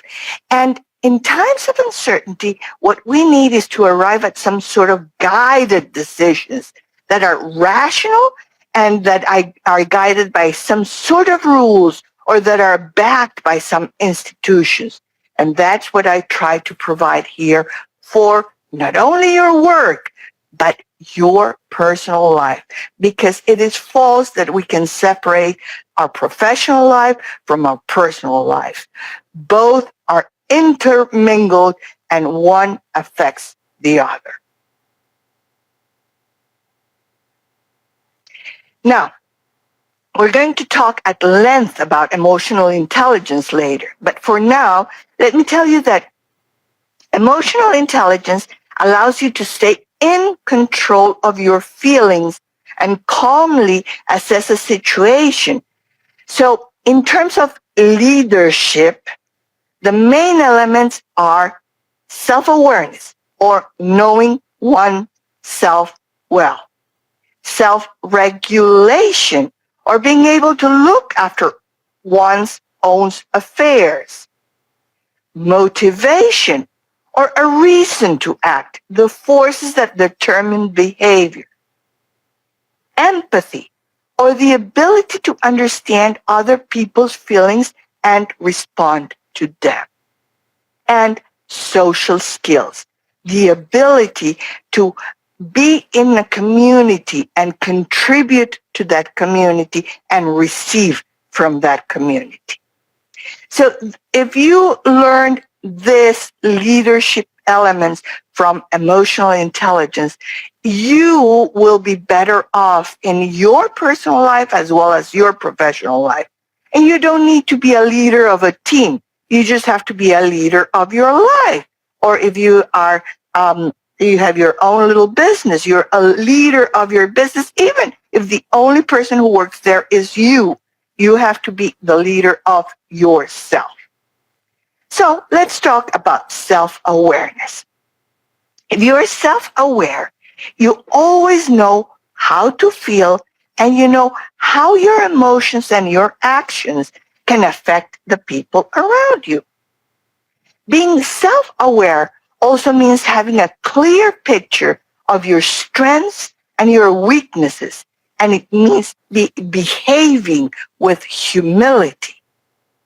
So, what can you do to improve your self-awareness? First of all, stop. When you experience anger or other strong emotions, stop.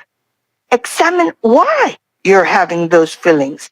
Remember, no matter what the situation is, you can always control and choose how you will react to it. Another way, keep a journal. Journals help you improve your self-awareness. If you spend just a few minutes each day writing down your thoughts, this can move you to a higher degree of self-awareness. Remember, you control your reactions. Now, the limbic cortex of the brain is the seat of emotion, addiction, mood, and lots of other mental and emotional processes. It is the part of the brain that is very primitive. And many people call it the lizard brain because the limbic system is about all that lizards have for a brain. It is in charge of our most primitive responses, including fight, flight, or freezing. So when you are in a state of fear, and stress is a mode of fear, in today's world you can still fight for your survival in many ways, your job or your children or your home or the money, or you can fly away from the danger. If you're in a confrontational situation, you can fly away instead of embracing the flight. Or you can freeze and do nothing. And that's not bad. People think that freezing is bad. It's not. Sometimes, as you will see, doing nothing is the proper thing to do. So, when there is confrontation, I have personally found out that the flight response is what serves me, because the fight response serves only to aggravate the problem. So I support the theory of self-regulation that teaches us to walk away from the situation, which is that flight response. But then you stay in control of your emotions and you regulate yourself effectively. That way you avoid verbally attacking others or being verbally attacked. You avoid making rushed or emotional decisions or stereotyping people or compromising their values. Self-regulation is all about staying in control. Commit to personal accountability. So, how can you improve your ability to self-regulate? It's actually very simple. Let's see. To fight, you need 2 people or more. choose to be happy. Many times we can be right, but then we're going to be miserable. So you have to know your values. Do you have a clear idea of where you absolutely will not compromise? Do you know what you value most? What's most important to you? Spend some time examining your code of ethics. If you know what's most important to you, then you probably won't have to think twice when you face a moral or ethical decision. You will make the right choice. Many times when we feel uncomfortable with our decisions, it's because we are acting against our own code of ethics. So hold yourself accountable. If you tend to blame others when something goes wrong, stop. Make a commitment to admit you made the mistake and face the consequences, whatever they are. You probably will sleep better at night, and you will quickly earn the respect of those around you. Now, practice being calm. It takes practice. The next time you're in a challenging situation, be very aware of how you act. Do you relieve your stress by shouting at someone else? Practice deep breathing exercises to calm yourself. Learning to be calm takes practice. It is something that you need to practice. Also, like we mentioned before, try to write down all of the negative things that you want to say and then rip it up and throw it away. Expressing these emotions on paper is better than speaking them aloud to your team, and don't show them to anyone. What's more, this helps you challenge your reactions to ensure that they are fair. Words do hurt. We go around in life with lots of things that people have said to us that still hurt. So don't do that to other people. There is more to life than just work. Great leaders have deep reserves of physical, spiritual, and emotional energy. And that energy is usually fueled by a strong and supportive relationship with the people they love. Regular exercise, a healthy lifestyle, and setting aside time for reflection. In life, it doesn't matter where you're coming from, where you're going, and how you are going to get there. Aside from what you want to accomplish, what kind of a person do you want to become as a result of all your work and effort? Men and women who achieve great things in life are invariably those who give a lot of thought to their own evolution and growth. They become exceptional people by design, not by accident.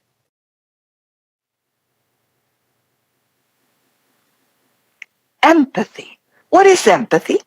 The ability to step into the shoes of another person, aiming to understand their feelings and their perspective, and to use that understanding to guide our actions. That makes it different from kindness or pity. Empathy is not just a way to extend the boundaries of your moral universe. According to new research, it's a habit we can cultivate to improve the quality of our own lives. So let's think about it. Empathy is a habit that we can cultivate. It is something that we can learn. It's a training that we can give our brain and our being.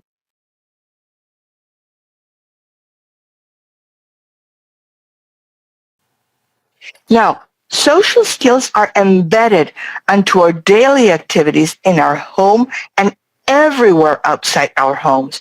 They refer to our ability to act and behave appropriately, whatever that is, in whatever culture that is, in a variety of social situations. And social skills also refer to the ability to read and interpret body language and facial expressions. And that those are very different from culture to culture. And interpreters and translators, and even translators, need to have those social skills. So if you practice self-awareness and self-regulation, you will feel much more in control of your destiny and your future. You will feel that you have some good goals or some new goals to pursue, old goals worth the work that you're putting in. So you need to find new motivation, and sometimes empathy will set you free to see other people for who they are, not who you want them to be. And that will alleviate a lot of stress in your life. Social skills are today very important for translators and interpreters. In the past, it was okay for us to be just loners in our little hole doing our work without having to interact too much with others. But the world has changed dramatically, and it is a global digital village where social skills are a great component. So we now know that leaders have a high degree of emotional intelligence, as emotional intelligence allows us to understand and manage not only our emotions, but also the emotions of others and calmly assess any situation. So when you calmly understand and manage the emotions of other people, especially those around you, you will have a better degree of knowledge of how they feel, what their emotions mean, and how these emotions are affecting their behavior and, in turn, your behavior. So you understand what other people's emotions are and how those feelings affect you. So ever since the publication of Daniel Goleman's first book on emotional intelligence, this topic has become one of the hottest buttons among behavioral scientists and many other professionals. Now, the original concept that gave way to the theory of emotional intelligence came from a project called Project Zero, a research group of Harvard Graduate School of Education. In the early 70s, I was so very lucky in having been selected to translate into Spanish the original research paper. And the knowledge that was contained there and that I translated changed my life forever and my perspective of human beings.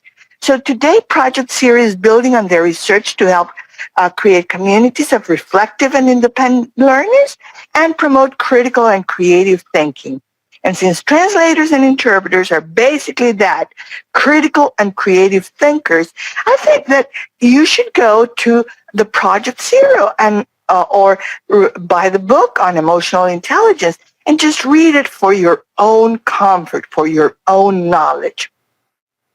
So Daniel Goleman's fascinating report from the frontiers of psychology and neuroscience offered us startling new insights into our two minds, the rational and the emotional, and how they together shape you as a human being.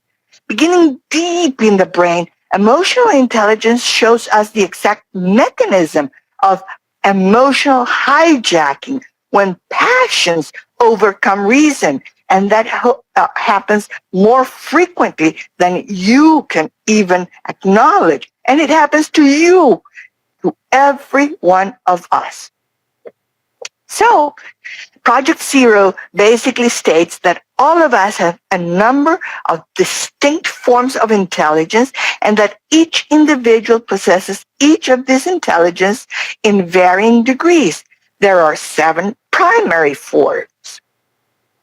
So Gartner also emphasizes that cultural context of multiple intelligences is very important because each and every culture tends to emphasize a particular intelligence.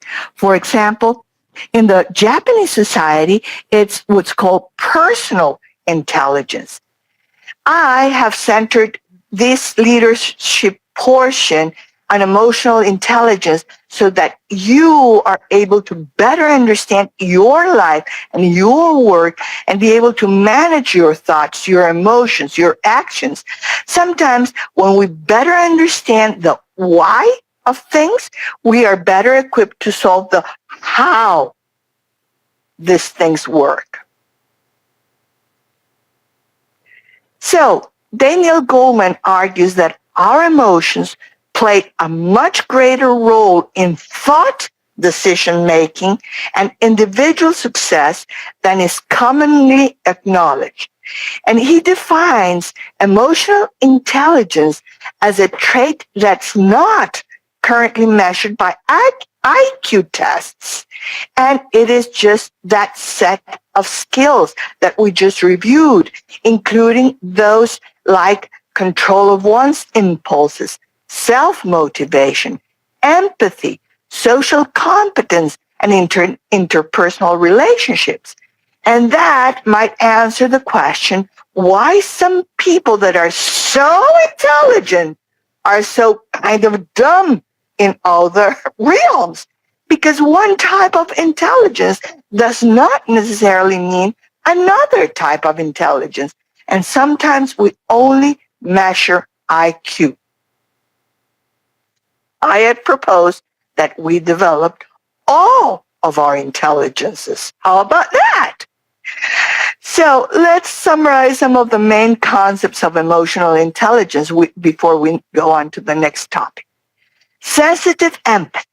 That means understanding another's feelings. Compassion inspired by emotion.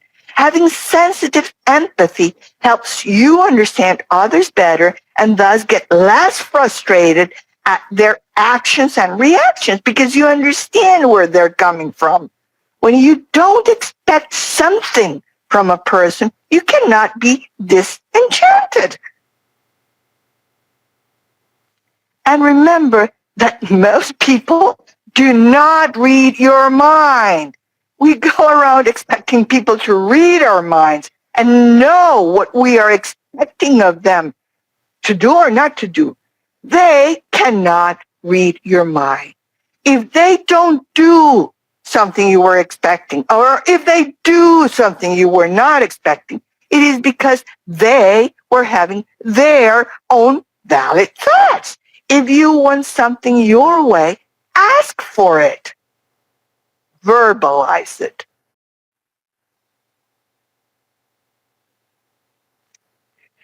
Be attentive to your emotions. I'm very strong on this because we need to learn to respond to our own emotions and feelings with consideration and focus on our well-being. Remember when you get into a plane, when they give you the safety demonstrations, they say, in the event of a decompression, an oxygen mask will automatically appear in front of you. If you are traveling with a child or someone who requires assistance, secure your mask first and then assist the other person. So why do they tell you to take care of you first? Because if you pass out, you will definitely not be able to help others. Plus, you will become a burden on the rest of the crew. So you take care of yourself first in order to be able to take care of others. I love this analogy. Now, there is a saying that goes like this. I know you believe you understood what you think I said, but I'm not sure you realize that what you heard is not what I meant. Just think about it. Who's wrong in that picture? Both are right. It all depends on where you're coming from.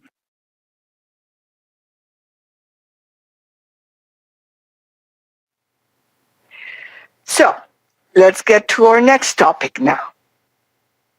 The ancient Eastern understanding of interconnectedness stands in contrast to the Western understanding of separate and active striving. Many in the West suffer from feelings of isolation, anxiety, depression, and sheer mental exhaustion. I love this picture because it's an Earth rise, the rise of Earth seen from the moon. And guess what? We're all interconnected. There's no countries, there's no lines, there's no you and me, there's no tribes. We are just one.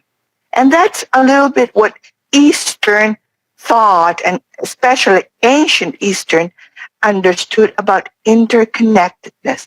We are all connected. Now, Buddhist practices tell us about mindful meditation and a spiritual, more compassionate perspective. I am not a Buddhist, but I have not studied, but practiced a little bit of some of the Buddhist methodologies, let's call it that way. And I truly believe that such mindful meditation and this spiritual, more compassionate perspective are good for us, not only for the world, but good for us as individuals. So this heightened sense of life is what gave Buddha his title in the first place, as Buddha means the awakened one.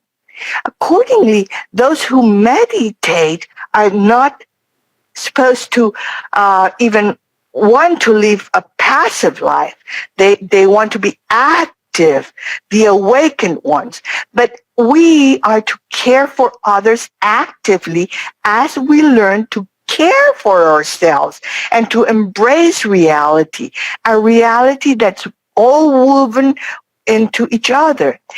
So, like Buddha's last words were, chaos is inherent in all compounded things.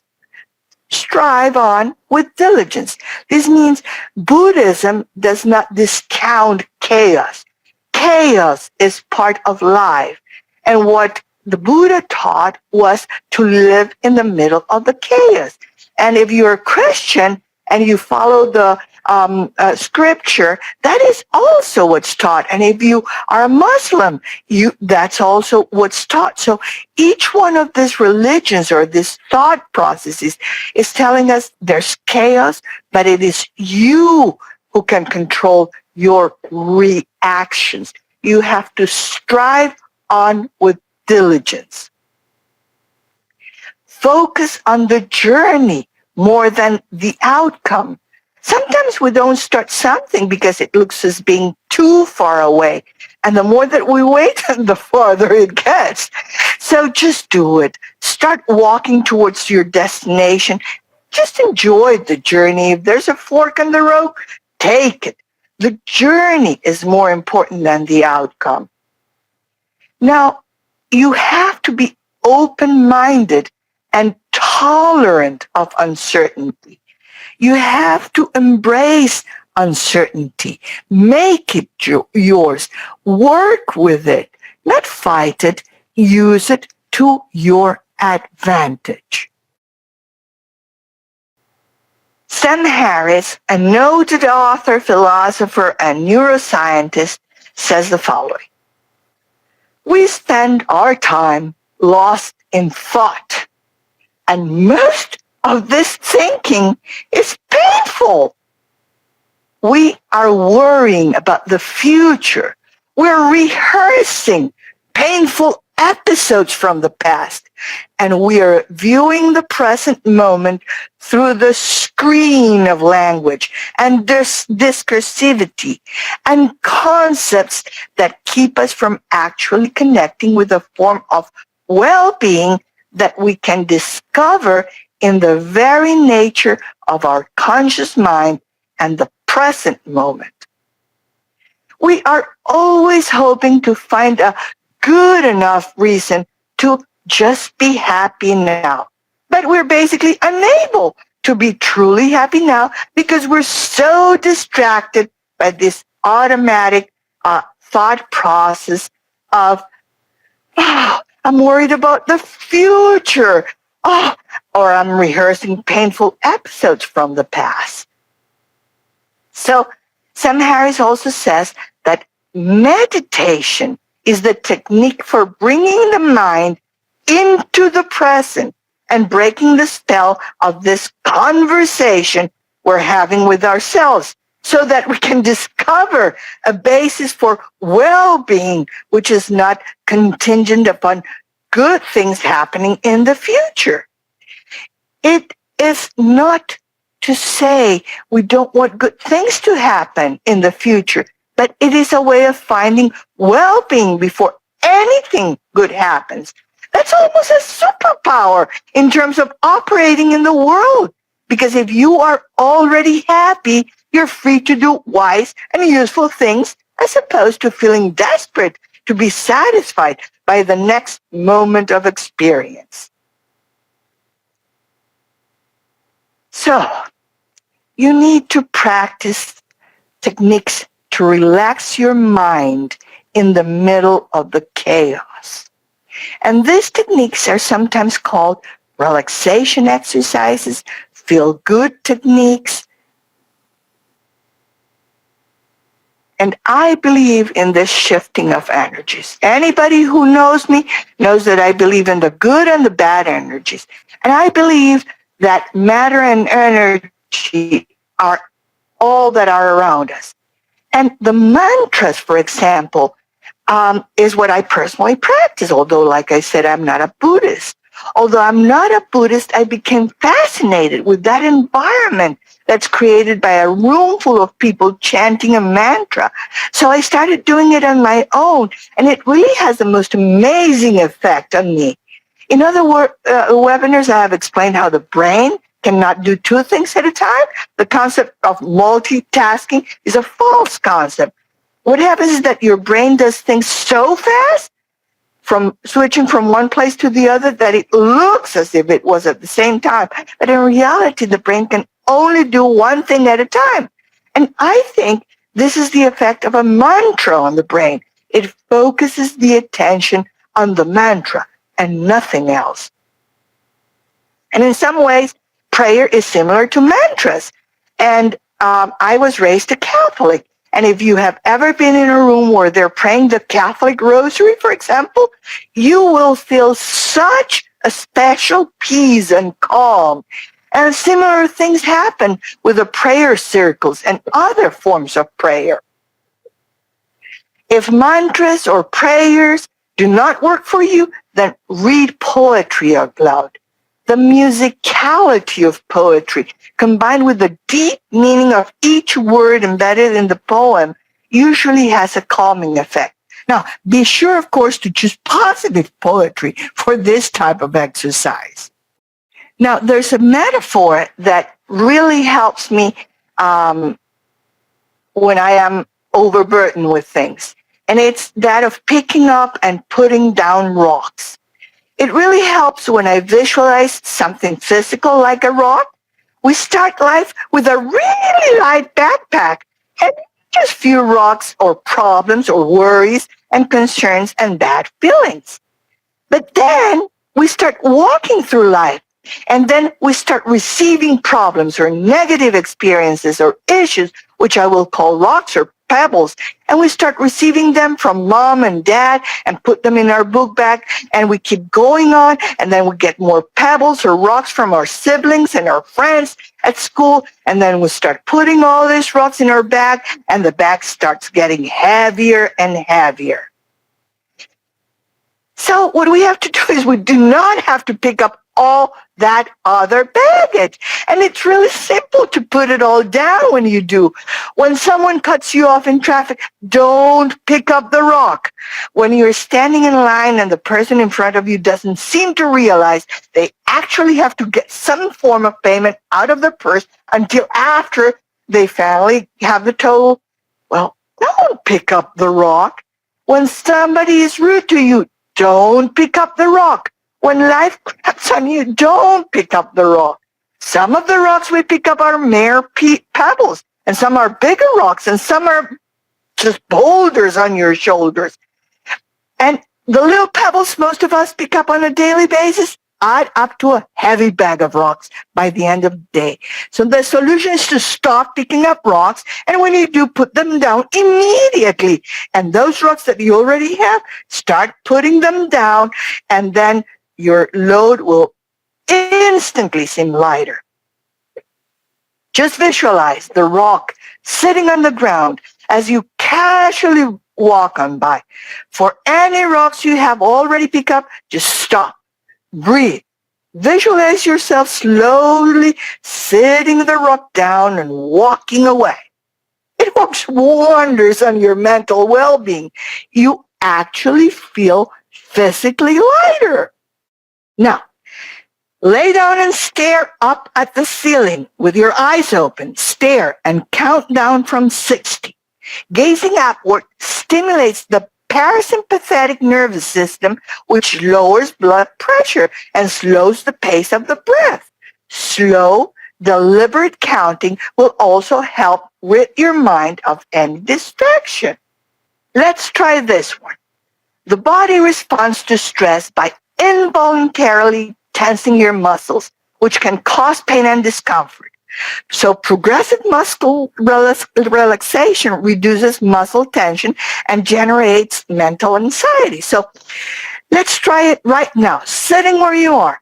When I say now, you're going to slowly tense completely your body from your head down to your toes, tensing very much every single muscle. So, and you don't let it go until I tell you. So 1, 2, 3.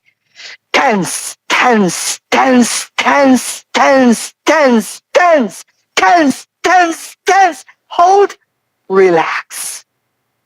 And now again. Slowly tense, tense, tense, tense. Hold, hold, hold, hold, hold, relax. Very good.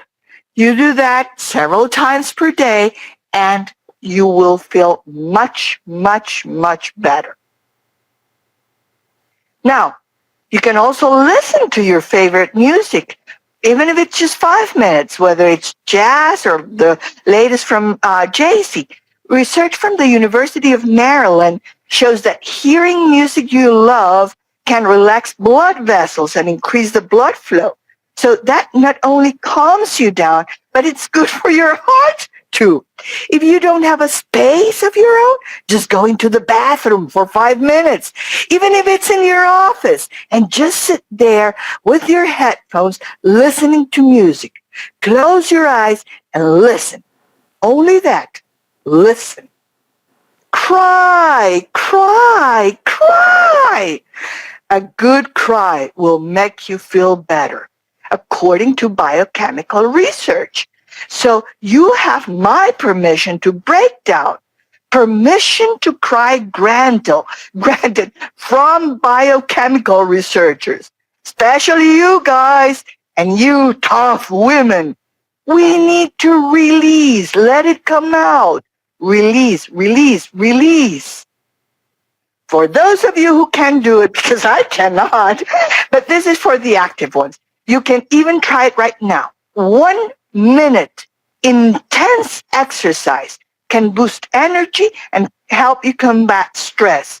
And that's also according to recent studies. If you can do, for example, this exercise on the screen without harming yourself, go ahead and do it. You will feel the blood going to your brain. You will have tensed all your muscles, and you will have short-circuited negative emotions. So whether it be your closet or your office desk, excess things in your surroundings can have a negative impact on your ability to focus and process information. That's exactly what neuroscientists at Princeton University found when they looked at people's task performance in an organized versus disorganized environment. The result of the study showed that physical clutter in your surrounding competes for your attention, resulting in decreased performance and increased stress. So, declutter. If you have the money and if you like it, go to a professional spa. Personally, I love the feet spa and the nail salon. Sometimes I go and just pay to leave my feet in the water with a massager on. If you have a bathtub at home, they sell the spa salts. Even if it's just your feet for half an hour, you are worth it. Lavender, a soothing scent. Sniffing lavender is an instant antidote to anxiety, according to a Japanese study. Try a lavender scented candle, but be careful never to leave a candle exposed alone or near a flow of air. So, better yet if you use lavender oil. Breathe in through your nose and out through your mouth 10 times. Deep breathing slows the heart rate and calms the body. Focusing on your stomach rising and falling and your breath following in and out will help you concentrate on your body instead of outside distractions. Let's do it. Breathe in. Breathe out. Breathe in. Breathe out. Breathe in. Breathe out. So, just do this and you will feel much better. And I did mention before because you're worth it. I remember the first time that I saw L'Oreal Paris ad that said, buy this, it's more expensive, but you're worth it. And I was shocked that someone would be telling me that I deserved that expensive perfume and that I was worth it. And I remember thinking that I would actually buy very nice things as presents for other people, but seldom for myself. It really changed my mind about me because it reminded me that I am worth it. I am worth the 15 minutes alone taking care of myself. I am worth the trip to the spa. I am worth buying the scented candle and making myself happy. Just remember, you can do it for yourself because you are worth it. Acceptance of the inevitable truth is the beginning of inner peace. I have been so incredibly active in my life, and I always had two jobs and had kids and was kind of a single mom because I had a husband that was ill, now deceased, God bless him. And that time when he was so ill and I had to do it all and be it all. But as I started aging, my body started not being able to do a lot of the things that I used to do. And one of the hardest things I have done in my entire life is to accept my own aging and accept the things I cannot do and know the difference with those I can. In your life, accepting the inevitable surely will look different, but the feelings are very similar. And once you accept the inevitable, believe me, you will stop fighting it and will start enjoying the journey. Up and foremost, we must wrestle with this fact that loss, deterioration, and death are inevitable. Acceptance of this inevitable truth is the beginning of inner peace. Embrace loss and deterioration and death. Go through your cycles of grief and do not skip any of them. It is healthy to go through the cycles of grief. And grief is not only for physical loss, like if someone dies. Grief can only be the death of a dream. Today, even if I had dreamt about being a ballerina, I'm never going to be a ballerina, and I have to put this dream to rest. And that requires grief. And grief is an intrinsic part of the human experience. And the faster you go through the grief, the faster you will come out of it. So write down your worries in a notebook. Then set it aside for tomorrow. Putting your problems down on paper, we've mentioned it several times because it's that important, and knowing that they are there for you to work through them later will help you take your mind off of them while you're trying to rest. And add a set time for worrying to your schedule. You will be allowed to worry about problems, let's say, from 6 to 7 a.m. and from 8 to 9 p.m. only. It all depends on what your schedule is. But set some times. Those are the only times you are allowed to worry. You go into the worry room with all your problems and you try to solve. Let me go back. You try to solve them. You write them down and try to figure out ways out. But once the hour is done, you get out of there and leave your problems behind. You will find out that more times than not, you will sooner than later find the solution you were looking for, or the problem might even disappear if you give them enough time, or they will transform into something else. And now you don't have to worry about that problem, but another problem. So continue on with that schedule. I wanted to end this section with a very specific and easy solution when you're tense. All the different exercises I have mentioned, you will receive as part of your materials. But remember that reading them is not the same as doing them. We're talking about your body and your mind.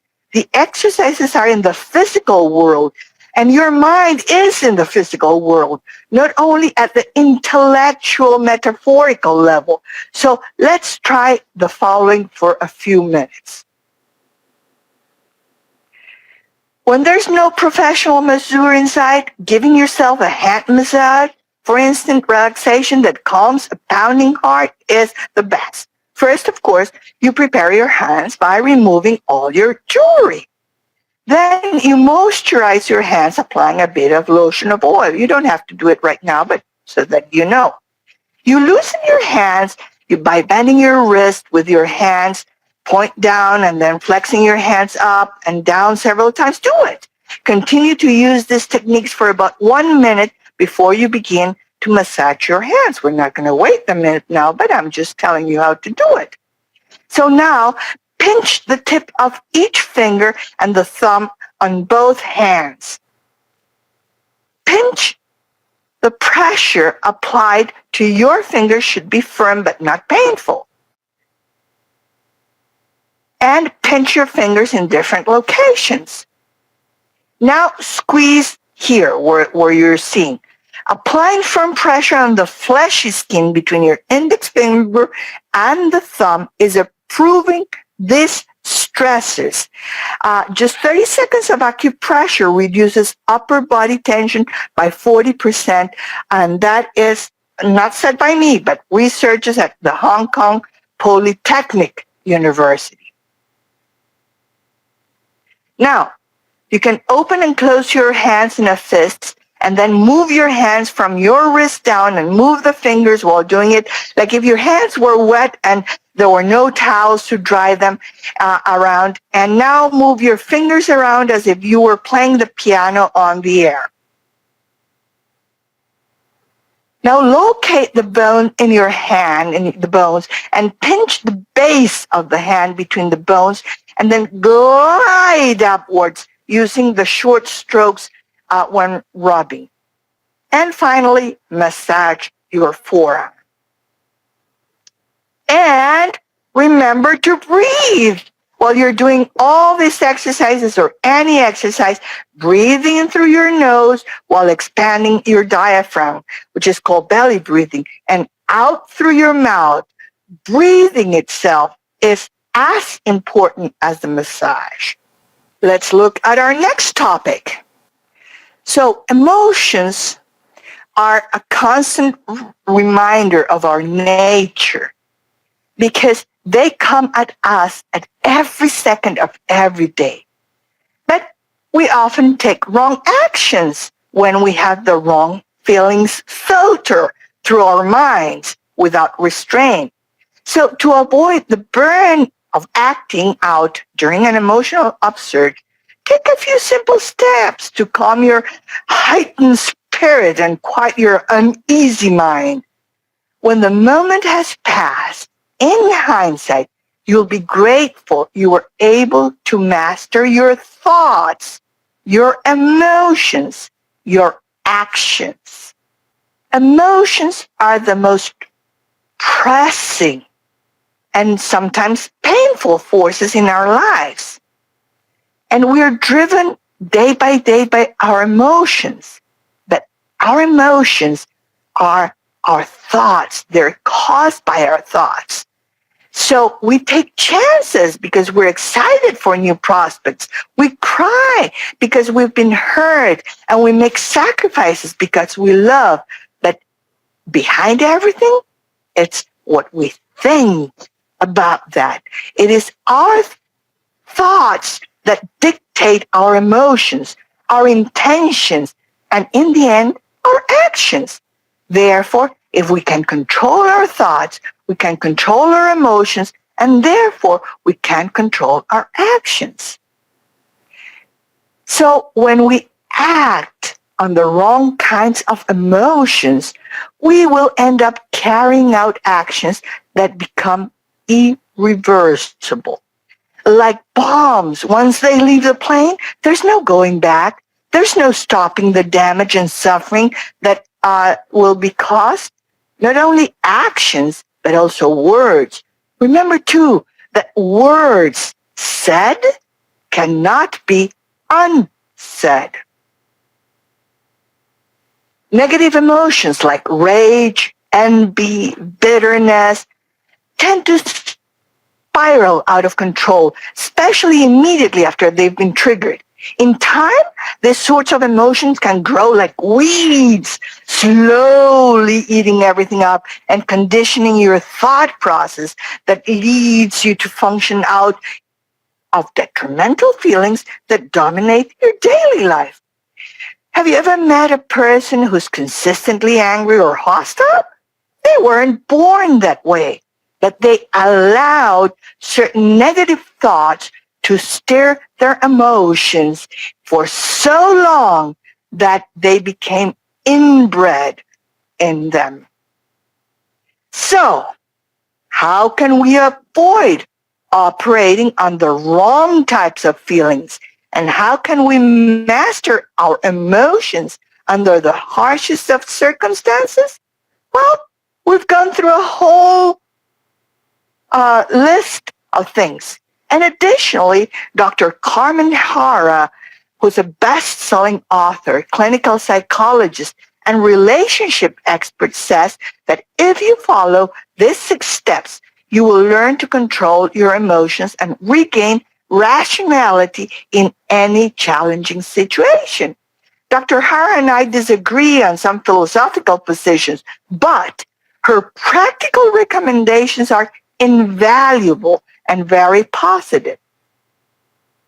So the first is don't react right away.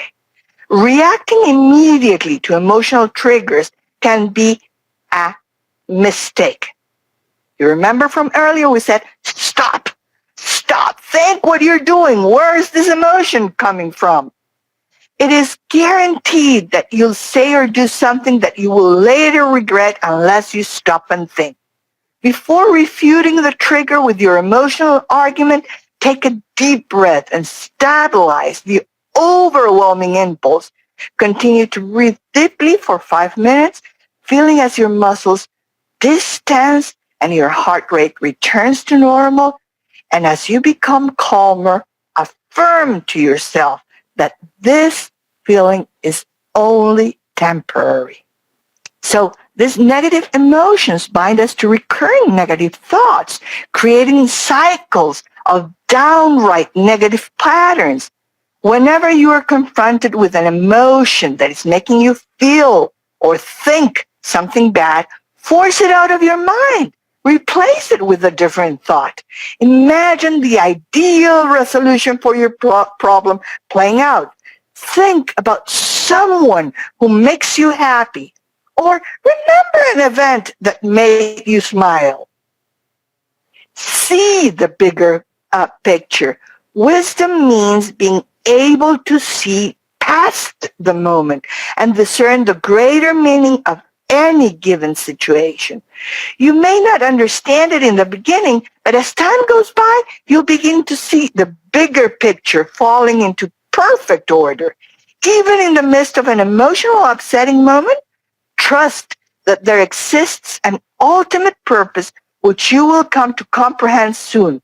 Remember that this too may be a blessing in disguise, whatever you call blessing. Your emotional triggers may be your best friend, your family members, yourself, or all the above. You may feel a sudden wave of anger when your friend does that thing that she does, or a stab of self-loathing when you remember something you could have done differently. But when you forgive, you detach. You detach from the resentment. You detach from the jealousy. You detach from the fury lingering within you. You allow people to be who they are without the need for escalating emotions. As you forgive, you will find yourself disassociating from the harsh feelings attached to your being. Find a healthy outlet. Now that you've managed your emotion, you'll need to release it in a healthy way. Emotion should never be bottled up. Perform whatever activity is best suited to you in order to liberate your being from pent-up sentiments. Write down your thoughts or your emotions. Meditate or chant or pray. Think about what you're feeling and why you're feeling that way. Call or go see someone who has a positive attitude in life and a positive influence on you. Be receptive to their opinion. Or if it's better for you, just go to a gym and engage in an aggressive exercise such as kickboxing or martial arts. Many people, that's how they get rid of their bad emotions, and that is also healthy. For those of you who believe in whatever greater power, ask for divine guidance. Faith is our saving grace in our darkest moments. No matter your creed, developing a healthy relationship with the divine world or a higher power will help you surmount your obstacles more easy, whatever that higher power is called. Many agnostics believe that such higher power is your brain or science. Good! If that's your power, then ask your brain or ask science for guidance. This is because when you believe in a higher force, you also believe in the power of intervention to show you what you must do, teach you why something is happening, or even save you from a certain unwanted situation. When burdened with emotions, close your eyes, envision a positive solution to your problem, and ask the universe or your higher power to illuminate the best path forward. Do not open your eyes until you find a solution. Sometimes the solution is to do nothing. Doing nothing is better than doing something that you will regret.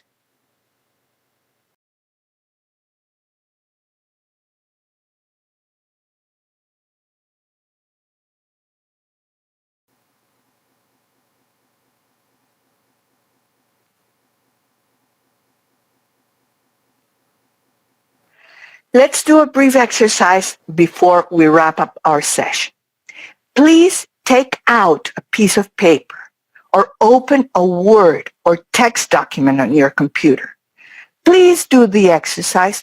I cannot force you, but if you took the time to be here, don't waste your time because you think this might not work. Just give it a try. You don't lose anything. So we're going to think about what is it that we need to stop thinking. What are the thoughts that are not healthy for us?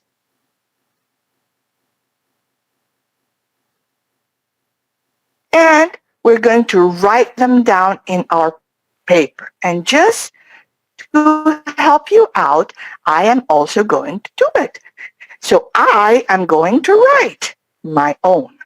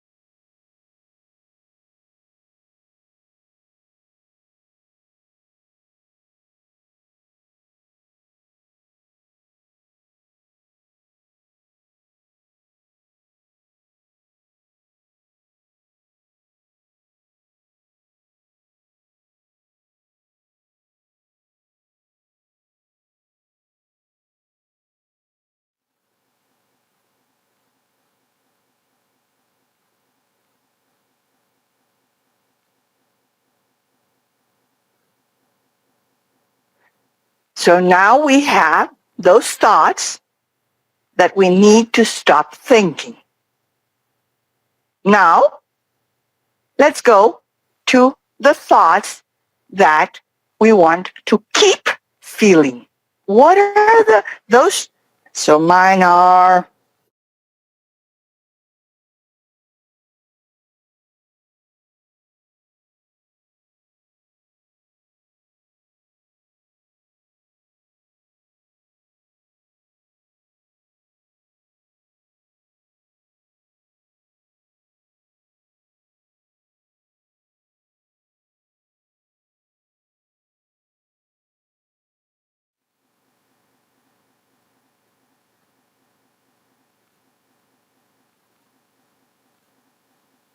so now we have in writing what we want to keep feeling.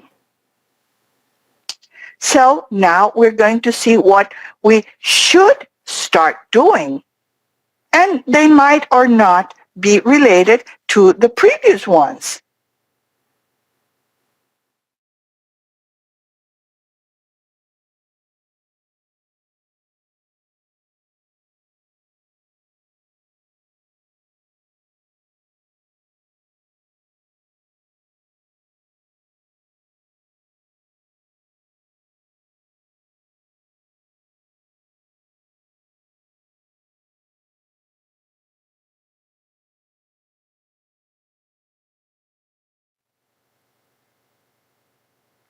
So those are mine. I hope that you have yours. I was sharing with you to give you an idea of what it is. So you have what you wrote, what you need to stop thinking. Just stop. Turn off the switch. Think about something else. These thoughts make you sad or anxious. Why would you allow them in your mind? You will have the tools to stop the thoughts. Just do it right now. Rip apart that piece of paper or delete that page where you have those thoughts and just delete them from your life. They do not contribute anything to your well-being. So now you have the feelings you want to keep feeling. Go ahead. Focus on these feelings. Place this piece of paper near your computer or you see it every day. Enjoy the feeling. Relish on it. Get as much of these as you can. Expand their reach. This is the type of thoughts and emotions and actions you should center on. I love this Nike. Just do it. It is the best. We just do it. Whatever it is, just do it. So we are coming to the end of our presentation. I really want to thank all of you for joining us today, and we hope to see you soon in upcoming sessions. Have a good afternoon, all of you, and thank you for being here.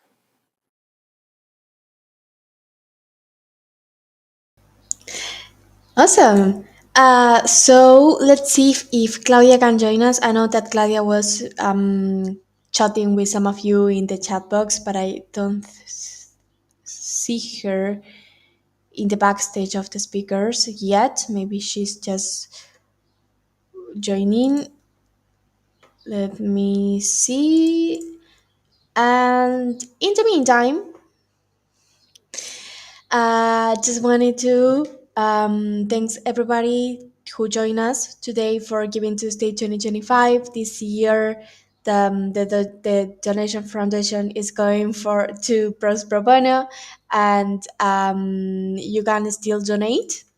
Let me share with you the link one more time in case that you want to support the cause. I can see I am. Okay, let me see. Can you hear me, Claudia? I am back. Can you start your camera and your mic? Maybe that's the issue.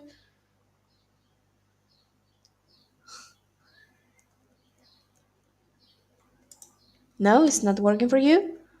Let me see if I can send you another link. Okay, let me know if it works. If not, wholesome talk. Yes, thank you. It was really great. Yes, so you can still donate if you are willing to. If you can't right now, but you want to do it later, you can do that too. So don't worry about it. And thanks to everybody for joining us. And once that we finish with the Q&A with Claudia, we'll do a short outro with Jared, and then you will be free. I know that it's pretty late for some of you over there, and I know that you are really wanting to go to bed and sleep. So okay, but see you backstage. Okay. I think that what is not working for you is maybe you didn't allow your computer the permissions to share your camera and microphone, Claudia. Let's try with another link, Claudia.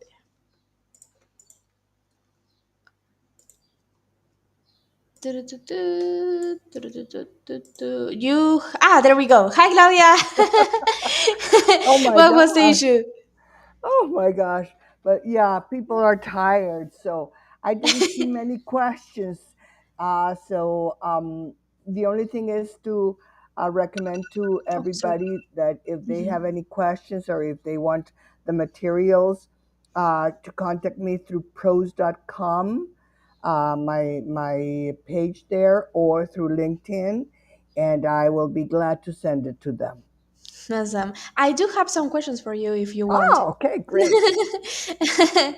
The first one is based on everything that you talked in during the presentation, and is if I haven't done any of these things that you talk about it in your presentation, how much time should I dedicate to doing them when I get started in order to make sure that I can sustain them?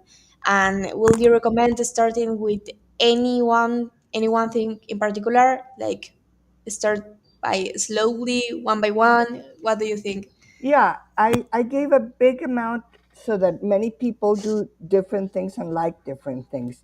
I do recommend you can start right after we finish here. And my number one would be stop. Just put a stop to whatever it is that's bothering you. You might not find it immediately afterwards.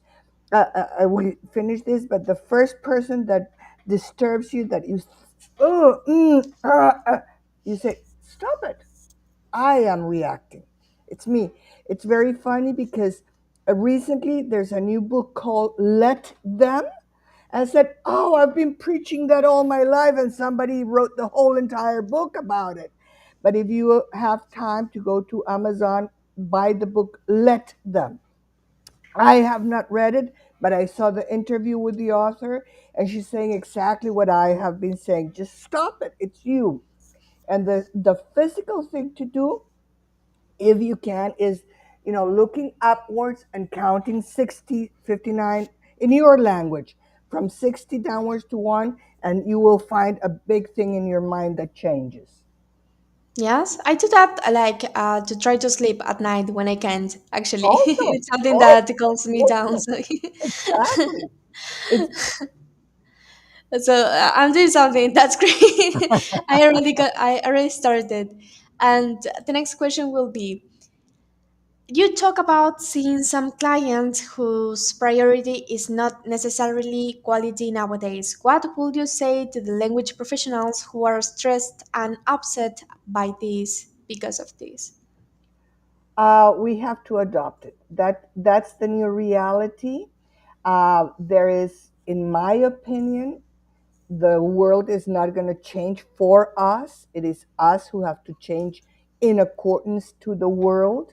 And there is a big throughout the times, all the times on earth, things change, language changes, expectations change, everything changes. So it is us who now we are at this horrible moment in time where it is upon us to change our way of thinking to accommodate what the client wants. Now, if you don't want to go down in quality, which remember, I come from the 70s where quality was it and only it, and you would not do anything. So it's not that I don't appreciate quality, is that I train people to work in the world today, not yesterday.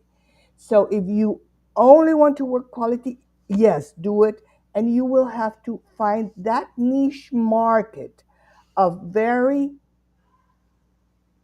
big industry or very impressionable editors that are willing to pay you your fee for your highest quality. There are some that remain, and it's great, but most of them will just not pay you for your excellent quality because that's not what they want. That's not Mhm. what they need. That's not what their customers expect. So, work for the Nikes of the world, for the Coca-Colas of the world, for that are really paying to have the excellent quality. If you can get those clients, excellent. But I'm talking to the people like us, like me, who are not good at marketing, who don't know how to sell themselves, who have to go and find the clients who are going to pay enough for me to make a living, to pay my rent, and to feed my children when I was working as a translator. So I would say adapt. That would be my recommendation. Adapt. Awesome. And the next one. There has been a lot of talk of work life balance in recent years, and in your opinion, is there an optimal division of time for that? Should it be like 50% work, 50% life, 80% work, 20% life, or is not that easy? Well, it all depends on what is it that you need to earn to make a living. So in my time, if when I was young, if they would have told me a balanced life work, I would say, you're that's impossible. I was working two full-time jobs, 16 hours a day, just to feed my family and take care of a sick husband. So that it all depends on where you are in life. Now, if someone would have come and told me, you only need 15 minutes, it's no more than 15 minutes, but you need to take care of yourself, then I would have listened. So that's kind of what I want to tell you is if you have a full-blown schedule, I am almost sure that you spend 15 or 20 minutes on TikTok or X or Facebook or whatever, eliminate that and put yourself first. Don't let those other minds in your mind, but make time for yourself. Cut it out from somewhere. Hmm. Great. And the last one. Do you think there are cases where a person can be too empathetic with other people? Oh, yeah. Oh, yeah. There's been a lot of studies, and extra empathetic people, what happens to them is they get abused by the takers. There are takers in life and there are givers in life. And usually the takers will go and find, oh, who's the person who can give me the most, and leash off of them. So that's when you have to say, when you feel like you're being taken advantage of, like, why do I always give and not receive? Then you say, stop. I'm going to do something for myself. I'm not going to let this person leash off me anymore, and I will set my boundaries. And setting boundaries is one more of the most horrible things, because it could be your mother, it could be your husband, it could be your kids who are leashing off of you. And then you set boundaries and you say, I am going to give you this much, but nothing more. Awesome. So that was the last question, and I just wanted to thank you so much again, Claudia, for being here with us and for sharing all those incredible resources.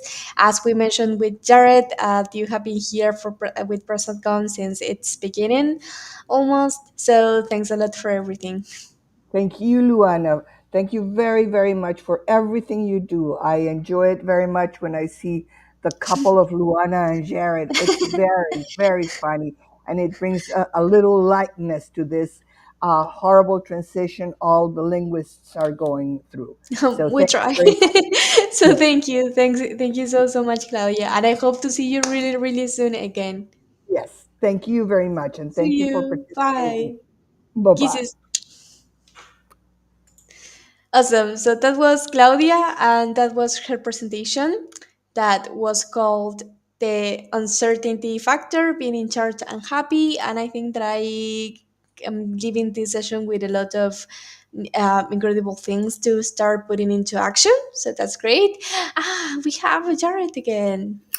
At the very least, I think this time you pronounced uncertainty correctly. So Because of good you, thank you job. so much for letting me know how Ah, it is pronounced. that's what I'm here for. Um, Shukuru, great. I see you were able to submit the form. Awesome.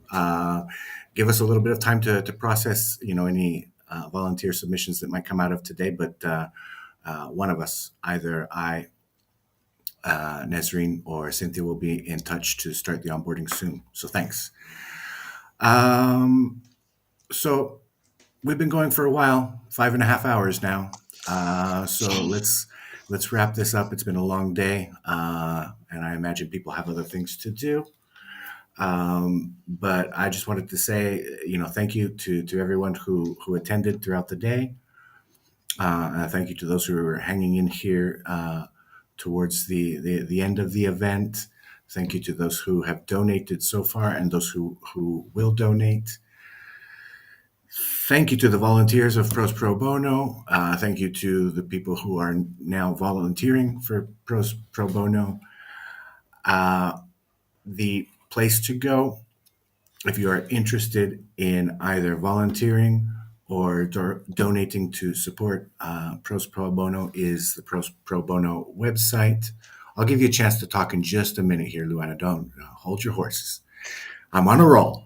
The website is prosprobono.world. I'm putting that again in the chat here, but I'm saying it for those who may see this after the fact. It's PROZ, P-R-O-Z, probono.world.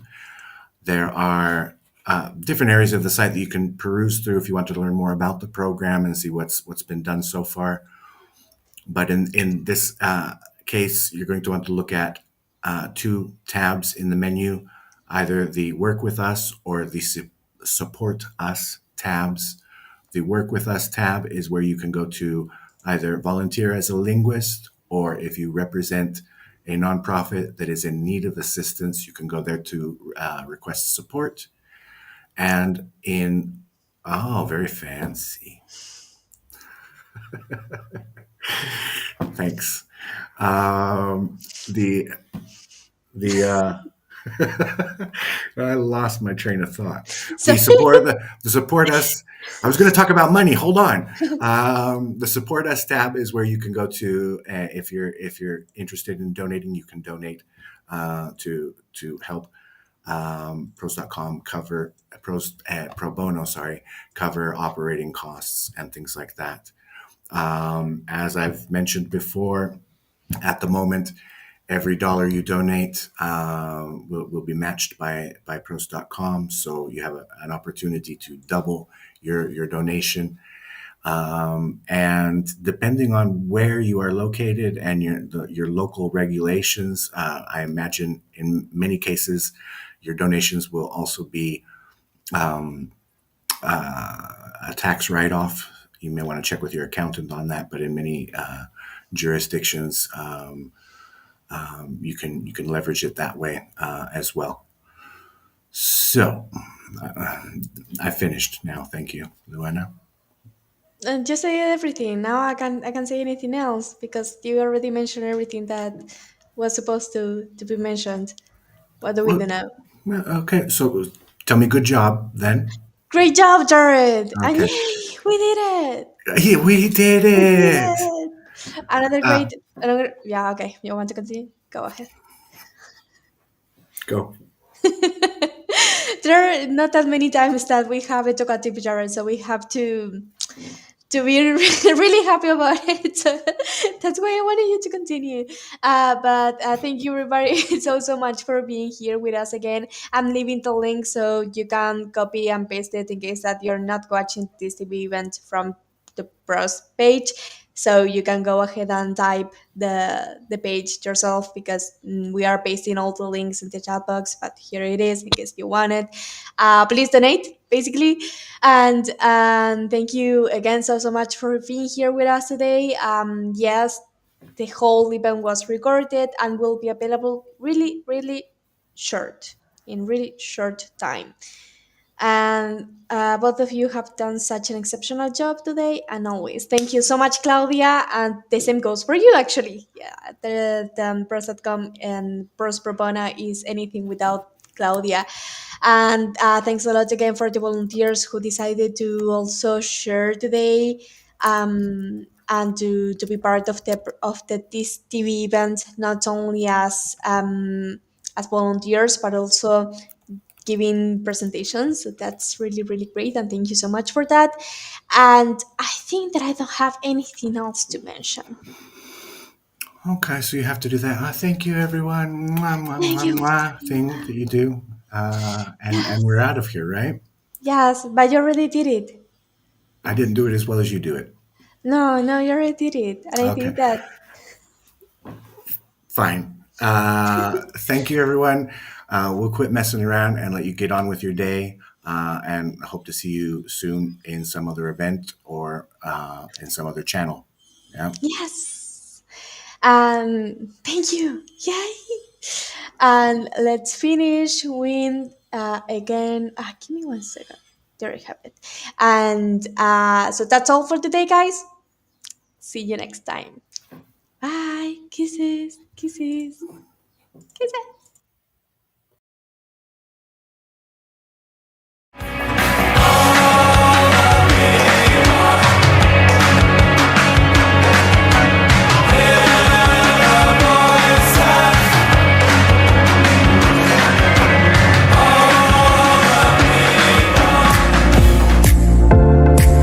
Hi everyone, my name is Lucia, I'm from Spain and my mother tongues are Galician and Spanish, into which I translate from English and Portuguese. As a child, I dreamed of speaking all the languages of the world, so I always knew that languages would be at the heart of my professional career.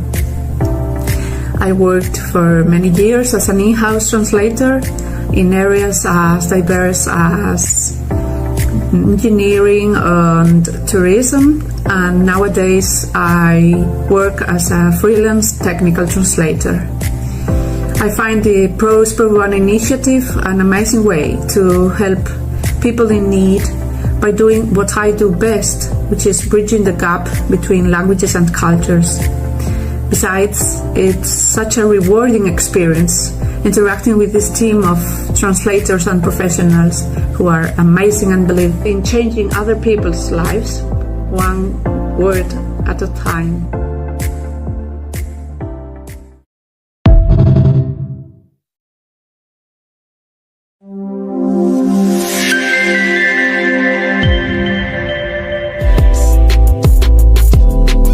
Hi everyone, my name is Paula. I'm an interpreter and a translator. I'm originally from Argentina, but I've been living in Norway for more than 10 years now. My working languages are English and Norwegian into Spanish. And throughout my career, I have had many roles besides being an interpreter and a translator. I've been a language teacher, I've been a project manager, I've been a language services coordinator. But languages have always been at the center of it all.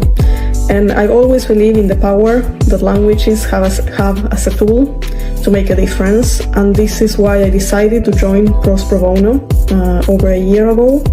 And I've been volunteering mostly as a revisor because it's what I enjoy doing the most. It's been an amazing experience, not only because of what I've been able to give to the program, but also because of what the program has given back to me. The fact that I've been able to contribute to a lot of amazing projects, and also because I have gotten the opportunity to meet great people throughout this program. So I'm very happy to be a volunteer for ProZ Pro Bono, and I am very much looking forward to everything that is coming ahead.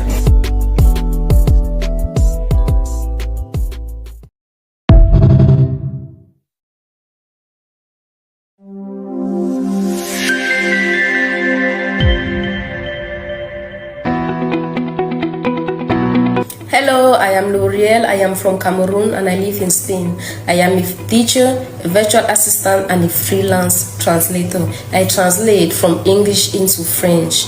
I have a background in linguistics, so I have a bachelor degree in French and English, a master degree in English language and literature, and a master degree in translation studies. Apart from that, I have other professional certificates that help me to gain more experience and learn how in the linguistic domain. So I decided to engage in the ProZ Bono program because I saw it as an opportunity to use my skills for the well-being of those who are in need. I volunteer for organizations such as Translators Without Borders, a United Nations volunteer, and charity translation. So when I saw the ProZ Bono program, for me it was like a plus and a new opportunity, a new program that will help me to use my skills for the well-being of people who are in need or for the well-being of the world. So now, I don't know what the future holds, but I'm so happy to be part of the team. Thank you so much.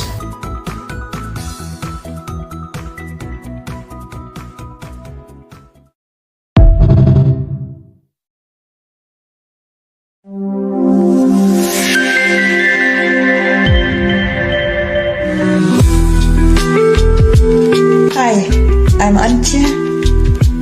I'm originally from Germany, but I live in Scotland.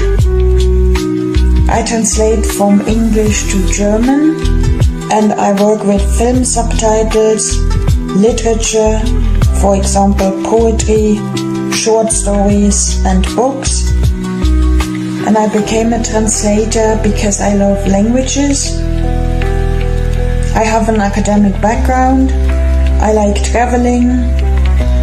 I am a ProZ Pro Bono volunteer, and I really enjoy doing this voluntary work. And it is also good for the community. Thank you.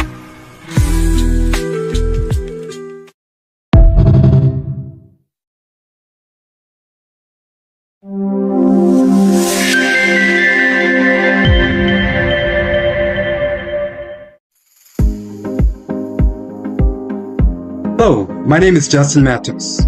I am an American based in Richmond, Virginia in the United States. I am a freelance translator, and my language pairs are Spanish and French to English, and English to Spanish. I have been a freelance translator for about 10 years. My specializations are legal, business, financial, medical, and certified translations. I first started professionally translating when I was a document reviewer at a local law firm. While there, I noticed that some documents were either poorly translated or not translated at all.